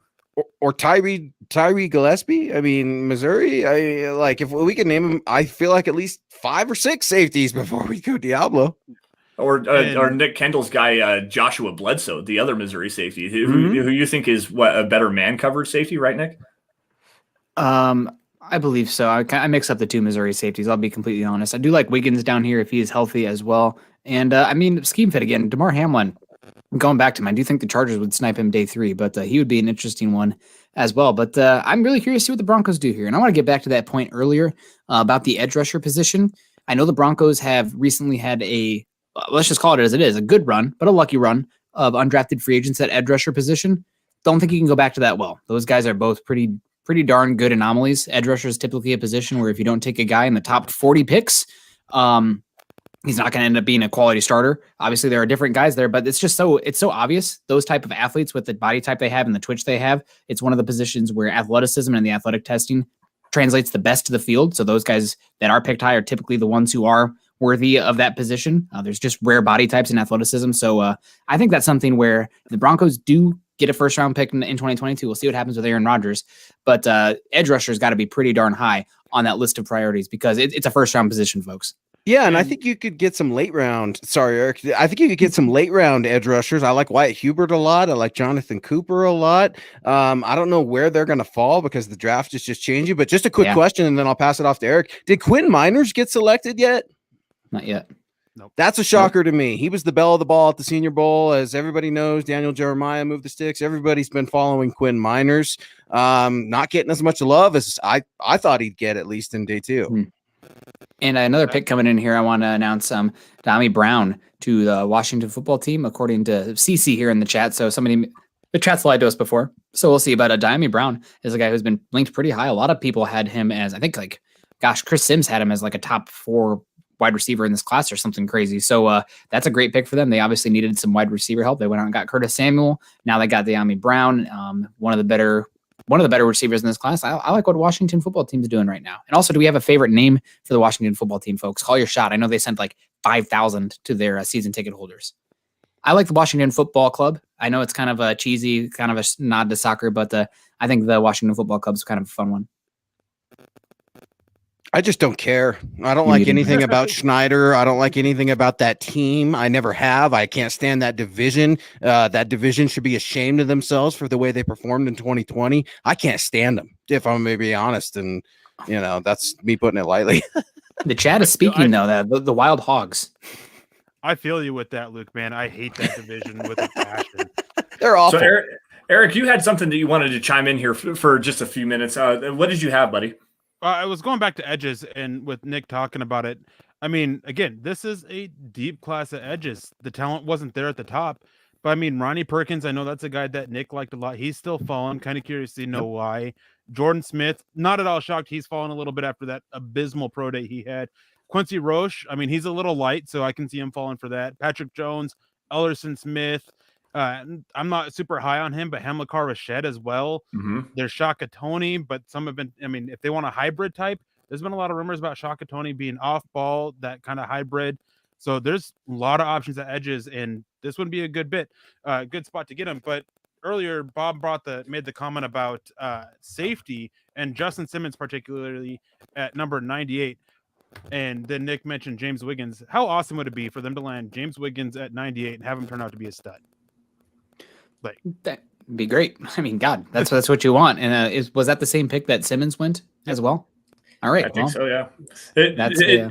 It'd be great because, I mean, again, I was talking about him earlier, split field safety, middle of the field, open kind of coverage. You can drop down into the box, play in the slot as well. There's some versatility. The injury concerns are a little bit concerning to you. I mean, like I said earlier, you got the shoulder concerns, but still at the same time, I mean, there's a lot of high-end upside there. He's a pretty smooth athlete from what I can tell, gets ball production as well. So, I mean, James Wiggins is at 98 to pair with Justin Simmons, Kareem Jackson on the back end there, and developmental kind of a safety prospect to take over for Kareem Jackson when he's done after this year. I mean, why not? Absolutely. I love it. And I was just looking also, that's the Denver Broncos had the last pick of day 2. I don't know if we already talked about that while I was gone, but everybody hold tight because we got a ways to go. And man, the chat just said 666 people in here. Somebody leave or somebody join. What's going on? But no, that's fine. So let's start kind of reviewing here. I think we should do a little. Oh, go ahead, Eric. Real quick. Tony Tremble went to Carolina, so there goes your guy, Luke. And I liked him. My big thing was, I mean, Denver has enough issues with drops, and that was a big issue with me with Tommy Tremble. Mm-hmm. Something else is, I mean, there's Luke. I think you're muted. I'm sorry, buddy. Something else with Tommy Tremble. I don't think that he is necessarily the greatest athlete. He can move around in space, has a pretty decent catch radius. The drops are a big concern, but that dude is an offensive tackle that's in a tight end's body. That dude knows how to run block. He gets out in front so well. It just is a bulldozer in the running game. That is an amazing Y tight end for the Carolina Panthers. I like this a lot. They're doing a really good job of surrounding Sam Darnold with as many weapons as they possibly can. This is great job by Carolina. Yeah, a developmental tight end for Carolina. I'm a little bit surprised. I didn't think he was a for sure lock, but I know the Broncos have had a lot of interest with Tommy Tremble. He leaves a lot to be desired with the route running. The drops are definitely a concern. A developmental tight end for the Panthers. It's cool to see the Panthers trying to put together a whole team. I guess if I'm trying to give another NFL franchise a little bit of credit, this is a team that we've been mocking and laughing at for going all defense. Well, now there's 3 offensive picks, right, in a row for the Carolina Panthers and Matt Rule. So a developmental tight end and a good solid player. Yeah, absolutely. And let's get to the super here from Jess C13 coming in here. Thank you so much, Jess C. I hope you're doing well with the 199 super over on YouTube. I saw somebody flash the like, subscribe, and share. Also, if you're joining us on YouTube today, we appreciate that. Are we the second best team in the AFC West? No. On paper, I think we got a chance, but man, I will say, and Lance is shaking his head vigorously, but right now, you guys know how much value I put on the quarterback position, right? Like, can you be the second best team in the division when you obviously have the worst quarterback in the division? I mean, I'm sorry, that scares me. And Justin Herbert, it might take a step back in some statistics next year, but I don't know. Right now, I put the Broncos third behind the Chargers just because I don't trust Locke. I put him last. How about the head coach? I don't trust the head coach either. Boom. Yeah. The Raiders, though, they're so dysfunctional. They got rid of their whole offensive line. Derek Carr turns into a goddamn pumpkin the moment a defensive player breathes on him. So he's a good quarterback, but he doesn't handle pressure at all. So I don't know. I think the Broncos have a better roster, but quarterback's got to give the tiebreaker. And that's Justin Herbert. One season. I know, just one season, but like, man, he was phenomenal last year, breaking all the rookie records. That's something that I wanted to kind of touch on. I have an article coming. I'm going to do a comparison of the Broncos roster and the Chiefs roster, specifically after the draft. And quite honestly, it's kind of shifting a little bit more towards the Chiefs because they've bolstered so well their offensive line, especially over the last few days. But still, I mean, you take a look at the Broncos roster and the Chiefs roster side by side, and you take the quarterback situation out. Obviously, because Patrick Mahomes is the best quarterback in the league right now. So if you take that situation out and you compare those rosters side by side, the running back room, the Broncos probably have a better running back room than the Chiefs do right now. I mean, the offensive line, it's a definite toss-up, at least right now, especially if Juwan James comes back. The Broncos might have a better offensive line, especially, I mean, you got Netane Moody coming in here. You don't know if what's going to happen with Lloyd Cushenberry. If Graham Glasgow slides back to the center position, that might be the best starting offensive line in football. Like, quite honestly, there's a lot of high upside there. The Broncos' weaponry, as far as their pass catchers are concerned, I mean, yeah, Tyreek Hill, probably a top 5 wide receiver, but Cortland Sutton, if he's healthy, he's definitely in the top 10 conversation. What other receivers do they have outside of Travis Kelce, though? I mean, they just lost Sammy Watkins. They have Demarcus Robinson coming back. I would take Jerry Jeudy over that in a heartbeat. Byron Pringle, yeah, give me KJ Hamler, or maybe as a toss-up there. Noah Fant versus Travis Kelce. I mean, there's obviously Kelce there, but still Noah Fant has the high-end upside there. The defensive side of the football, the Broncos walk away with that conversation, man. Like, seriously, if you break this team down side by side, remove the quarterback situation, the Broncos arguably have a better roster as it's constructed right now than the Kansas City Chiefs do, and they were just playing in the Super Bowl last year. Okay. Yes, yeah, absolutely, Lance. You make great points, man. You are 100% right, but I think it is Mike Clay who does the roster analysis across the NFL every year, correct? And when he calculates his team scores, he puts how much weight do you think he puts on the quarterback percentage-wise for the entire roster? How much weight is the quarterback position in his final analysis? I would guess somewhere around 30%. 33%. 33%. So if you have a great roster around the quarterback, you can go far still.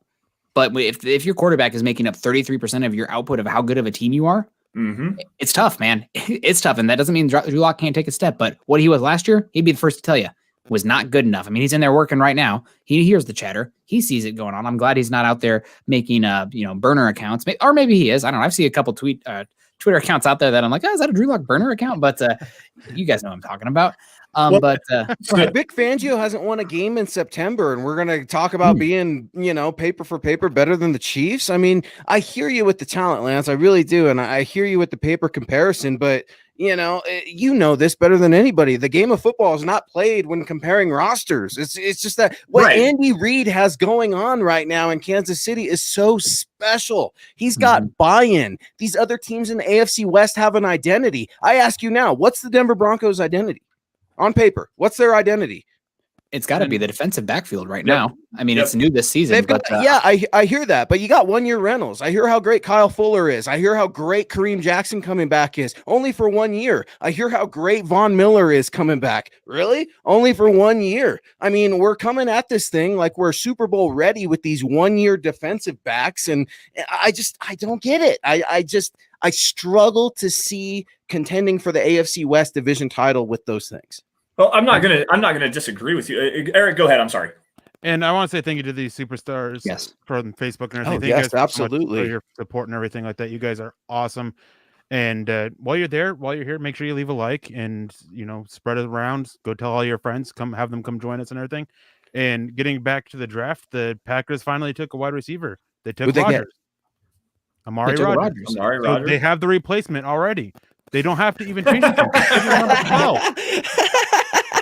Also, I want to give a shout out to that superstar. Whoever had the picture of Dan Foley, the Chris Farley character, I absolutely love you. That is like my favorite SNL skit ever. So Amari Rodgers going in there. Go ahead. Well, let's serve it back over to Lance because I love being able to have these friendly conversations and these debates because these things matter, folks. It's okay to disagree with each other. And I think that's what makes a great conversation. It makes for a great show and it makes for just great human beings, man. This is what life is about, differences of opinion. So Lance, I serve it back to you, man. Like I want to have reasons to be optimistic and I'm looking for you to give me some of those. Well, honestly, and I know I'm a big excuses versus reasons thing. And to me, the COVID offseason, sorry for saying the word we're not supposed to, that to me is more kind of an excuse more than anything. I mean, they had all season to try to get everything on the same page and whatnot. And quite honestly, that's an excuse for poor play. I mean, you're specifically regarding Drew Lock. I mean, your footwork can still improve when you're working in the offseason. You can still work on making better decisions. That doesn't necessarily, be affected by having a shortened offseason. Now, I can understand some timing and stuff like that in the routes, but specifically after about the first 4 weeks, you should have all that stuff kind of figured out. The decision making is one thing. Now, getting back to the conversation, the rosters and stuff like that, I'm not going to disagree with you. That obviously having the best quarterback in the NFL and having one of the best coaches in NFL history, and Andy Reid, is definitely going to separate this Broncos team from the rosters or from the Chiefs. But looking at their rosters side by side, just the rosters themselves, and go back to what Mike Clay had projected. What did Mike Clay have projected for the Chiefs as their roster? What were they, top? I think they were like third or something like that. Question. Mm-hmm. But with number, was it number one, Nick? I was just laughing at James. He was doing the quote from the skit. So sorry. I'm trying to pull it up, Lance. Regardless, though, so where were the Chiefs in relation to the Broncos on that list? If the Broncos were number 6 overall and the Chiefs roster, at least in my comparison, is at least equal to the Broncos, and they're weighting 33% towards the quarterback on that, like that's the answer that I'm trying to get to everybody. This Broncos roster is really, really stacked. And if the coaching can figure it out, and if they can figure out the continuity in the scheme, get some better quarterback play, this team is sneaky dangerous. And we were talking about some teams that could potentially, that were in the playoffs last year, that could potentially be on the outside looking in. I mean, the Baltimore Ravens, you've got the Cleveland Browns. I think the Browns will have an outside chance at winning the AFC North this year. And with the Steelers falling off, with Ben Roethlisberger not playing as well as he has, and everybody's starting to figure out that if you take away Lamar Jackson's ability to run the football with his legs and take away his or make him win with throwing the football, the Broncos could sneak in over the Baltimore Ravens easily if they have at least a middle of the road quarterback play. And that might be a big reason as to why they went and got Teddy Bridgewater. Yeah, and you want to talk about upgrading the quarterback position. Benji Clay's coming in here with the $4.99 super, saying you talk smack, but if June 2nd comes around and the Broncos get Rodgers, we're going to the Super Bowl. I don't care what you say. We have fewer holes than most. And not only fewer holes, but I mean, the offensive weapons, the offensive line. I mean, seriously, if this team gets Rodgers, the ceiling is the roof, whatever the heck the saying is, right? Like this team could literally win the Super Bowl. It really could. It's hard to win it when you have a new quarterback coming in, given the chemistry stuff, but like this team is ready to go. Time out. So, go ahead. Because here's the thing, fellas, and Benji, I love it. Appreciate the support. I agree. Getting Aaron Rodgers is like that Peyton Manning thing where they kind of take you from worst to first or in that contending slot. But I challenge you guys here. If you think you're just giving away 3 1s and Deshaun Hamilton, I don't think that's getting done. The Packers want starters, and that's going to sting a little bit if you want Aaron Rodgers, the reigning MVP. Some of those starters we yelled at each other about last night, and I love it because we got to ask ourselves, are we comfortable with giving away a Jerry Jeudy in addition to all those ones, a Noah Fant, a Cortland Sutton, a Tim Patrick, some of those premier upper echelon weapons that the Broncos have? And you guys are exactly right. On paper, dang, they look good, but are the Broncos, to Benji's point, or, are they comfortable giving away some of those weapons to obtain the MVP? I'm honestly going to push back. I think this is a players' league, and quarterbacks right now understand that they have more power than they ever had before. And Rodgers, I think he can use his power a little bit to say, like, I'm retiring. F you guys. Like, he is absolutely ticked at Green Bay. And the future picks, like, obviously they suck to get rid of, but if you're getting Rodgers, those future picks are more about, years 2024, 2025, 2026 anyway. So, I mean, if you're dealing from the surplus, like, would it hurt to get rid of Jerry Jeudy? Yes, but you have weapons at wide receiver where you can live with that. I don't know if you can live with Noah Fant being gone. I don't know if you can live with Bradley Chubb being gone. But this team's raring to go. And I want to pivot back to a point you made real quick. Like, what's this team's identity? All these guys on 1-year contracts. Defenses only tend to have a 1-year lifespan, right? They tend to just massively regress back to the mean. Look at the 2018 Bears. Look at the 2017 Bears, I think. Look at the Jacksonville Jaguars, right? They went from they almost beat the Patriots to go to the Super Bowl, and the next year they're picking in the top 10. So I understand that what you're saying about, like, these guys are only on 1-year contracts, but, like, that's kind of the name of the game for the defense. It's not sustainable year after year. But the Jaguars traded away Jalen Ramsey. They traded away, some of those players. I'm drawing a blank right now. But they were bad when they had them too. They regressed massively. You're right. And Bob, I want to kick this off to you, and let's get to Eric real quick. Eric Orgeon coming in with a $5 super. Appreciate you so much. Lance, I'm with you. If Andy Reid had this roster, this team with Locke is in the playoffs. Hell, Chucky too. Eric, no, not the Raiders. We can't. Don't ever feel like we are not contractually obligated to ever give the Raiders love. But Lance, Eric agrees with you. He's like, man, look, swap coaches out. Coaches have been a problem, Lance. I've been yelling about Vic Fangio since the war room started yesterday. What do you say to that? If Andy Reid had a hold of this Broncos roster, what do you think it looks like? I mean, like what Eric was just saying, if Andy Reid had this roster, even with Drew Lock, where he's putting his quarterback in a position to win and in a position to succeed, I mean, I don't necessarily disagree with him. I mean, obviously he's agreeing with me, but you upgrade the coaching position, especially, and then you get a higher quality quarterback play where you're not leading the league in interceptions and also have a bottom 5 completion percentage. And yeah, there's some drop issues you have to work through with the rookie receivers and Jerry Jeudy having the struggles that he had. But man, I mean, drops are one of the most volatile statistics in NFL football right now. So you saw Jerry Jeudy have 15 drops. And then, I mean, so there's, what was it? I think Odell Beckham had a whole bunch of drops his rookie year and then came back and dropped him down from 12 to 5. So if Jerry Jeudy has that kind of a turnaround where he goes from 15 to 4 or 5 drops on the year, that's offensive production right there. So there's a lot to like with this team. I really do like it a lot. Eric, what's up, dude? So I just want to come in and say that you guys chose the perfect time to have this conversation. A lot I want to interject, but I'm also trying to eat. Decided to jump in real quick just to make one point about Jalen Ramsey. What was the big reason he wanted out? They weren't contending because they didn't have a quarterback. Exactly. It all starts and lives and dies by the quarterback in this league. And you may have to give up some starters. I mean, it's not going to be crippling.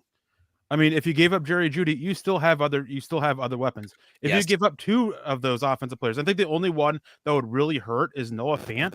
But if they really believe in Albert Okwuegbunam, there you go. You can have him step in. They have these options to fill in for this. And then with these guys on 1-year deals, it's not impossible to bring them back. Yeah, Aaron Rodgers makes it a little bit financially harder, but they just drafted Patrick Surtain to be a future piece. If they don't decide not to bring back Bryce Callahan or Kyle Fuller, it's not that big of a loss. I hope at some point they decide to bring somebody in to be a replacement for Kareem Jackson. They have all this. Quarterback can cover up a lot if you have it, and if you don't have it, you're just consistently exposed. Right. Well, I'm going to go back to eating. And there was a quick reference, and I wanted to ask you guys before I dish it to you, Lance. I wanted to ask you guys. I think I heard on the radio or saw somewhere on Twitter it was Jalen Ramsey's defensive back coach or maybe coach at Florida State had some sort of experience with Pat Surtain and actually compared him to Jalen Ramsey. Do you remember who that came from? Just housekeeping. Do you remember what that was in reference to? So I could give good credit, because it sounds terrible when I'm like, oh, I just heard that some guy said he was as good as Jalen Ramsey. I just found it interesting regarding the Jalen Ramsey conversation as it relates to Pat Surtain. Right. To round this off before we get back to the draft, guys, and I'll throw it back to Nick here in just a second. Something that you had said, Nick, about the defenses being just volatile. I kind of reference it with the drops from wide receivers being one of the most volatile statistics in the NFL. But defensive success, I mean, there's a lot to that. And I was in a conversation earlier today as I was going scorched earth on the Pat Surtain pick earlier. I was in a conversation with Nicholas Manning of the Predominantly Orange, and he said something in regards to that, because I obviously was wanting Justin Fields, but he said that defense wins you championships after your offenses get you to the dance. Well, after your offense gets you to the dance is a pretty big key in that equation. You know what I mean? Like, if you have bottom 5 quarterback play, your offense isn't getting you to the dance, guys, no matter how good your defense is. And yeah, Peyton Manning, he was great, and he had bad defensive play, but when they did win in Indianapolis and also here in Denver, what did he have behind him? A quality defensive front behind him. I mean, you could argue that the Colts don't win that first Super Bowl with Peyton Manning if Bob Sanders isn't healthy. Like, he was dominant in that 2005 or 2004, 2005, whatever that Super Bowl was against the Chicago Bears. And then obviously that all-time defense that the Broncos had in 2015, where Peyton Manning just kind of had to guide the ship there, you know? And yeah, he had some bottom 5 quarterback play in there as well. But also at the same time, defenses are very volatile. You know what sustains success in the NFL, especially now? Quarterback play. And if you want to be able to get to the playoffs and have sustained success, you have to have a quality quarterback. Your defense can win it for you, but you have to be able to get there. And if you don't have the quarterback play, you won't get there. I mean, your lips to God's ears. That's been preaching it here, right? So we're hoping that that's not, man. I'm serious, gentlemen. No, I'm if you don't have a quarterback, you know, it's not a popular, especially for people covering the team. But you know, pack it up. We'll see you next year, because it sucks. So, and with this Broncos roster, like, okay, here's a question for you. What rank or range of quarterback does Drew Lock need to play this season to make this Broncos team? Let's not even say a Super Bowl contender, but let's say a team that's, I can't even say a playoff contender, because if they can be a Super Bowl contender or a divisional top 20, they're a Super Bowl. Yeah, let's say a team that's let's say the number 1 wild card spot. Right, I think that's an attainable goal, right? And maybe if let's win the division. Well, if you win the division, you're a Super Bowl contender in a division with the Chiefs. But the 5th spot, what range of quarterback play with this roster does Drew Lock need to be for them to be there? Top 16, I'd say around that 16 to 17 range. I think that's about where you go. I'm trying to think about where, you know, Alex Smith, trying to think about where Teddy Bridgewater was at that the how year about the Vikings went. So.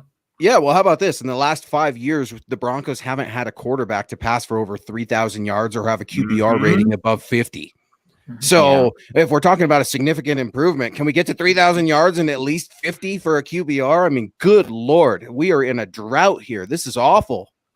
Yeah, it's honestly, I'm not even going to ask that much for Drew Lock. Just protect the gosh darn football and put the ball in a place where the playmakers can go do stuff. And I don't know how much we're supposed to expand upon this, but some of the pass catchers not too happy with the quarterback play over the last few seasons. I'm not going to name any names, but they're really saying we can't do anything. You're hurting my bottom end. I'm not going to make money because the quarterback position is holding me back.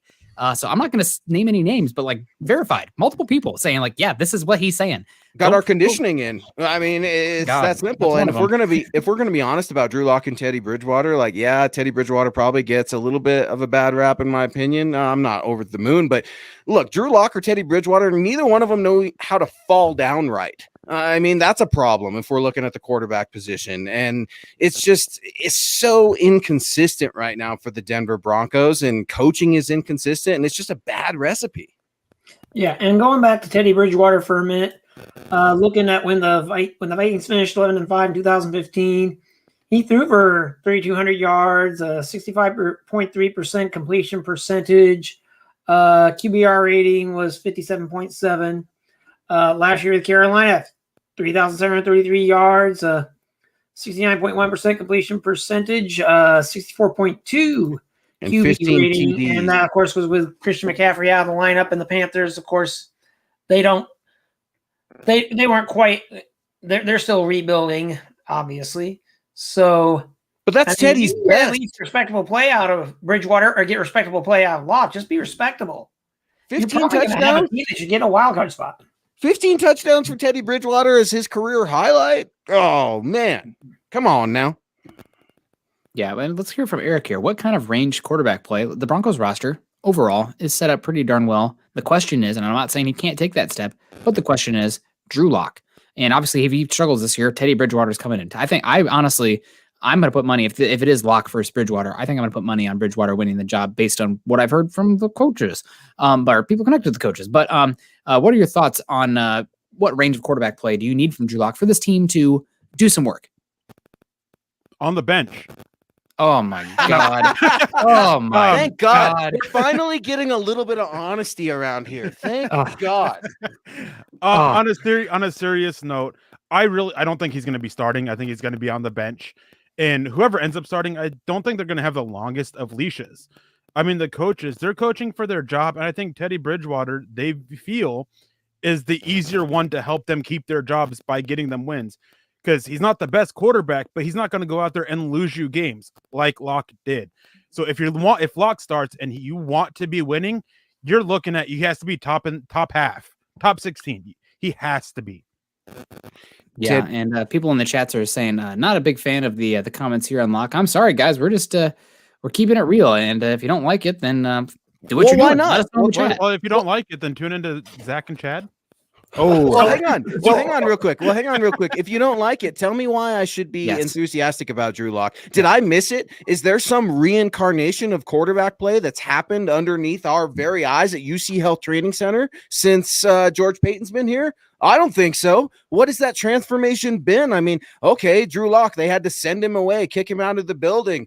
Good. You should have done that a couple years ago. That should have been the mentality then. And this is coming from a guy who liked Drew Lock. Now, I know I reside in the Drew Lock hater club because I say bad things about him, like, for the love of God, he can't clean up his footwork. He's a turnover machine, but he does care. He's a likable kid. But you know what? That doesn't mean you're going to have success in the NFL. If being likable meant success, we'd see a lot more people be successful. But in the NFL, I mean, it's just that simple. True. And I'm with you. I like Drew Lock coming out. I had him as a first round pick. I had him as a first round grade. I liked him. I thought he had super high ceiling. He just hasn't put it together yet. Like, that's it. And it sucks. I'm hoping that he turns it around because it's the best thing for the Broncos. Mm-hmm. Yes. So I just don't see it. It's such a long shot. I want to get to this robot of doom here real quick. Then we should definitely do some note keepings because there's been a bunch of picks that have gone by. We should do some analysis there. But the robot of doom, I hope you're right, man. I hope you're right. Join us on Twitter. Robot of Doom has been coming in hot here with a lot of good questions here, and I appreciate it. And you know what? We are trying to predict the future here. Guess what?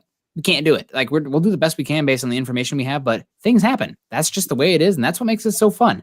But Robot of Doom 5 coming in over on Twitch saying, I can't wait to see you Lock haters eat so much crow. I like my crow deep fried. Thank you very much. If we get there.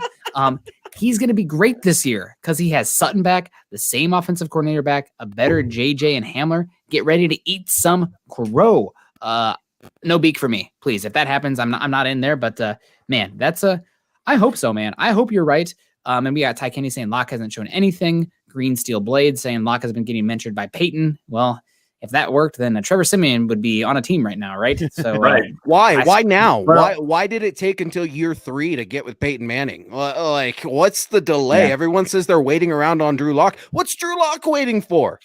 Yeah.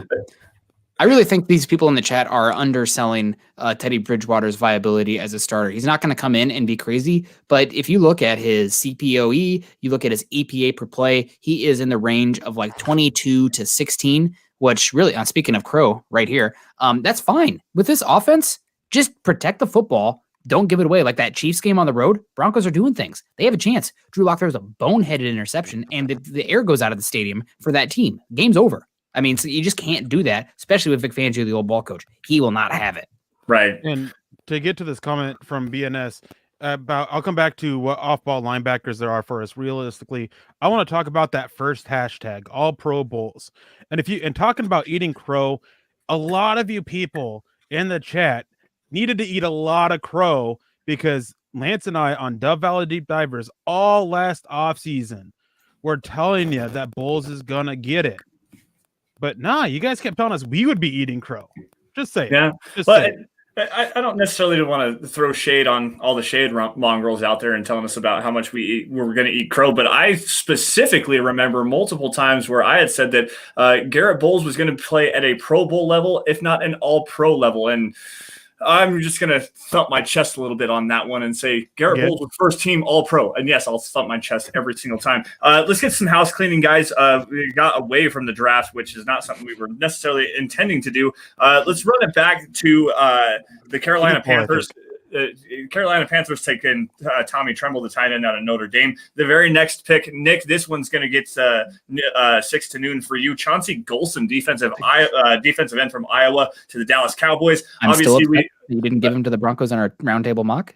I didn't. Whatever. He's not good against the run. Amari Rogers, the wide receiver from Clemson to Green Bay. Wyatt Davis to the Minnesota Vikings at 86 overall.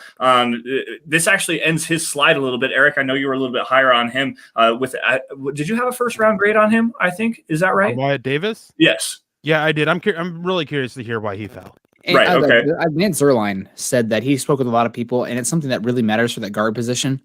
Wyatt Davis is extremely skinny on the bottom half. He cannot really drop that anchor. He just doesn't have that wideness. He thinks that he actually might have to move to center. He doesn't know if he has the mental capacity to do the center work. He hasn't done that there, but Wyatt Davis, thin base, that matters in the NFL. So just something to point out there. Lance Zierlein, son of longtime NFL offensive line coach. Yeah. Kendrick Green to, let's see here, 87 overall to the Pittsburgh Steelers. Kendrick Green, the guard from Illinois. There was a lot of buzz about him getting into early day 2, like early in the second round. The Houston Texans traded up to go get the wide receiver from Michigan, Nico Collins. And then just recently, the Minnesota Vikings just took Patrick Jones, the edge from Pittsburgh. Now, Carl, welcome back. Any gut reaction from you on the latest happenings in the NFL draft? Well, I mean, a few head scratcher moves. Houston trading away all of that capital to go get Nico Collins of all players. I mean, I don't mind Nico Collins, but he has a weird hitch at the beginning of his route that always puts him off timing. I'm just not a big fan there. He's goofy. Yeah. And how about Trey Sermon to San Francisco? Hello, Mike Shanahan. Yeah, I mean, he's going to get a lot of carries. He's going to get a real opportunity to shine there. So I don't mind that pick one bit. But yeah, there's been a lot of head scratching moves here in the third round. Just a lot of guys that I'm just like, I would not have them ranked that high. The Raiders with their 2 picks. Oh my God! You missed it, Carl. I missed it. Okay. Laugh at that. I hear the Benny bringing going up on in the over and background over. But yeah, both those players, I'm just like, what in the world are you doing? It just, I don't know. But Washington with getting Brown, I thought that was a good pick. It's one of them that I actually agreed with. I thought he was a very good player. Cowboys getting Golston, that's stupid. I'm just kidding. Had to say that. But the Browns are about to hit their Hawkeye limit too. Yeah, but Anthony Schwartz. Yep, Auburn. Yeah, fastest guy in the draft. I did like Wyatt Davis to the Vikings. I thought that was a good pick there for them. They've really worked hard to rebuild that offensive line. And then of course, I think I left right when like Ali McNeil and stuff was being picked. I like that pick for the Lions. But like I said, just a lot of head scratching picks here at the end of the third round. Tennessee's not wasting any time either. It looks like the pick is in. Yep. One that we didn't actually get to was Hunter Long, the tight end out of Boston College, going to Miami. They're adding some more pass catchers there. Nick, what are your thoughts on Hunter Long, man? Ooh. He's a wide tight end. He does a good job plucking the ball out of the air, but zero separation, right? Like he's just not a guy who's going to get any separation or do a lot of yak stuff other than like, I am a tight end body, and if I have a slot cornerback near me, he might bounce off me, but not really a dynamic player. But, you need those kind of tight ends, right? Like there's still value for that wide tight end. It's probably, there's 11 personnel. Well, guess what happens in the 11 personnel? You have a wide tight end there most of the time. So, Anthony, I want to talk about a couple picks coming off the board here. One of those linebackers, the Broncos might have been interested in there. Monty Rice coming off the board there, linebacker from Georgia, 219 career tackles, 10.5 tackles for loss.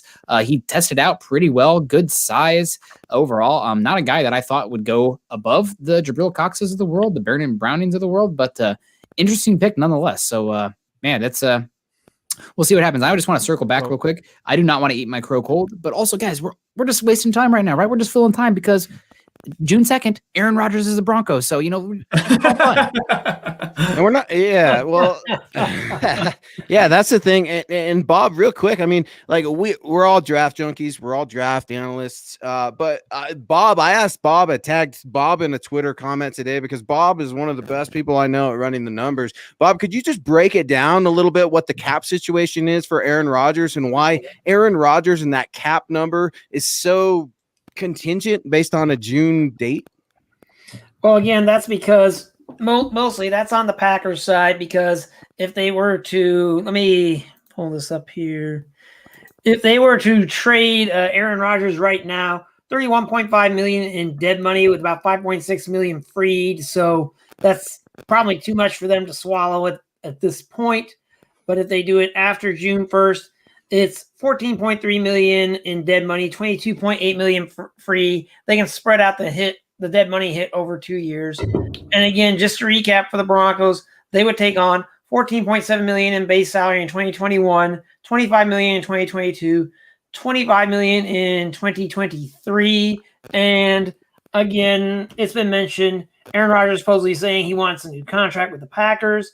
I suspect that's a negotiating ploy to basically tell them you traded up for Jordan Love. That's a sign you don't think I'm going to be around for the long term. So you need to show that long term commitment to me. If the Broncos do get a deal and get Aaron Rodgers, he may be okay with playing for a couple seasons and then seeing how things go from there. Beautiful breakdown for Bob Moore. Zach, what's up, buddy? I'm just here for Cox, guys. Jabril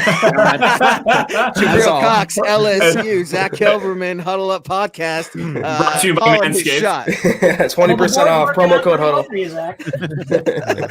So Just lost our Biding my time. waiting. Eric, I want you to answer the question from Rickard Bohr. I want to touch this comment, then I want to go back to the linebackers at 98. I mean, Jabril Cox, that seems to be the guy everybody here wants. Melifonu, the big thing about him is that doesn't take no for an answer off the field, at parties, things like that, if you kind of get my drift. That's been a big thing with him for a while now. Oh, and Aaron, I want to say, Aaron has been asking for you for like 2 hours now. So, Zach, if you don't say hello, he is going to be very upset. So, Aaron, here's Zach.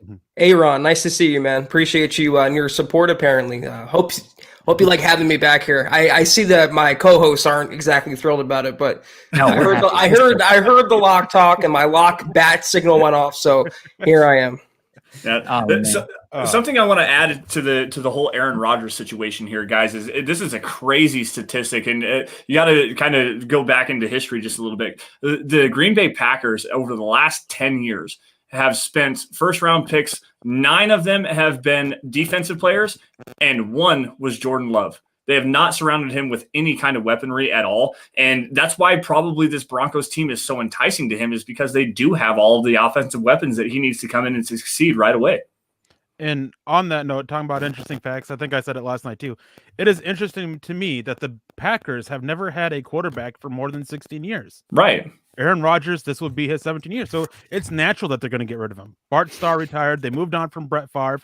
Like, come on now. It's just all adding up. It's the circle of life. Well, we do have some news coming in here. A little bit bummed. One of my co-host for Broncos for Breakfast, Scott Kennedy, been banging the table for this guy, saying he's a freak, comparing him to Lane Johnson. Spencer Brown off the board here to the Buffalo Bills. The Buffalo Bills continuing to invest in the trenches, man. McDermott, Bean over there, Brandon Bean, excuse me, really investing in that offensive and defensive line. So Bills, man, that's a team. They're fun to pull for. Bills Mafia. I mean, Buffalo. I'm not going to say anything bad about them, but I'd love to get out to a game out there. Buffalo's maybe not the most scenic city in the world, but Bills Mafia, man, you guys are beautiful. Just beware of the tables.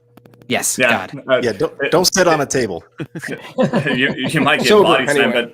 but Josh Allen, represent Wyoming. Let's go. That's my boy. I love that guy. Like quite honestly, if there's any Broncos or any jerseys that I'm gonna ever buy that's not a Broncos jersey, Josh Allen is one of them. And then my other dude from last year, and it's a shame that Luke isn't in here right now. Logan Wilson, the linebacker from Cincinnati. My stepson Jace is a Cincinnati Bengals fan. Rest his soul. But also at the same time, not rest his soul, but bless his heart. Sorry. What? Oh my God. Bless his heart is what I meant to say. What are you trying to tell us, Lance? No, we got him a Logan Wilson jersey for Christmas this last year. It's pretty slick. I like it a lot. Oh man, you really sent me for a trip there. Slip of the tongue, easy man. Yeah, so we have the Baltimore Ravens. Oh, go ahead, Eric. So BNS, he asked a while ago about guys at linebackers at 98. I wanted to wait a little bit more as we do. Do we have the Ravens pick in real quick?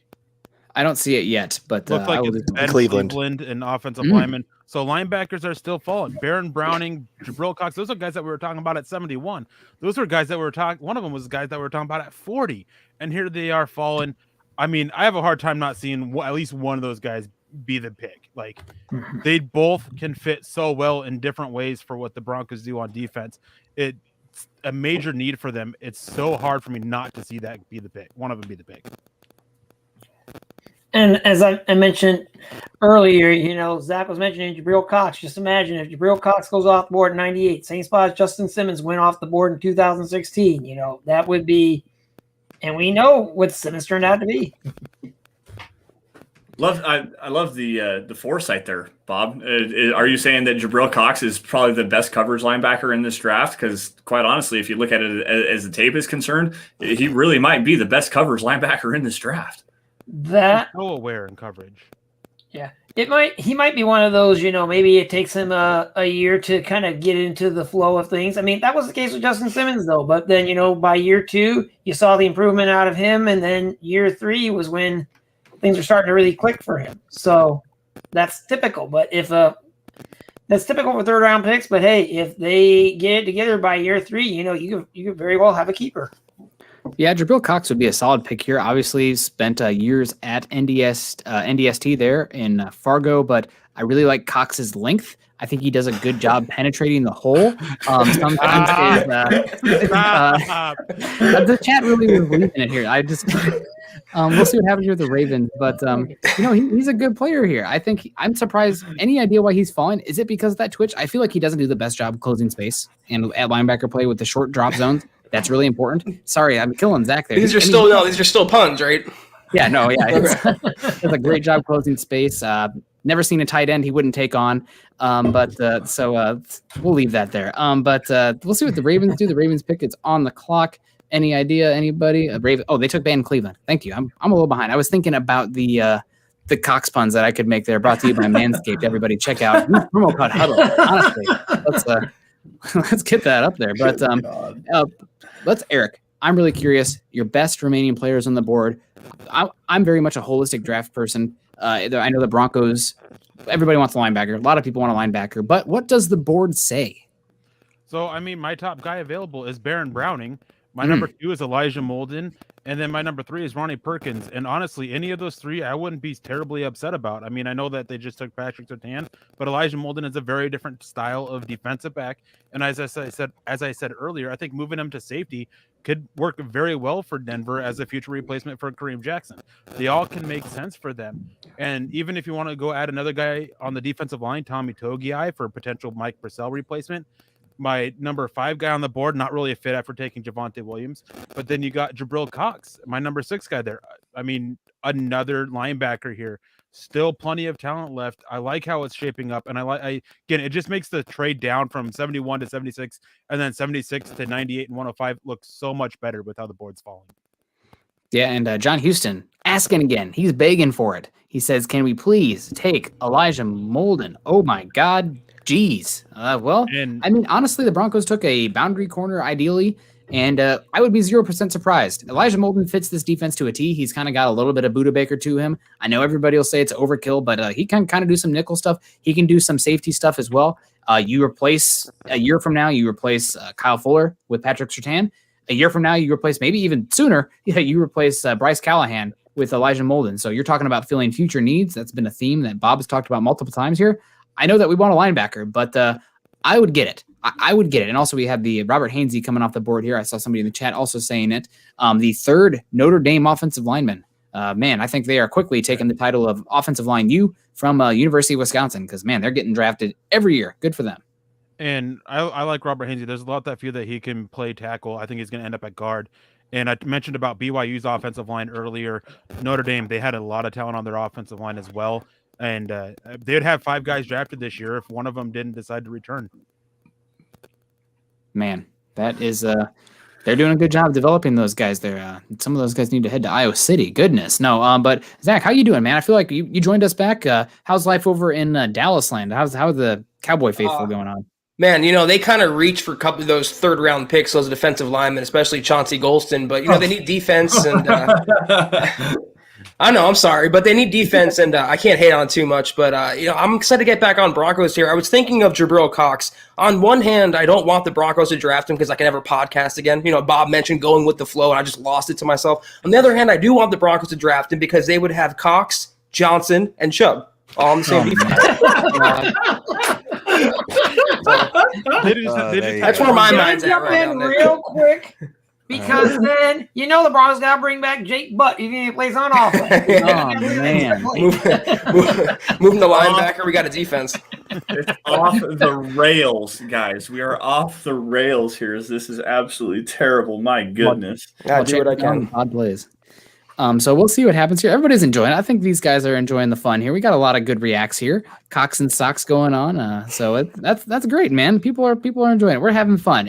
We're getting to be slap happy here. We're on hour 4 since we've been live. Is Johnson Harry? I mean, he does have some long dreads going on there. Maybe he needs to check out Manscaped. God, and you never want to be compared to a dinosaur down there. But those short arms. But I don't know, man. Eric, I think. My gut is telling me I would not sleep on Elijah Molden. I know that they're looking at cornerback. They already took Surtain, but that is just that's the identity of Rick Spielman and this team. So did Molden just come off the board of the Patriots? You laughing at me? I don't know. I haven't seen the Patriots pick. What I was going to say is that not only is defensive back the identity of George Payton, Elijah Molden is the type of Vic Fangio corner, defensive back. Like, that's his identity, is these smaller guys that he turns into major successes in the NFL. Like, I've said it before, I'll say it again. I love Elijah Molden. I mean, it doesn't fit with the name aspect with his defense if they get Cox, but I'd love it. I wouldn't be able to complain at all about this draft if they walk away with Molden and Cox. Yeah, and I just want to say real quick, the Patriots are on the clock right now with the 96th overall pick, one of the first compensatory picks this draft cycle, if not actually the first. God bless it. Eric, yes, this is the Tom Brady pick. This is the Tom Brady compensatory pick. So this is what the Patriots get for Tom Brady walking. It is very noteworthy, though, guys, and this is something that happened, I think, just a couple of years ago, that the Broncos, they were able to trade out of 71 and then trade back again. And the reason why they have these picks is because the NFL actually allowed teams to start trading these compensatory picks. So they're getting a lot of added value here, especially with the way that the board is falling. And the Patriots are going Ronnie Perkins here. Also, just a heads up, one of the interesting guys for the Broncos here. Ronnie Perkins was suspended for a game this season, I believe, for Oklahoma. And he did not test as well as you'd hope. It's probably why he's here right now, but he's been productive. Everybody saw the highlight where Ronnie Perkins put Tevin Jenkins on his rear end with the long arm. So this is a good pick here for the Patriots, I think. This is a team, they very much prioritize building defenses from the back to the front. But they can do a bunch of stuff up front, twists, stunts, blitzes to create pressure. So, Eric, looks like you have something to say over here. What's going on? It's just a little bit of interesting information. One of the picks that the Broncos got in the trade back for Simmons is the compensatory pick that the Saints got for losing Teddy Bridgewater. And the other one is that they got lost for Terry Fontenot. who was Oh, my one of the good- finalists for the Denver Broncos general manager. Wow. Okay, then that's actually pretty interesting information. Going back to Rodney Perkins here, this is another one of those guys that is there's some versatility. This is really kind of a prototypical Patriots pick, quite honestly. Getting a guy that's fallen down.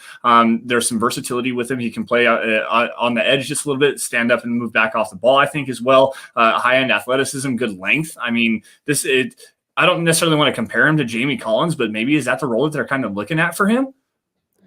Does he have the same length? I think that's the biggest thing. I think see more of potentially like a Kyle Van Noy. I know they just brought him back, but like it's kind of that like stand-up edge that might be able to do some stuff. But early on, I'm seeing way more blitzing ability than the drop zones. We got to say hello to our supers here, especially one that compliments me. I'm not much of a talker, but I listen to every single podcast. Thank you very much, Justin. And that, Nick, is why you're my favorite host. Get out of here, guys. This is a Nick Kendell show. We're getting here late today. No, I'm just kidding. He says also he loves all of you guys. So, Justin, we love you. Thank you so much for joining us today over on YouTube. And Luke is pumping his fists in the air.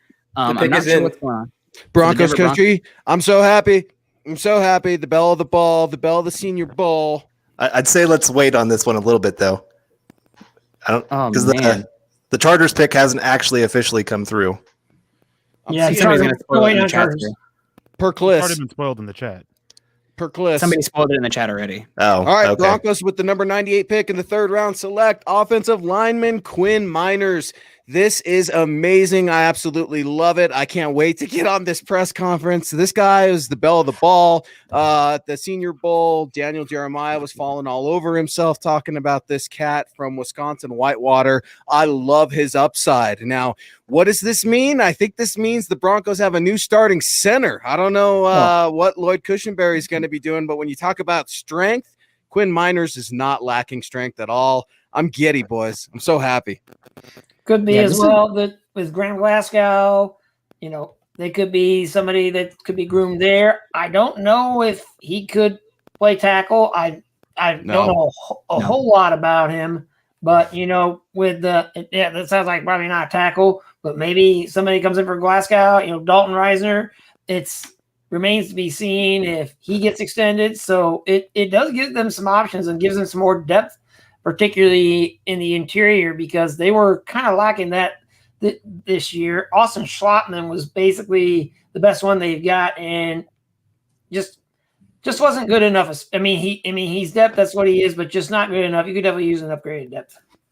I love this pick for the Denver Broncos. You've got a center that played guard at the Senior Bowl and held his own. This is a mauler in the running game, has some pretty quick feet as well, super strong. And this is a dynamic personality, guys. I mean, he's got the long flow for the hair. He was the guy that caught everybody's attention because, as a small school prospect at the Senior Bowl, obviously your play has to stand out, but you got to do something else to stand out as well. And this is the guy that had his belly hanging out. He pulled his shirt up and tucked it up underneath his shoulder pads and whatnot, and had his belly hanging out. And then he was going out there and pancaking guys all over the practice field. This guy is just an amazing player. I love this pick for the Denver Broncos. And as Bob kind of alluded to, it adds to the depth there. They potentially have a starter at center. If they want to move Graham Glasgow into center and play Quinn Miners at guard. It also adds, what happens with Netani Moody here, the interior of this Broncos offensive line just got a lot more deep, and there's some versatility, and that actually might open up a trade piece as well. Netani Moody I know Mike Munchak likes him a lot. Graham Glasgow is a player that there was some buzz about him potentially being moved on from. So, this is a big pick for the Broncos. Yeah, I would say this might be a watch out for Dalton Reisner too. He didn't have a great season last year. And Miners played left guard. That was his position there in 2019. They didn't have a season this last year because of COVID. But yeah, I think this could be a wake-up call to him and say, dude, you got to play better. We don't have any problem replacing you if you're not going to play better. So especially 3rd-round pick, that says we expect this guy to be a starter at some point. Yeah, it really does. And I just want to get to him. While he is not going to play tackle, he's under 6'3". His measurables, and it's Whitewater, what's the pro day actually this year? Grain of salt. But across the board, man, he has great arm length at 33 3/8. He weighs 320. And almost all of his athletic testing, the worst one was the 3-cone drill at the 77th, or excuse me, the 20-yard shuttle, 65th percentile. But a lot of these are in like the 80th, 90th percentile. So I don't think you're going to see him. I personally, given the jump of competition from Whitewater, also the Senior Bowl was the first time he ever played center. I don't know if you're going to see him start this year. This is much more, I mean, you're talking about a late round 2 pick, much more like a Gene last year, where like, if you get anything out, and that's great, but this is much more about what's happening 2022, 2023. This is an investment in the offensive line, and I don't miss it one bit. And I don't mind it. And it's better as I don't think it's going to mean any movement on the interior offensive line this year. I think that it's going to be very much the same. The biggest thing that they needed on the interior offensive line was they needed a backup guy at center that could swing out at guard. They have Nathaniel Moody, who is just a guard. Yep. Austin Schlottman, I think that by now we can say he's terrible and should just be gone. So they went and got that guy. They're now 5 deep on their interior offensive line, which is where you really need to be. And now it's just tackle that they got to go fix out. I think that with Dalton Reisner, his contract is up in a couple of years. Graham Glasgow, after this next season, makes it a little bit easier to get out of him. I think it's easiest after 2 more years, though. And then Lloyd Cushenberry, with the struggles he had, and he never really put it together. They just had to make a lot of changes to help him out. So it's going to be interesting to see. I think that at some point this year, though, I don't think he starts, but I think that we can see the curtain come down on Lloyd Cushenberry and Quinn Miners be inserted. So this is actually an interesting question here from Tim Durr on Facebook. Did Dalton Reisner play tackle in college? And the answer is yes. He played right tackle at Kansas State. So is this potentially did he play left tackle? Right. I remember Montez Sweat taking him to town in that Mississippi State, Kansas State game. Regardless, I know that he played left tackle.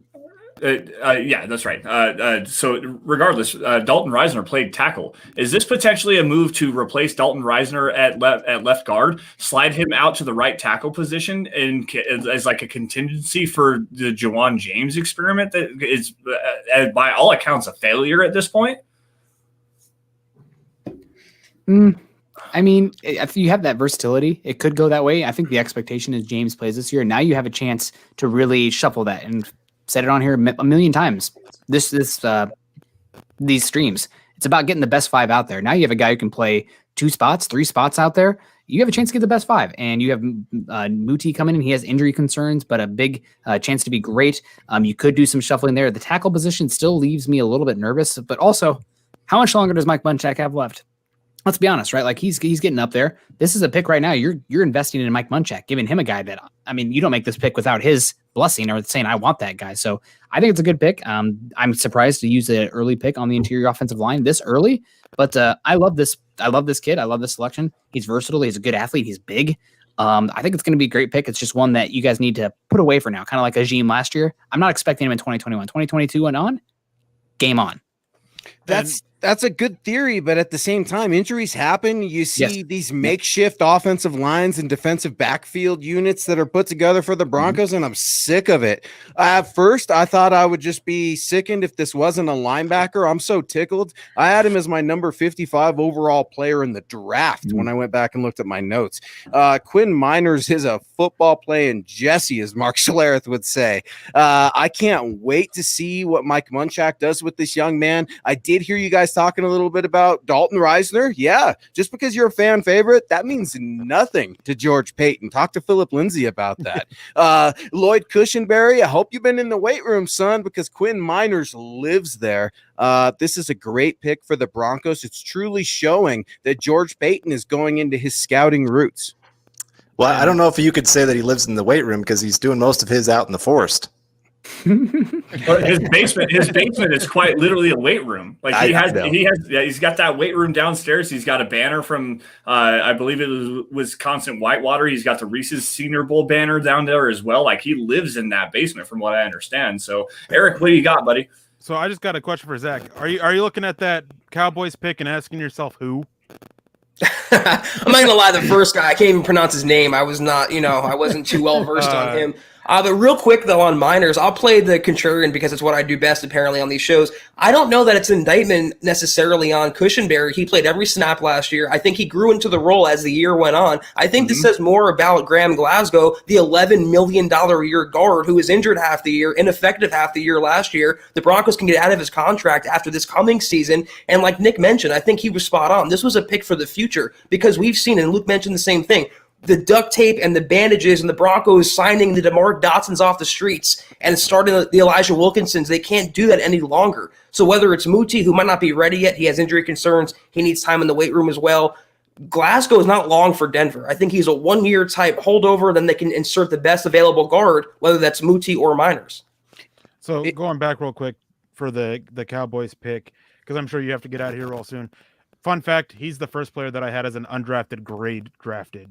He was in not even my top 400. So I got a tryout caliber player for me. So I got a question, I guess, real quick on regarding Quinn Miners and Graham Glasgow. Is Graham Glasgow the Melvin Gordon of the offensive line?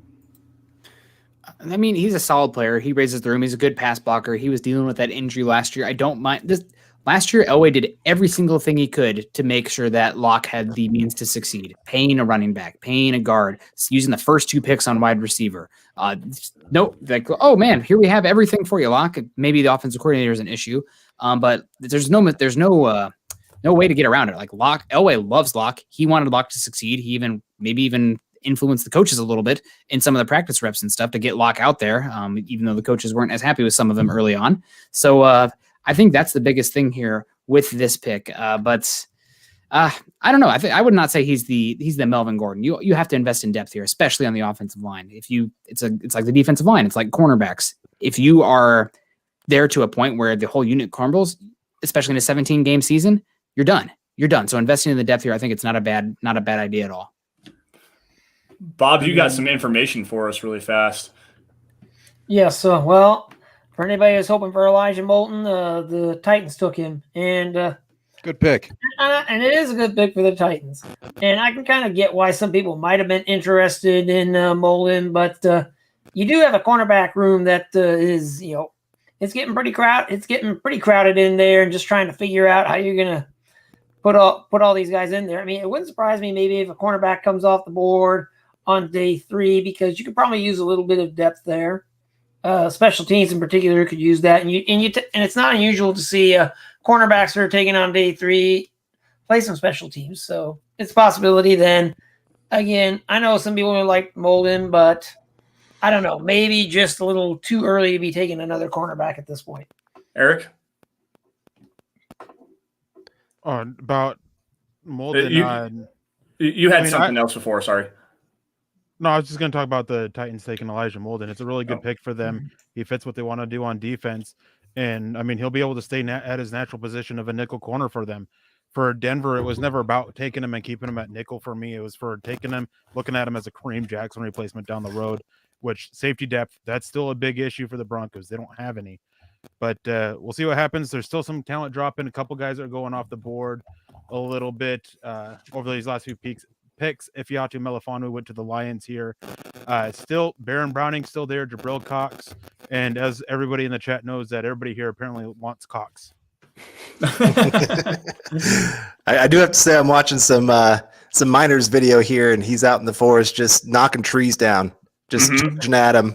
And so I think this guy will become a fan favorite very quickly. He's a big personality. He's going to get in so many fights in training camp with Shelby Harris. I can't wait. And him and Alexander Johnson can go lift weights and logs out in the middle of nowhere somewhere and do some dinosaur redneck wood stuff out there. I don't know. You know what's sad about that is Quinn Miners is probably able to cover a tight end better than Alexander Johnson. Oh man, careful! If AJ got a hold of that, he would be what? And then what's he going to do? Is he going to get at me on go for it? It's like. Around. Yeah, it's like, dude, come on. Are we gonna celebrate mediocrity? The Broncos eventually have to address the linebacking position, plain and simple. Yeah, I mean, did we get the super chat before? No, it disappears on us? I was actually just about to grab that. Aaron Lynch jumping in here. Got it. Aaron Lynch jumping in here with the $10 super, not complaining about the picks so far at all. Still waiting to see if we can land Jabril Cox, though. Needing another beer and probably another after that. It's been a day, boys. It's been really a couple of days here. Obviously, you know, we've broken down the not taking Justin Fields and going and getting Pat Surtain at number 9 overall. We've talked about a couple of the trades downs here. So again, the Broncos are in a pretty good position here. James Hudson, the offensive tackle from Cincinnati, is still on the board. If you want to go and look at an offensive tackle here, there's a lot of quality edge prospects. I mean, you've got Jordan Smith out of UAB. Quincy Roche, Shaka Toney as well. The linebackers that we've spoken ad nauseum about. There's still a lot of safety prospects. Hamza Nasrullah-Dean, which I don't necessarily think the Broncos are at. Ambry Thomas apparently going to the 49ers, a cornerback out of Michigan. And that's the little reachy to me here as well. Eric, what are the best players you have available on your board right now? I mean, I don't know how many times I can keep saying Barry Browning, Tommy Togiai, Kenneth Gainwell, and Jabril Cox. Let me talk about some third-round guys that I still have on the board. There you go. Davion Nixon, there's been some stuff about coaching with him. Trill Williams, super athlete out of Syracuse, the teammate of Ifeatu Melifonwu, who doesn't have the off-field issues of not taking no as an answer. Ardarius Washington, if they want another not quite Elijah Molden type, but another playmaker that's actually more of a true safety, Ardarius Washington makes sense. Not exactly a perfect fit in style for what Vic Fangio likes from his safeties, though. Tony Fields, he's a potential cover linebacker. I like him a little bit more sideline to sideline. Brevin Jordan, I mean, if you want a Julius Thomas type player, I guess, but you've got Noah Fant. If you're looking at tight end, you want a blocker, and that's definitely not Brevin Jordan. Guy gives no effort whatsoever. David Moore, big guard out of Grambling State. Don't think they'll double up on an interior offensive line. Don't see a wide receiver, but I mean, I didn't think we'd see an interior offensive line. So maybe Amon Ross St. Brown, Jordan Smith out of UAB, Cameron McRone, depending on how they are with the medicals, Jamar Johnson, a safety out of Indiana, who probably had no doubt his best game against Justin Fields. Don't see another running back like Michael Carter, even though, hey, pairing Michael Carter with Javonte Williams, college teammates, maybe. And then Quincy Roche, Tylan Wallace, James Hudson, if they want to go an offensive tackle. He's my top offensive tackle left on the board.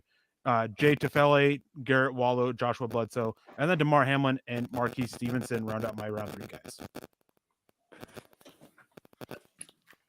Well, we're getting down to the end here, guys. The 49ers are on the clock. I believe we know who they pick here, at least on my feed, and then the Rams after that. 49ers taking Ambry Thomas, another guy who I believe opted out this year, but was good in his 1 year of starting at Michigan for that Don Brown defense. And then you got Eric, a guy that you know well, going off with the 103rd pick. The Rams are selecting Ernest Jones, somebody I believe you had some Twitter interactions with leading up to the draft.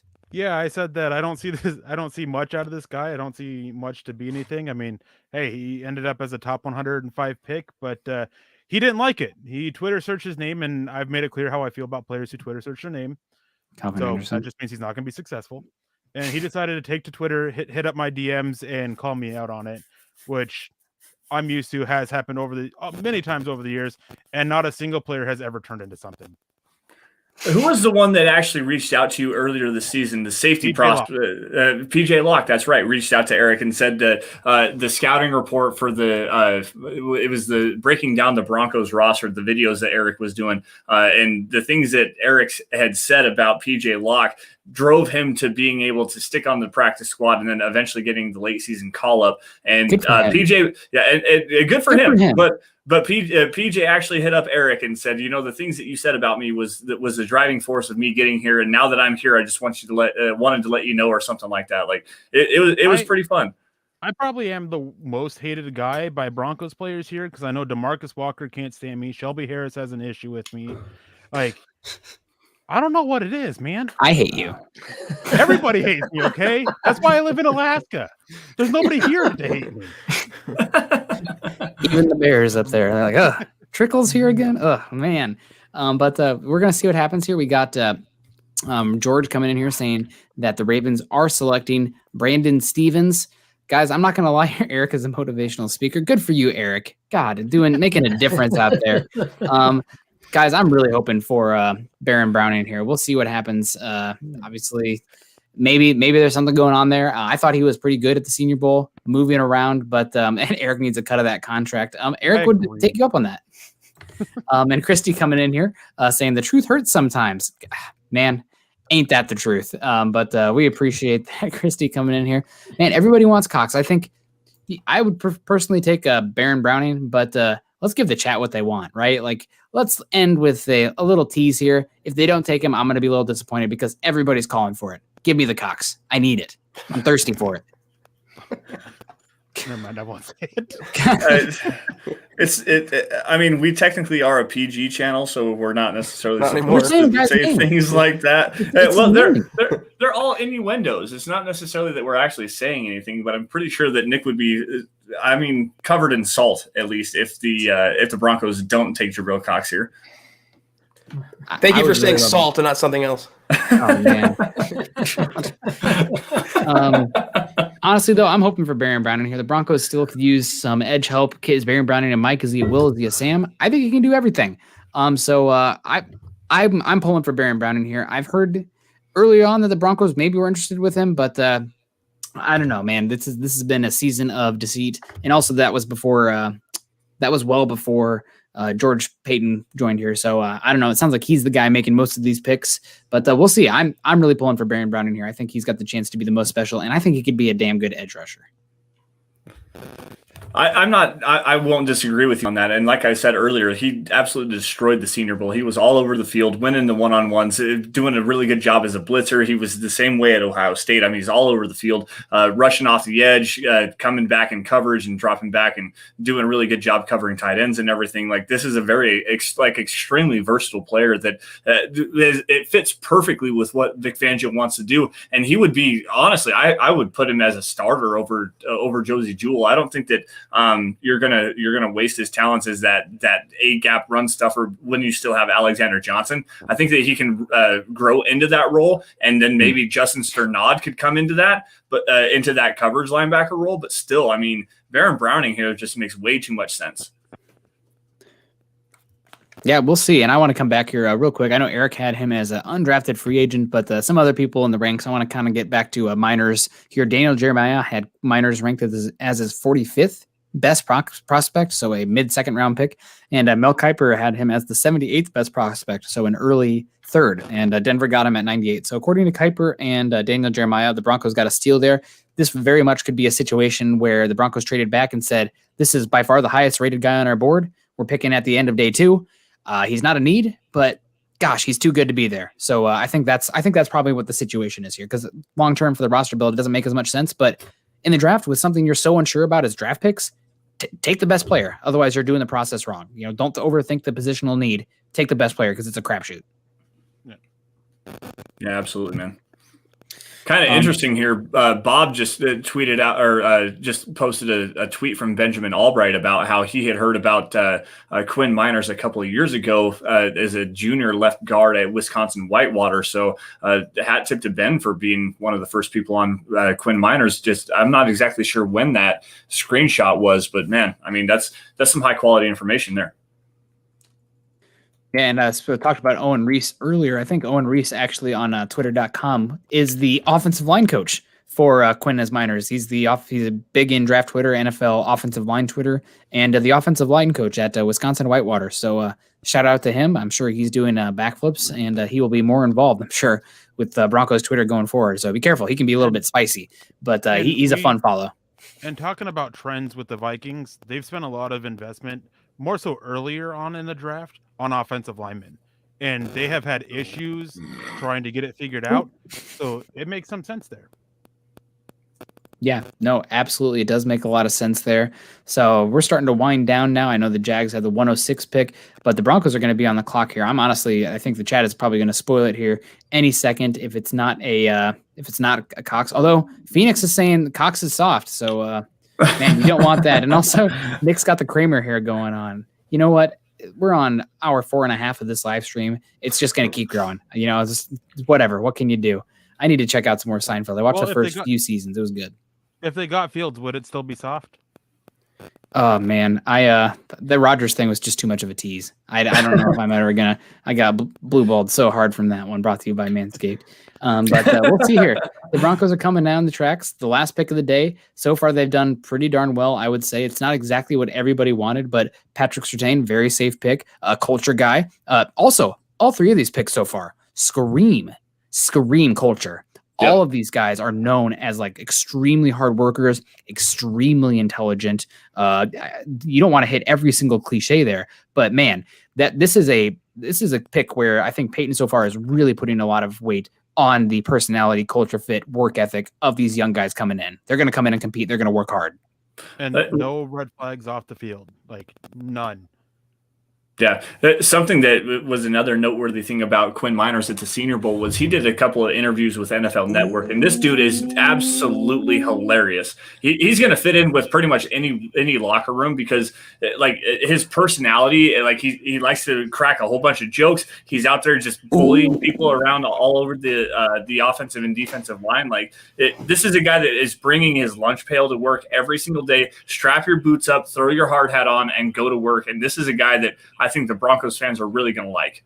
I can finally take his name off. You guys won't have to listen to me talk about him tomorrow. I'm thankful for that. I was getting tired of mentioning his name. Is it Baron Browning? It's Baron Browning. The Denver Broncos are taking Baron Browning, the linebacker from Ohio State, as the number 105 pick, and Nick is about to lose his mind. Nailed it. I got the pick right, babe. No. Nick, break it down, man. Baron Browning, man, he was one of the best athletes recorded at linebacker for a while. He is size and length. He was a 5-star prospect. Ohio State moved him around like crazy from the Will to the Mike, but he can do a lot of stuff. And a lot of people in the league think that he actually might be a better Sam in the NFL. He's longer than Micah Parsons. He's actually a similar athlete to Micah Parsons. And he can do a lot of drop zone stuff too. So Ohio State asked him to do a lot of stuff. He's going to come in day one and bring in a heck of a lot of special teams ability, because what are you looking for on special teams? Guys who have height, weight, speed that can run and hit. That's Baron Browning to a T. So I'm super excited about him. This is my favorite pick the Broncos have made so far. He also, coaches rave about him and his work ethic as well. He's a guy who the coaches asked him to do a lot of different stuff, and he said, yes, sir, I'm going to go do that. I'm going to go do the best I can. There are some processing concerns with him out there. Linebacker is a very process-oriented position. He's going to have to work that out. But, man, you talk about taking an absolute home run pick here with the last one. I've been hoping for this guy forever. I mocked him to the Broncos at pick 71 to get him here at 105. Hallelujah. Amen. I need to go find my wife. A couple notes is that he was mentioned as an inside linebacker, not an edge. So it seems like they're going to be using him to replace or compete with Alexander Johnson or Josie Jewell. And I know that a lot of us wanted Cox, but unfortunately he doesn't come in day 3.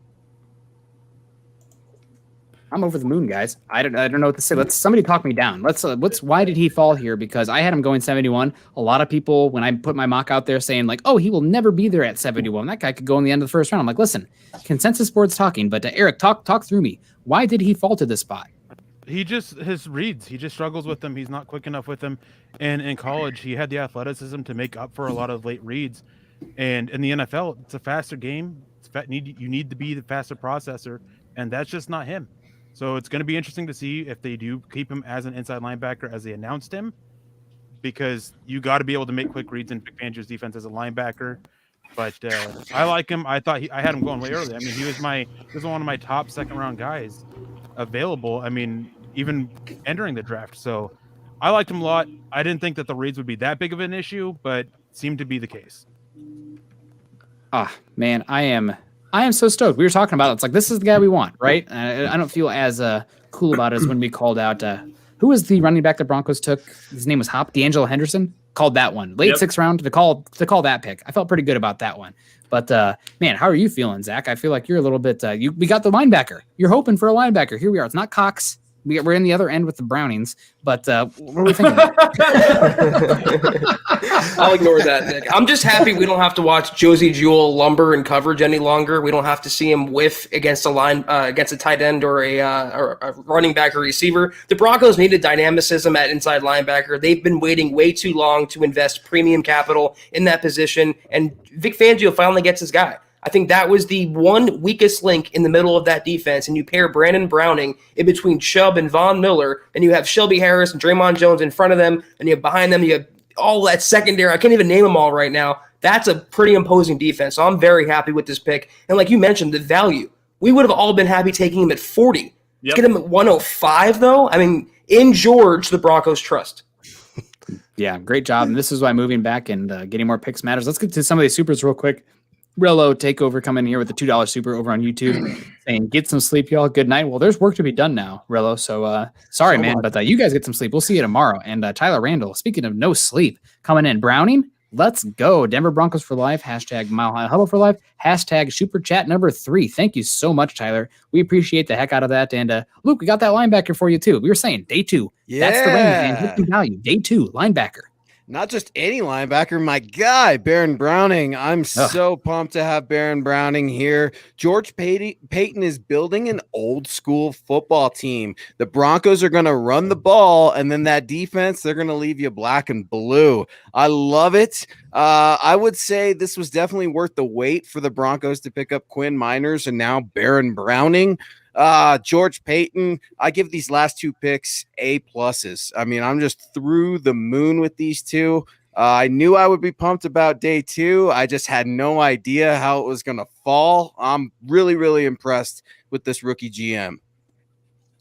Yeah, man, it's great to see the way that he's actually coordinated this draft. He's gone about filling some holes, adding some future picks that there are some future concerns here. Obviously, Baron Browning is going to step in probably day 1 and take over for Josie Jewell. And as Nick had also added in there as well, he has that special teams versatility where he can run down on punt coverage, he can run down on kick coverage, and just be a lightning bolt down that way. Height, weight, speed, athleticism kind of a guy. And to Erick's point, the processing and stuff like that out in front of him, I think that can be a coachable aspect. And Vic Fangio does a really good job of getting some lesser talented linebackers, lesser talented safeties, and stuff like that to fit well in his scheme. So this is a home run pick. The Broncos on day 2 have done pretty much everything that they could to have bolstered this roster in the biggest need areas. And man, I mean, Baron Browning, holy cow. I mocked him to the Broncos several times at number 40 overall. To get him at 105, this is incredible value for the Denver Broncos.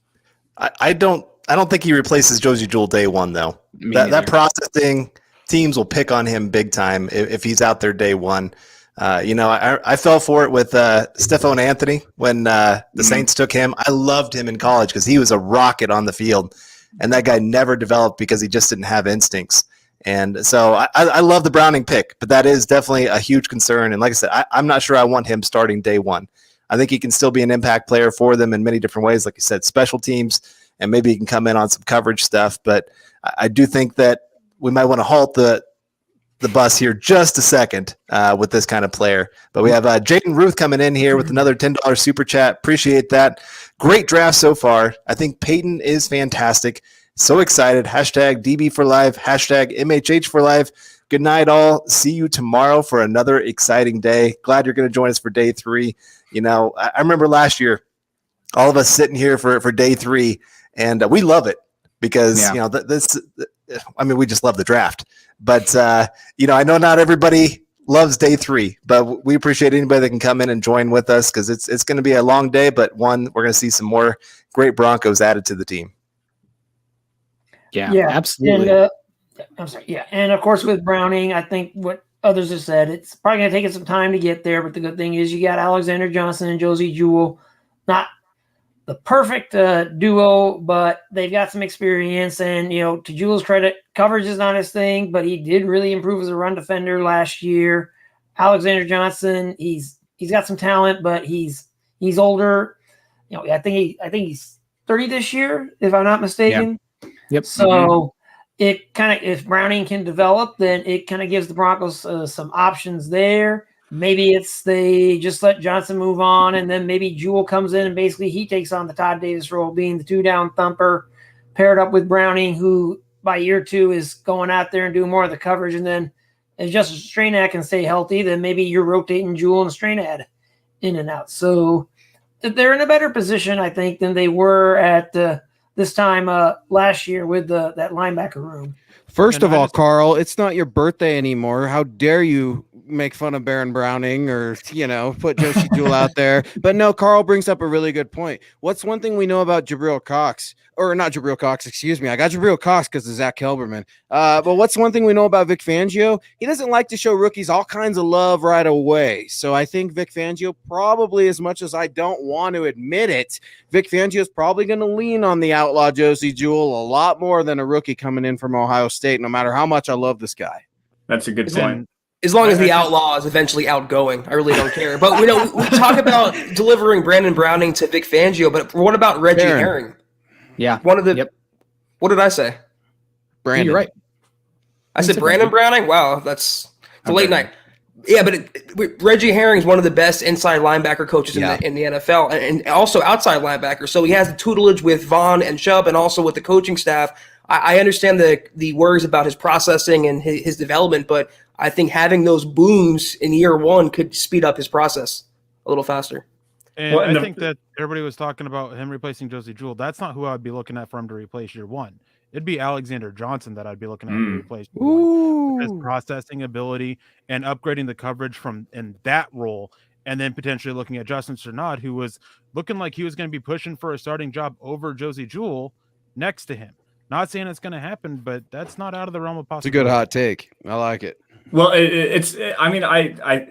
hot take just a little bit, but also at the same time, you're looking at more athleticism there. I mean, Baron Browning's an incredible athlete, and Justin Strnad, for what he is, he's also an incredible athlete as well, with some high-end coverage versatility there too. So, and Baron Browning, and I was just touting his ability as an A-gap run stuffer and as some versatility as a blitzer and coming off the edge. So it makes a little bit of sense. And Eric, I think you might be on the right brain track there.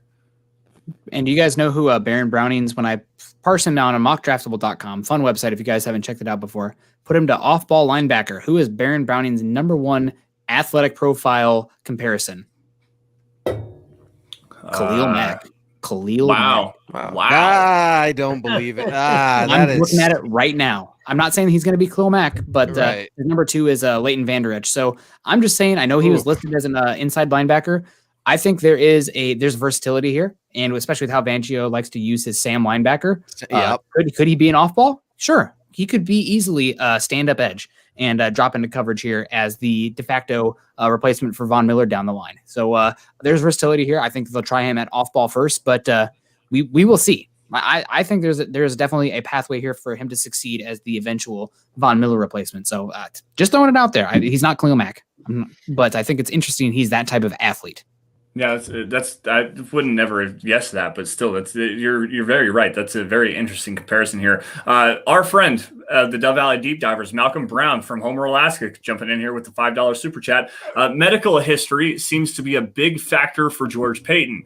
Makes sense after last year's injury bug. And I mean, you're absolutely right here, Malcolm. The Broncos were absolutely decimated by injuries, especially in the secondary, playing cornerback 7, 8, and 9, signing Nate Harrison off the street to come in and play and start. I mean, Elijah Holder as well. So yeah, it does make a lot of sense that none of these players that the Broncos are bringing in have medical red flags at all.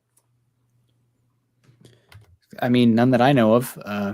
So that's a good point. I mean, leaders, health, it's a weird draft process this season. You're taking the most sure things that you can. And they've done that with 4 picks so far. So good for them. They're filling out the roster. And also all these guys fill future guys who could be off the roster in 2022. So awesome.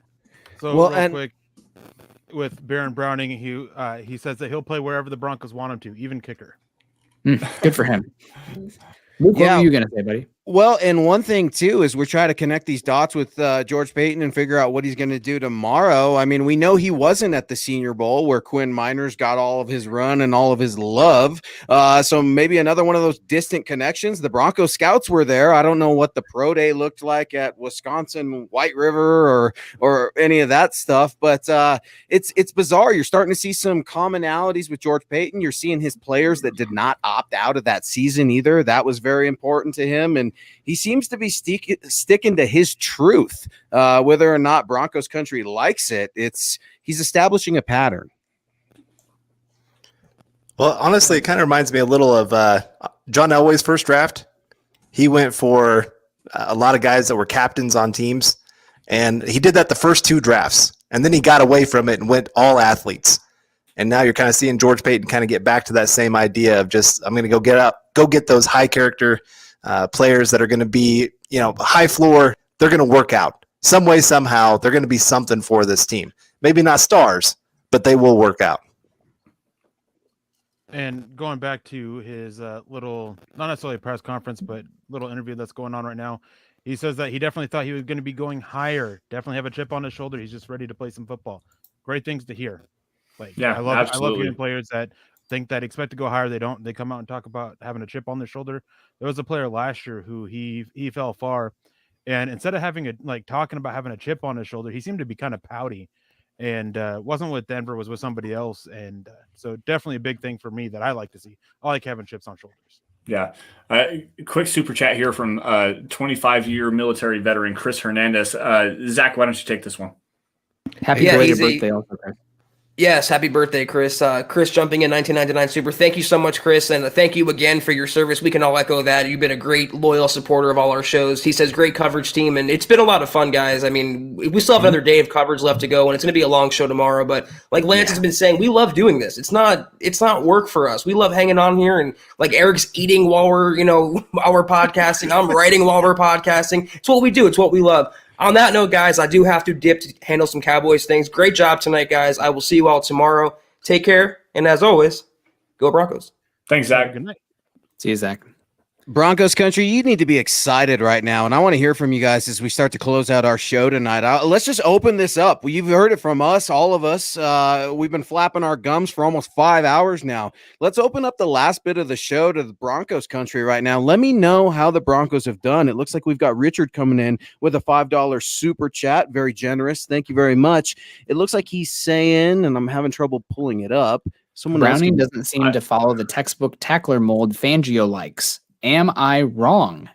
Well, I don't think you're wrong per se, but I think some of that is he's not short-armed, right? He can get to more stuff, and sometimes that means that the tackle does not look as clean because he has like nearly 34-inch arm length for that position. So you're going to love that in drop zone, guys. I know it's not always the cleanest for him in the tackling, but it's because he doesn't always get to get squared up because he has that length where he can reach some guys. It's kind of like Zach Cunningham, you guys remember him? Like he was so long and the tackles looked funky, but it's just because he had so much length that he was grabbing guys that he had no business touching. Right. Yeah, in my opinion. I was going to touch on that, and not being a textbook tackler, it's not always a bad thing, especially in the case like this, as Nick was touching about being longer. If you're shorter and you're not a textbook tackler, it's a lot more of an issue.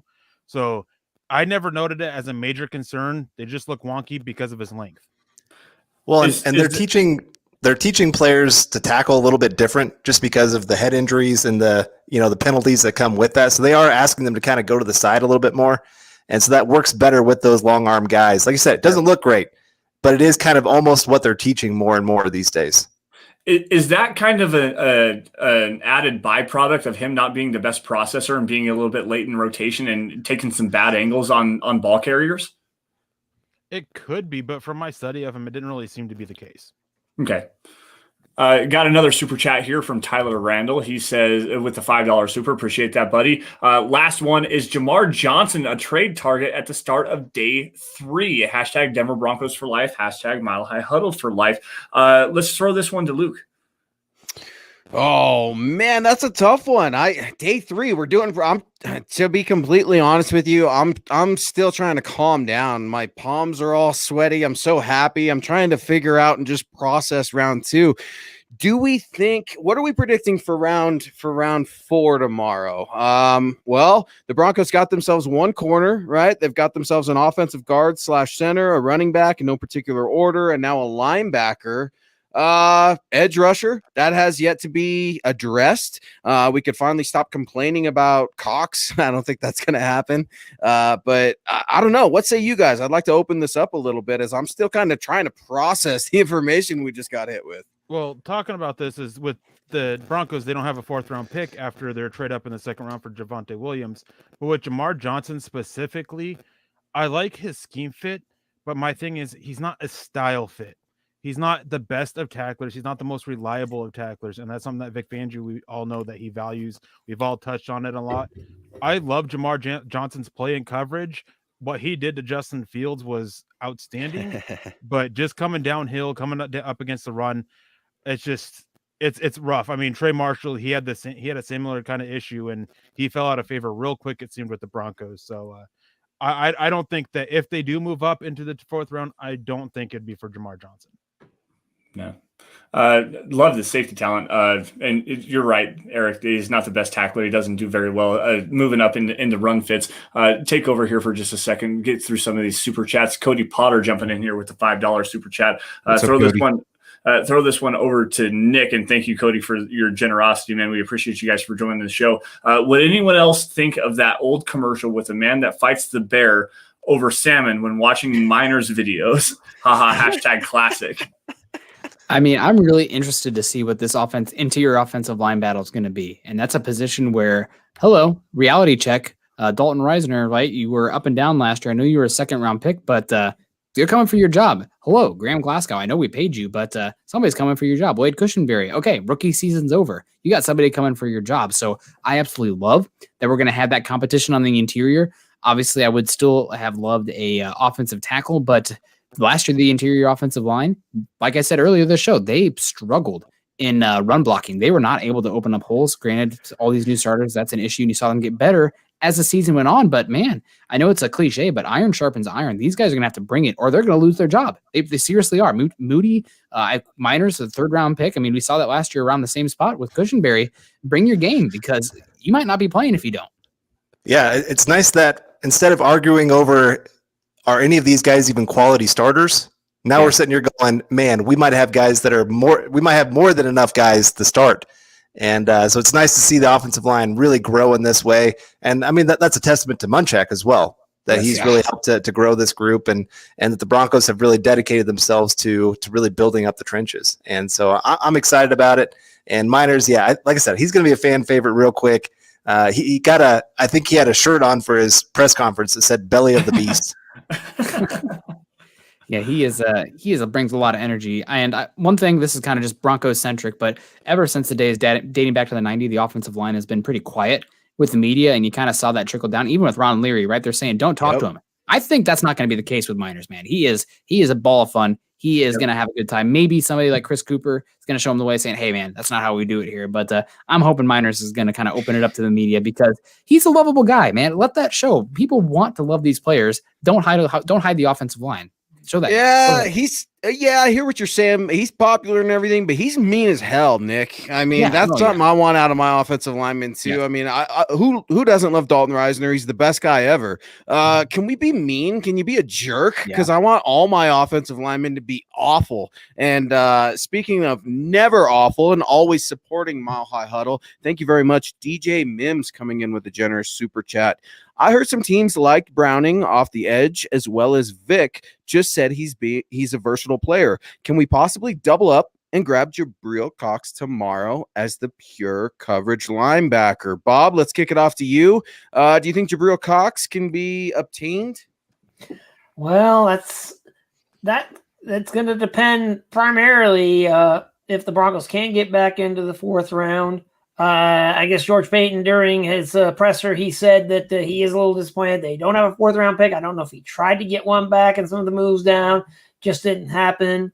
But, they could attempt to go trade up into the 4th round. Maybe they use the 5th-round pick and then package a player who's on the bubble. We mentioned Deshaun Hamilton. That might be a case of 5th-round pick plus Deshaun Hamilton to move up in the 4th round and get somebody if somebody starts falling down the 4th round. It's going to be tricky, but I won't rule it out. So I think that I don't think that moving up for Cox is really plausible or viable or probable. Like I just don't see it. I mean, maybe they come out of nowhere and they do it. I mean, it's been a very interesting day, but guys, I'm going to give my quick grade real quick because I got to get out of here. I got to go record a video about my best guys available, which probably will go up either later tonight or tomorrow before the draft. But for the day, I mean, after the trades and everything, like I gotta go with a solid A. Like being able to get Browning at 105 when all of us had him at 40. I like the move up for Javonte Williams. I mean, the trade was bothersome a little bit, but after seeing what the Patriots gave up made me like the trade a little bit more, and then being able to recoup that with their double trade down, like I came away really liking what they did today. Quinn Miners, I like the player a lot. It's just one of, okay, was interior offensive line really a need? But as Nick said earlier, it's late day 2. You're just drafting guys with major upside. So I like Quinn Miners. I like his upside. Going to be a fun battle to watch in this offseason, because I look at Lloyd Cushenberry and Quinn Miners as polar opposites in style of players. So going to be very interested to see that. Anyways, guys, it was a wonderful time for you. 5-hour mark. I'm going to be out. I will definitely be back tomorrow. Day 3 is my favorite day of the NFL draft. And everyone in chat, thank you guys for all of your support. Thank you for joining us. And I hope anyways, we see you all tomorrow. Have a good night, guys. Good night, Eric. Good night, Eric. Thanks, buddy. Grades here. Let's roll it out, because Chad, the boss man, is saying, "Hey, Nick, I need your grades." So my grades. Yeah, we got to wrap it up. We got to run here, guys, and we appreciate the chats coming in here. We got Gavin Holes saying, "I'm ecstatic. Let's go." We got Franklin Peterson in the house too, saying MHH is awesome. Thank you guys for all you do. Go Broncos. Thank you, Franklin. I'm going to give today a C, because what about the cornerbacks? We only didn't take any cornerback. No, I'm just kidding. I think today I would give it an A-. I wish that I would have given it an A if they could have gotten Spencer Brown instead of the Moraines. Can't pronounce his last name. Miners. Yes. I like him a lot there. I just would have preferred, I wish you could get him, but him as a version as a tackle, right? Like, this team still needs tackle. I still don't feel good about tackle. Spencer Brown went a little bit earlier. Man, I was hoping and praying, but alas. So I'm going to give it an A-. I'm excited about Javonte Williams having to trade up for a running back.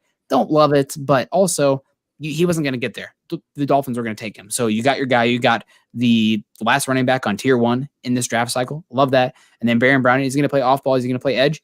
You have future needs at both. Let's figure it out over this year. And then 2022, let's put him in the best spot possible and pivot your needs and your plan from there. So A- today.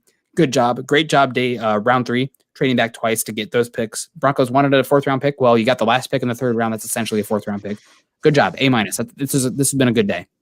Yeah, I'm a big fan of what they did today. And Nick, you said earlier, you like to get the last guy on a tier. Javonte Williams, last guy on the tier 1 guys. And so even if it did cost you that 4th round pick, it's worth it to add that kind of dynamic weapon to the offense. I mean, it's really any quarterback that steps into what the Broncos have right now, they got to love what they see. I mean, you got 2 dynamic running backs. You got 3 wide receivers 4 really if you keep Tim Patrick. You got a tight end that's dynamic. You got an offensive line that's really looking like it's going to come together. It really sets up well for any quarterback, hopefully Rodgers. But we'll see how that works out. And then for the defense, yeah, you finally get yourself a linebacker with athleticism. You got yourself a cornerback that is very, very solid, going to really add to that group. Cornerback went from weakness last year to huge strength this year. And so they still got some work to do. But so far, you got to like the pieces that they've added. So I will give it a solid A. Luke, go ahead, buddy. I got to go A+. And Lance, I yelled at you for about an hour asking what the identity of this football team is going to be. Well, I think George Payton is answering that, and he's answering it with a huge thundering boom. He says, we're going to be a blue-collar football team. We're going to run the football. We're going to have a nasty, aggressive defense. I got to give today an A+. I am just ecstatic. The Broncos have themselves some fine young football players. They're not riddled with injuries. They can all improve in their own way. None of them cause any trouble. They're good men off the field. There's so much reason for optimism right now. And if you're other teams like the Chargers, the Raiders, and the Chiefs, your eyebrows got to be raised a little bit with what's going out in Denver. And I think the Broncos are a force to be reckoned with in this NFL draft. Bob, what's up, buddy? Well, I'll just say that, yesterday I did have some mixed feelings about what happened. And, even as I can kind of, work to understand, what the Broncos might have been thinking, you can still hold the opinion that you might have done things differently. But today, I don't really have any disagreements with what they did. I mean, I'm actually all for, getting the running back in the 2nd round. And if that's clear that this is the guy that's going to fit what we want to do, go and get him. It's fine to do that in the 2nd round. And they were able to actually do it where they sent a pick, but they managed to get a later pick back. And then the third round, boy, that's just a great job that George Payton did of working the draft board, seeing how things were developing, and to trade down and to get, to basically get back the pick that was lost from the Teddy Bridgewater trade, and then to go down there and get 2 third-rounders and still be able to get, a good offensive lineman to help out your depth, and then to get Baron Browning to close out the day. You can't be, that's just great. So today, I think it's pretty much an A for me for day 2, and A-/B+, just kind of is going to depend on, the whole thing for the overall, just depends on where things go with particularly with the quarterbacks that they did pass on. But of course, all is going to be forgiven if obviously you get Aaron Rodgers, but even if you don't, you go out there and you win and you show that, you've got the team that can really get to the playoffs until you actually find your guy. Yeah. To close it out here, and Nick, I think I'll just wrap it up here as well. This draft so far, obviously you look at the first round pick, the Pat Surtain in a vacuum, that's an A. That's an A grade. You add it to the secondary depth and you get the best cornerback in the draft. If you look at it with some more context, it probably turns into a C because you pass on Justin Fields, but we'll look at it in a vacuum. Obviously, you go up, you get your running back, the guy that you identified as the running back of the future, versatile kind of player, make a couple trades back into the third round. You grab some offensive line depth, a fiery kind of a player that's going to add to the room. You also get your Baron Browning, the linebacker as well. All in all, quite honestly, this draft overall, with the value that the Broncos have got, even trading up for the running back, this has got to be an A draft for the Broncos. Just plain and simple. You're filling the needs. You're building this roster again over and over. And now, really, as I was trying to say earlier in the stream, this roster is built to win right now. Quite honestly, right now. And if the Broncos can get high-quality quarterback play from whether that's Drew Lock or Teddy Bridgewater, if they go get Aaron Rodgers, the quality of the quarterback play is going to determine the future of this franchise, at least for the 2021 season. And you build the way that this team has actually done so far. You can't hate it. I don't necessarily think you can hate it. There's nothing to hate about it. So, but with that, guys, I want to say thank you all to all of our Super Chat superstars out there. Thank you all for joining us on the Huddle Up Podcast Network and our Mile High Roundtable. Let's see here. Make sure you guys are following us all on Twitter, starting with Nick at Nick Kendell MHH, for Carl at Carl Dumler MHH, for Luke at Luke Patterson LP, for Bob at Bob Morris Sports, and myself at Sanderson MHH. While you guys are at it, follow at Mile High Huddle for breaking news and analysis on your Denver Broncos. Facebook users, go to facebook.com/Mile High Huddle. Click the blue Become a Supporter button. That's the easiest way to get some premium content. Kelberman's Corner, you've got the Trickle Zone as well. Also another way to stay in tune with what's going on with with Mile High Huddle and your Denver Broncos. If you guys are financially able to do so, head over to huddleuppod.com. That's where you guys can get the merchandise. That's where that's the merch booth, guys. You got the hats, you got t-shirts, a hoodie, a face mask, coffee cup, anything to suit your fancy, something for the guys, something for the gals. There's a onesie for your baby if you want it. Also, if you guys are not financially able to do so, the 3 easiest things you guys can do to support the show and help us grow in the most organic way possible: subscribe wherever you guys are watching this podcast. Any video you guys like it, specifically on YouTube, on Facebook as well, Twitter, Twitch, anything you guys can do. Like every video you guys see, and if you love it, share it, give it out in front of as many Broncos fans as humanly possible. Now, with that, guys, you all stay safe. Take care. We'll see you guys tomorrow. I believe the draft starts at 10 a.m. Mountain Time, so noon Eastern. We will see you guys for wall-to-wall coverage, no breaks, just exactly like we did all night tonight. You guys, again, have a great night, and we'll see you guys tomorrow.